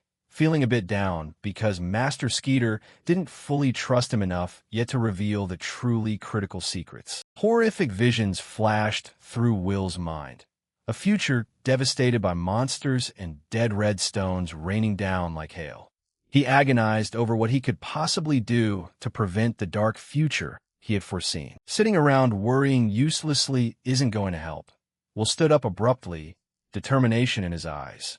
Beside him, Rare was still fast asleep, completely oblivious to everything. Instead of letting time slip away in vain, he decided to review all the knowledge about the monster species they had encountered today. His sensory enhancement skill activated. A surge of green mana enveloped the book, allowing Will to process knowledge at incredible speeds. Suddenly, Will's ears twitched.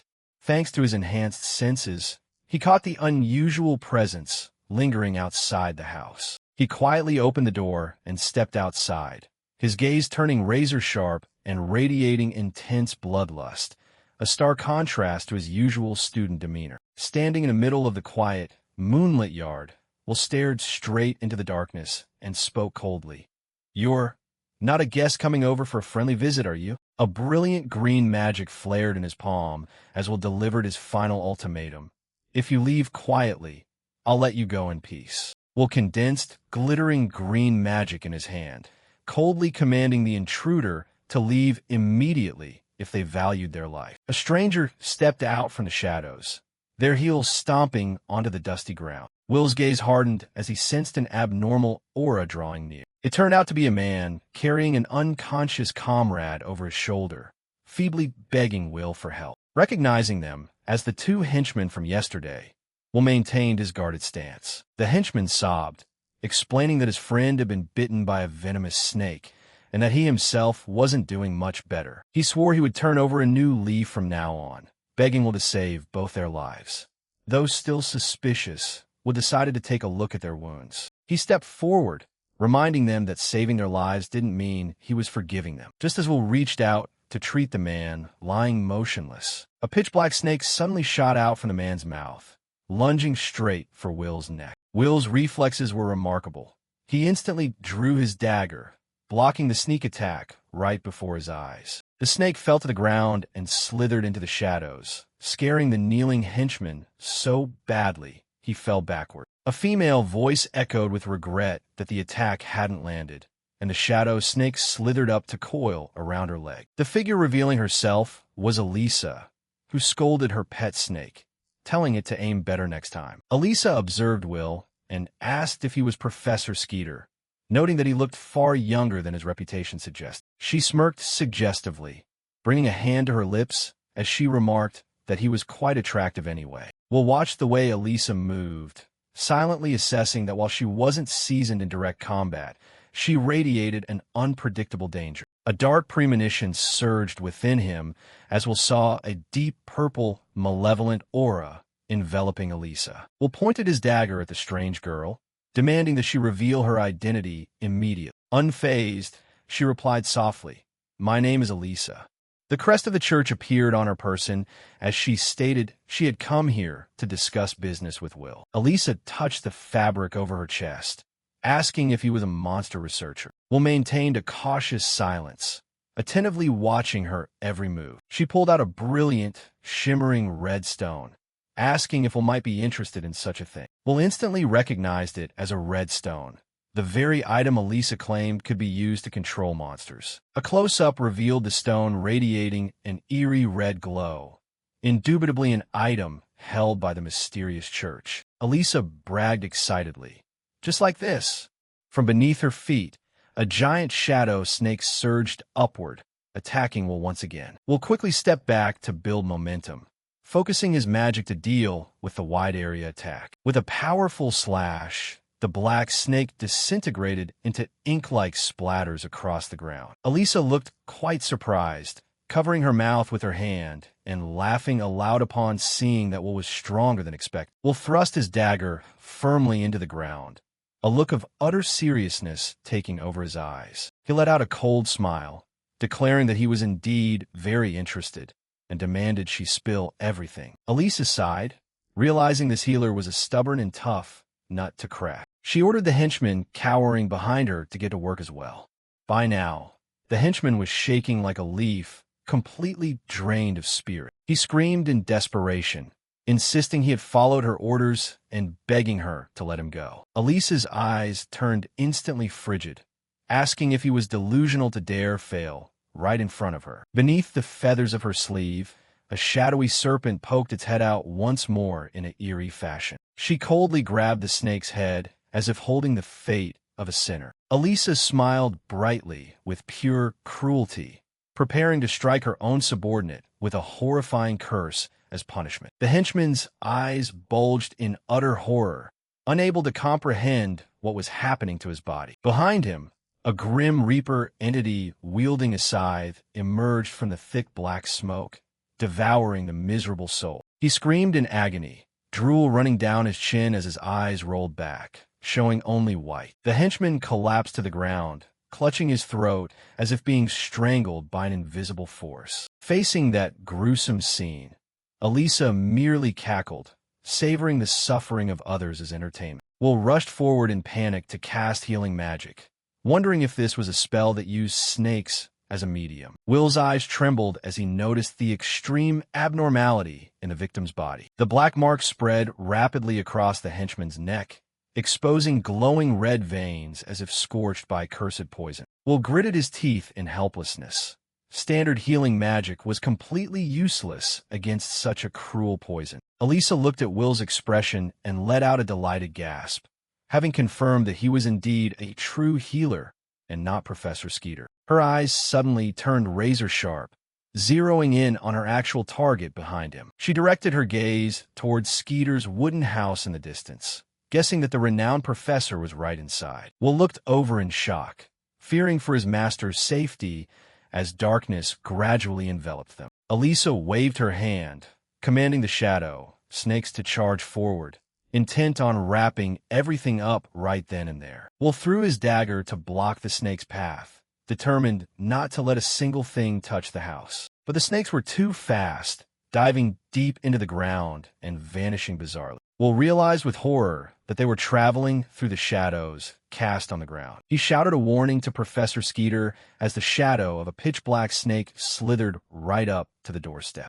A brilliant yellow magic circle suddenly erupted right beneath the house, radiating a massive surge of energy. A burst of pure magic blasted away the entire swarm of shadow snakes, sending dark fragments flying through the air. Professor Skeeter casually stepped out from the dust cloud, his polished black leather boots stepping over the remnants of the destroyed creatures. Elisa's eyes narrowed as she felt the overpowering presence of the master of the house. Will breathed a sigh of relief, a smile returning to his face upon seeing the professor's timely arrival. Skeeter nonchalantly adjusted his gold-rimmed glasses, smiled to thank Will, and declared that it was now time for the host to handle his own guest. A green magic circle formed beneath Will's hands as he began casting his healing spell. He helped the man regain his strength, telling him to hold on tightly if he wanted to survive. Done with his work, Will immediately turned around to warn Professor Skeeter to be extremely careful. Standing opposite them was Elisa.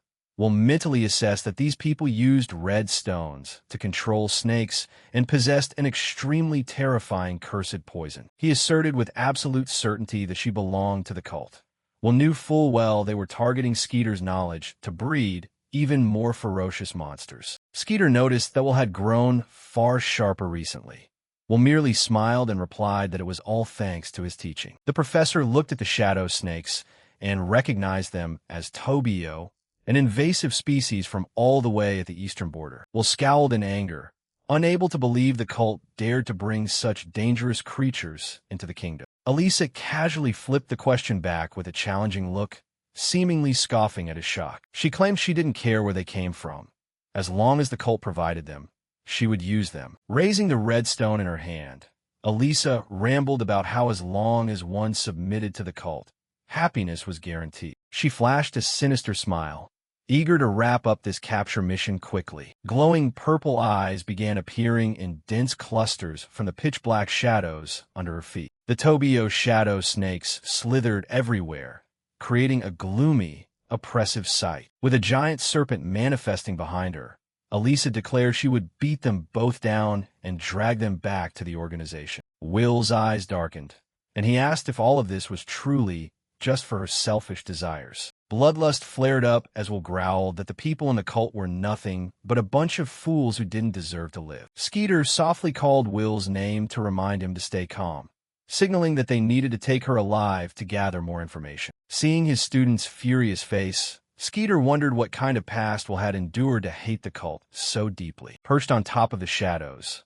Elisa asked mockingly if the two were underestimating her, issuing an order to attack, while coldly noting she wouldn't mind resorting to murder if necessary. Skeeter let out an exhausted sigh at this swarm of troublesome, invasive creatures, while Will charged forward into a battle-ready stance, shouting for Skeeter to leave that huge monster to him. Elisa wasn't one to back down either, barking back that she wouldn't let him do as he pleased. He concentrated intensely, observing every single micro-movement of the snake swarm. Will silently assessed that the cursed poison was no different from a cruel curse inflicted on a victim's body. This venom would continuously erode the body immediately after being healed, turning any healer's efforts into complete vanity. To a recovery specialist like him, this was truly a formidable natural enemy. Will continuously executed acrobatic flips to dodge the lethal bites. He smirked with confidence.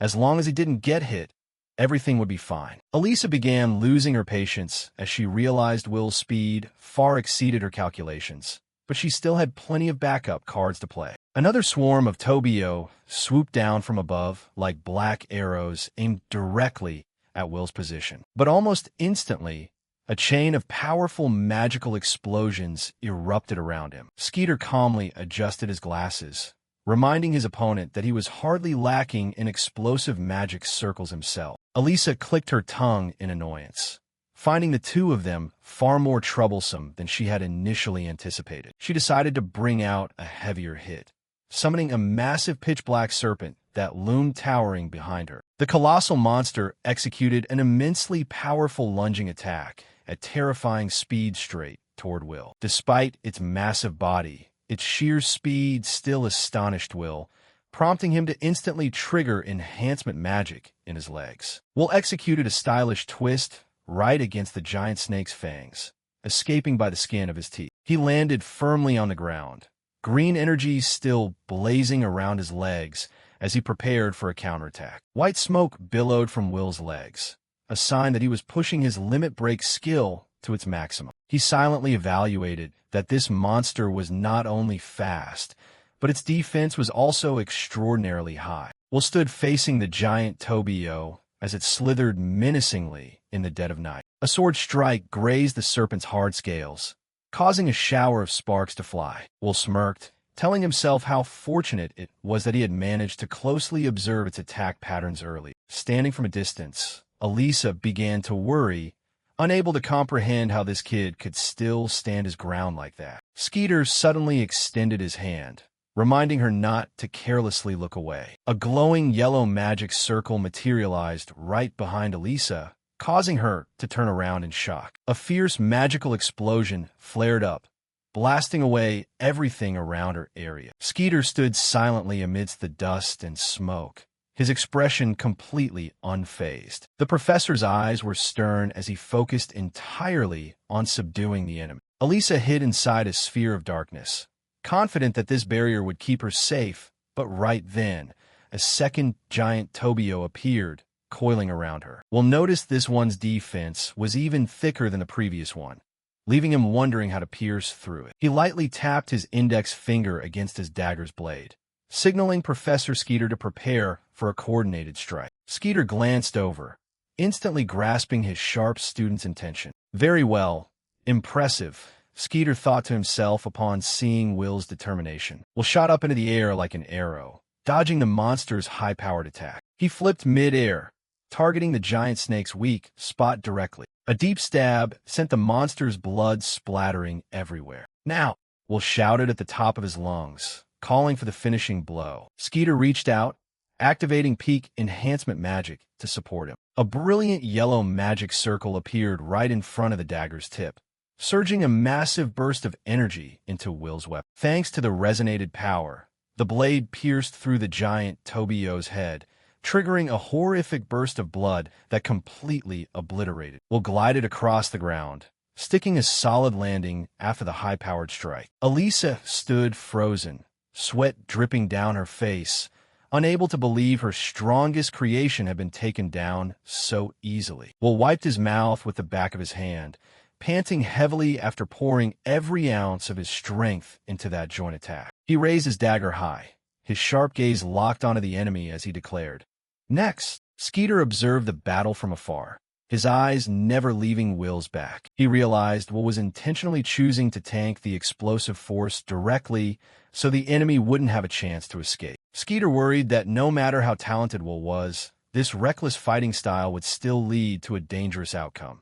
Adjusting his glasses slightly with a tense look at the situation, Elisa stood amid the shadow snakes, mockingly asking if she was really at a disadvantage. Will was breathing hard, yet still pressed her to answer if she was planning to surrender right then. She smirked, announcing that the plan had just undergone a slight change. She waved a casual goodbye and began asking Skeeter about his research facility. Elisa brought up the villagers in the nearby settlement, causing both of them to freeze as she hit their weak spot. A swarm of shadow snakes began slithering rapidly toward the village amid Elisa's triumphant laugh. Seeing her opponents' faces turn pale, she decided she would launch a direct attack there. Seeing such a massive number of snakes, Will began to feel deeply concerned. Skeeter immediately activated a magic circle, asserting that they couldn't let a single one slip past. A series of fiery explosions swept away the swarm, targeting the residential area. Elisa watched from afar, daring Skeeter to see how long he could hold out against this legion. Skeeter responded firmly, asserting that no matter the number, it wouldn't be an issue. Will realized a few snakes were lurking, watching for an opening to strike, so he swung his blade to slice them down, reminding himself not to get hit by the cursed poison even once. Will was resolute in protecting their rear, refusing to let a single snake slip through, his eyes ablaze with overwhelming bloodlust. Elisa smirked, praising Will's persistence before feigning a retreat to test the waters. Will didn't hesitate and charged straight forward, viewing her as a vital clue regarding the cult and shouting that he wouldn't let her escape so easily. Suddenly, Skeeter realized something was off, his eyes widening in shock. Will charged right up to Elisa, but she remained completely still with a mysterious smile. Her eyes flashed with a purple glint, laughing gleefully because the prey had taken the bait.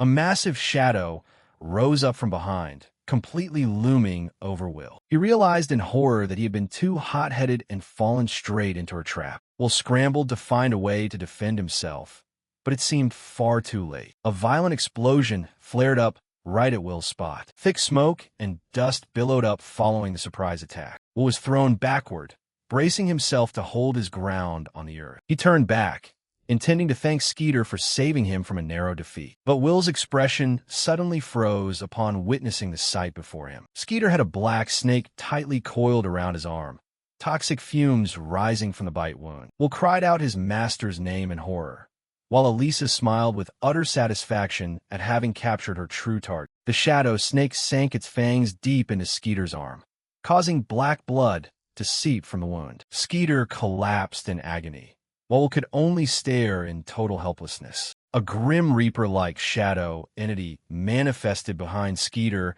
as if signaling that death was drawing near. Will was about to rush forward, but the cultist woman immediately ordered him to halt. Elisa threatened that if Will made another move, she would finish Skeeter off right then and there. She strolled over leisurely, mockingly adding that her snakes had also finished their job of wiping out the targets. Will was horrified to see an immense number of Tobio snakes surrounding them, bitterly realizing that Skeeter had exposed a flaw solely to save his life. Will clenched his fists, blaming himself for letting the enemy slip through their defenses. Skeeter painfully called Will's name, while the youth could only watch his master collapse in utter shock. He chided Will for taking too much on himself, then reminded him that he still had so much left to teach him. Elisa mocked Skeeter's stubborn endurance, while he still tried to urge Will to ignore him and stop her. The cruel cultist stepped on Skeeter's head to show off her dominance right in front of Will. She set a condition that she would release Skeeter if Will behaved and followed her orders. Even while being trampled, Skeeter remained steadfast in his belief that Will would defeat her, even if he had to lay down his life. Elisa's eyes suddenly turned ice cold, and she announced she would end the old professor right away. She was about to strike when she suddenly froze, sensing an unfamiliar surge of energy rushing toward them. A beam of green light cut through the night sky, severing Elisa's cruel intention. Will couldn't help but be amazed to see someone coming to his aid at the very last moment. He realized it was Rare. The little dragon had awakened its energy to support him. Rare flew to his side with its wings glowing brilliantly, and Will called out its name with newfound hope. Will told himself he couldn't afford to hesitate any longer. Taking down this woman was his sole mission now. Will began questioning the cultist woman, realizing she didn't actually have the ability to instantly trigger the toxin to kill someone as she had threatened. Hit right where it hurt, Elisa asked irritably what he planned to do if she couldn't. Will stated that in that case, he had no reason left to hesitate in destroying her. A giant serpent entity arose at Elisa's command as she challenged him to try and charge at her. Will mentally calculated how to take down that massive monster without Skeeter's magic support by his side. Rare let out a soft cry, as if reminding Will of a certain plan. Looking into the glowing eyes of the little dragon, Will seemed to fully grasp its intention to coordinate. He decided to gamble everything on Rare and prepare for a final decisive blow, both of them erupting with bloodlust at once as they charged straight forward to execute an all-out combined attack. Looking at Rare, Will seemed to understand what the little dragon was planning to do. Rare's eyes were filled with determination, and Will knew he had to make a big decision. "All right, I'm betting on you, buddy."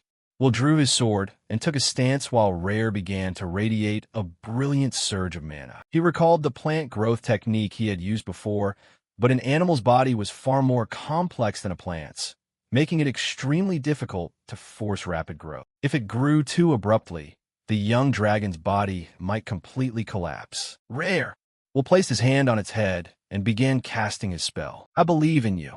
He channeled a massive amount of mana, carrying out the force growth process. Rare's eyes transformed, becoming sharp, cold, and unusually regal. Its glossy black dragon claws began to lengthen, glowing with a bright blue light. The little guy's teeth also grew significantly sharper during the transformation. A pair of massive dragon wings suddenly spread wide, casting a shadow over the entire area. In the blink of an eye, Rare transformed into a gigantic black dragon, standing towering beside Will. Will panted heavily, his face dripping with sweat after consuming an unimaginable amount of mana. For an ordinary creature, that staggering amount of mana should have shattered its body to pieces. But Rare was able to contain that entire power source within its massive new frame. Elisa held the redstone in her hand, still trying to act confident even though she was starting to feel uneasy inside. But as the imposing black dragon stepped forward,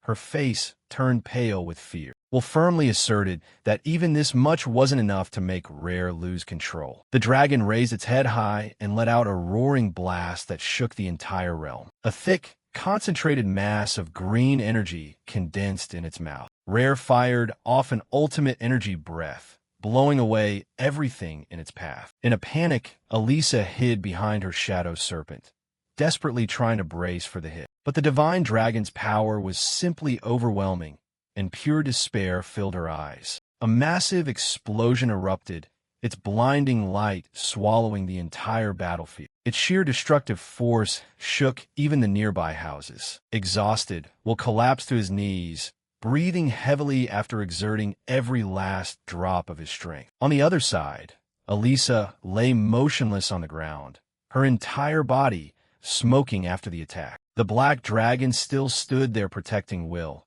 its aura remaining terrifyingly fierce. Immediately after, it began to glow brilliantly and steadily shrink in size. Will watched in complete amazement. Little Rare had returned to its tiny original form, looking totally clueless, as if it had no idea what had just happened. Dragons really are mysterious creatures, Will smiled softly. But then his eyes hardened as he suddenly remembered something critically important. He rushed over to where Skeeter lay collapsed, continuously calling out to his master. Kneeling beside him, Will prepared to perform emergency healing magic. He blamed himself for not arriving in time to stop the poison from spreading. The cursed poison was brutally cruel, inflicting terrible pain that no ordinary person could endure. I can heal him, but my energy... Will worried as his own stamina was running dangerously low. Rare also hopped onto Will's shoulder, growling anxiously as it looked at the Archmage. Elisa stood frozen, her face a picture of complete shock at what was unfolding. She stepped back trembling, muttering under her breath that things weren't supposed to go like this, and even her shadow, Serpent, was gone. Will knelt beside Skeeter, drenched in sweat, realizing the situation was taking a turn for the absolute worst. Elisa started to run away. Will grit his teeth in frustration, knowing that if he didn't give chase, she'd escape for good. But Skeeter softly opened his eyes, looking at Will with deep understanding as he saw his student hesitate. Will, choose what you truly want to choose, Skeeter wheezed out. Will froze, his eyes widening at his master's unexpected advice. Even while enduring excruciating pain, a faint, trusting smile appeared on Skeeter's lips. Will stood before two grim choices: chase down the enemy or save his most important teacher's life. I choose you, Master Skeeter, he yelled, his eyes now resolute without a shred of doubt. Skeeter smiled contentedly, knowing that if Will stopped to save him now, the enemy might escape forever. Will poured every bit of his remaining mana into his hands resting on Skeeter's chest, giving up the pursuit to hold onto his teacher's life. Courageously facing this choice would surely become a source of immense strength for Will later on. Skeeter lay there, his body trembling under the effects of the healing magic, hoping his student had made the right choice. In the distance, Elisa kept looking back over her shoulder, her face drenched in sweat and consumed by terror. She used every last bit of her strength to flee the battlefield, desperate to escape the divine dragon's wrath. Compared to detonating it from afar, direct contact with the target caused far more devastating consequences. Will no longer cared about her, focusing entirely on the spell Circle glowing beneath his hands. The surge of power erupting from within Elisa was far more horrific than anything she could have ever imagined. She screamed in agony as her own magic ravaged her body from the inside out. Elisa collapsed to the ground, without a single ounce of strength left to fight back. It hurts so much. I can't take it anymore.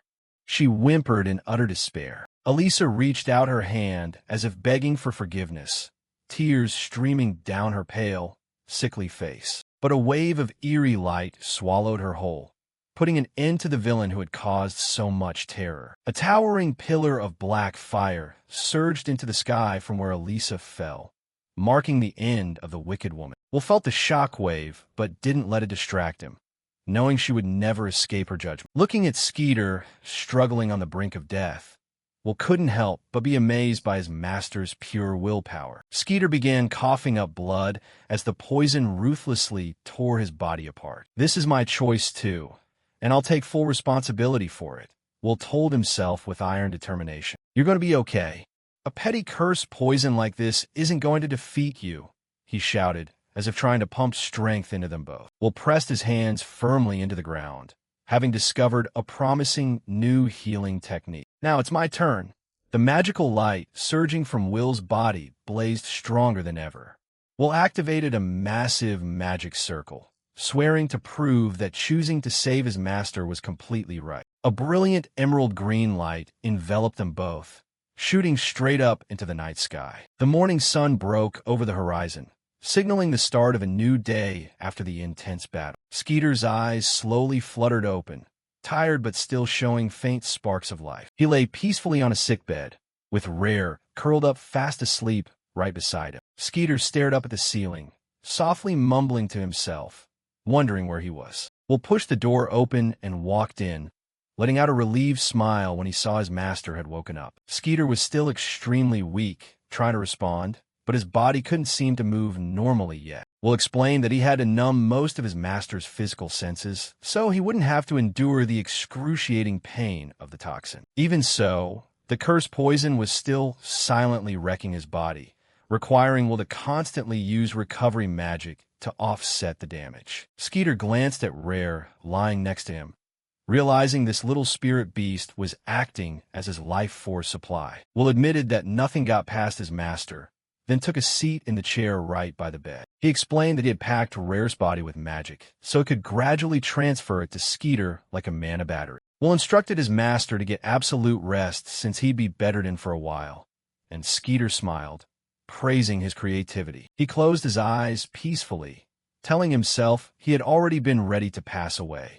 But this outcome was more than satisfying enough. Will paused thoughtfully for a moment, then asked why his master was so willing to teach everything to someone he had just met. Skeeter gazed into the distance, beginning to talk about the limits a researcher inevitably runs into when reaching the absolute peak of knowledge. He used to fear his life would end before he could unravel all the mysteries surrounding monsters. But seeing how Will put his absolute all into his work had given him his courage back. The image of Will walking up the stone steps symbolized inheriting the path Skeeter had walked. Skeeter believed his journey could serve as a compass to guide a genius like him.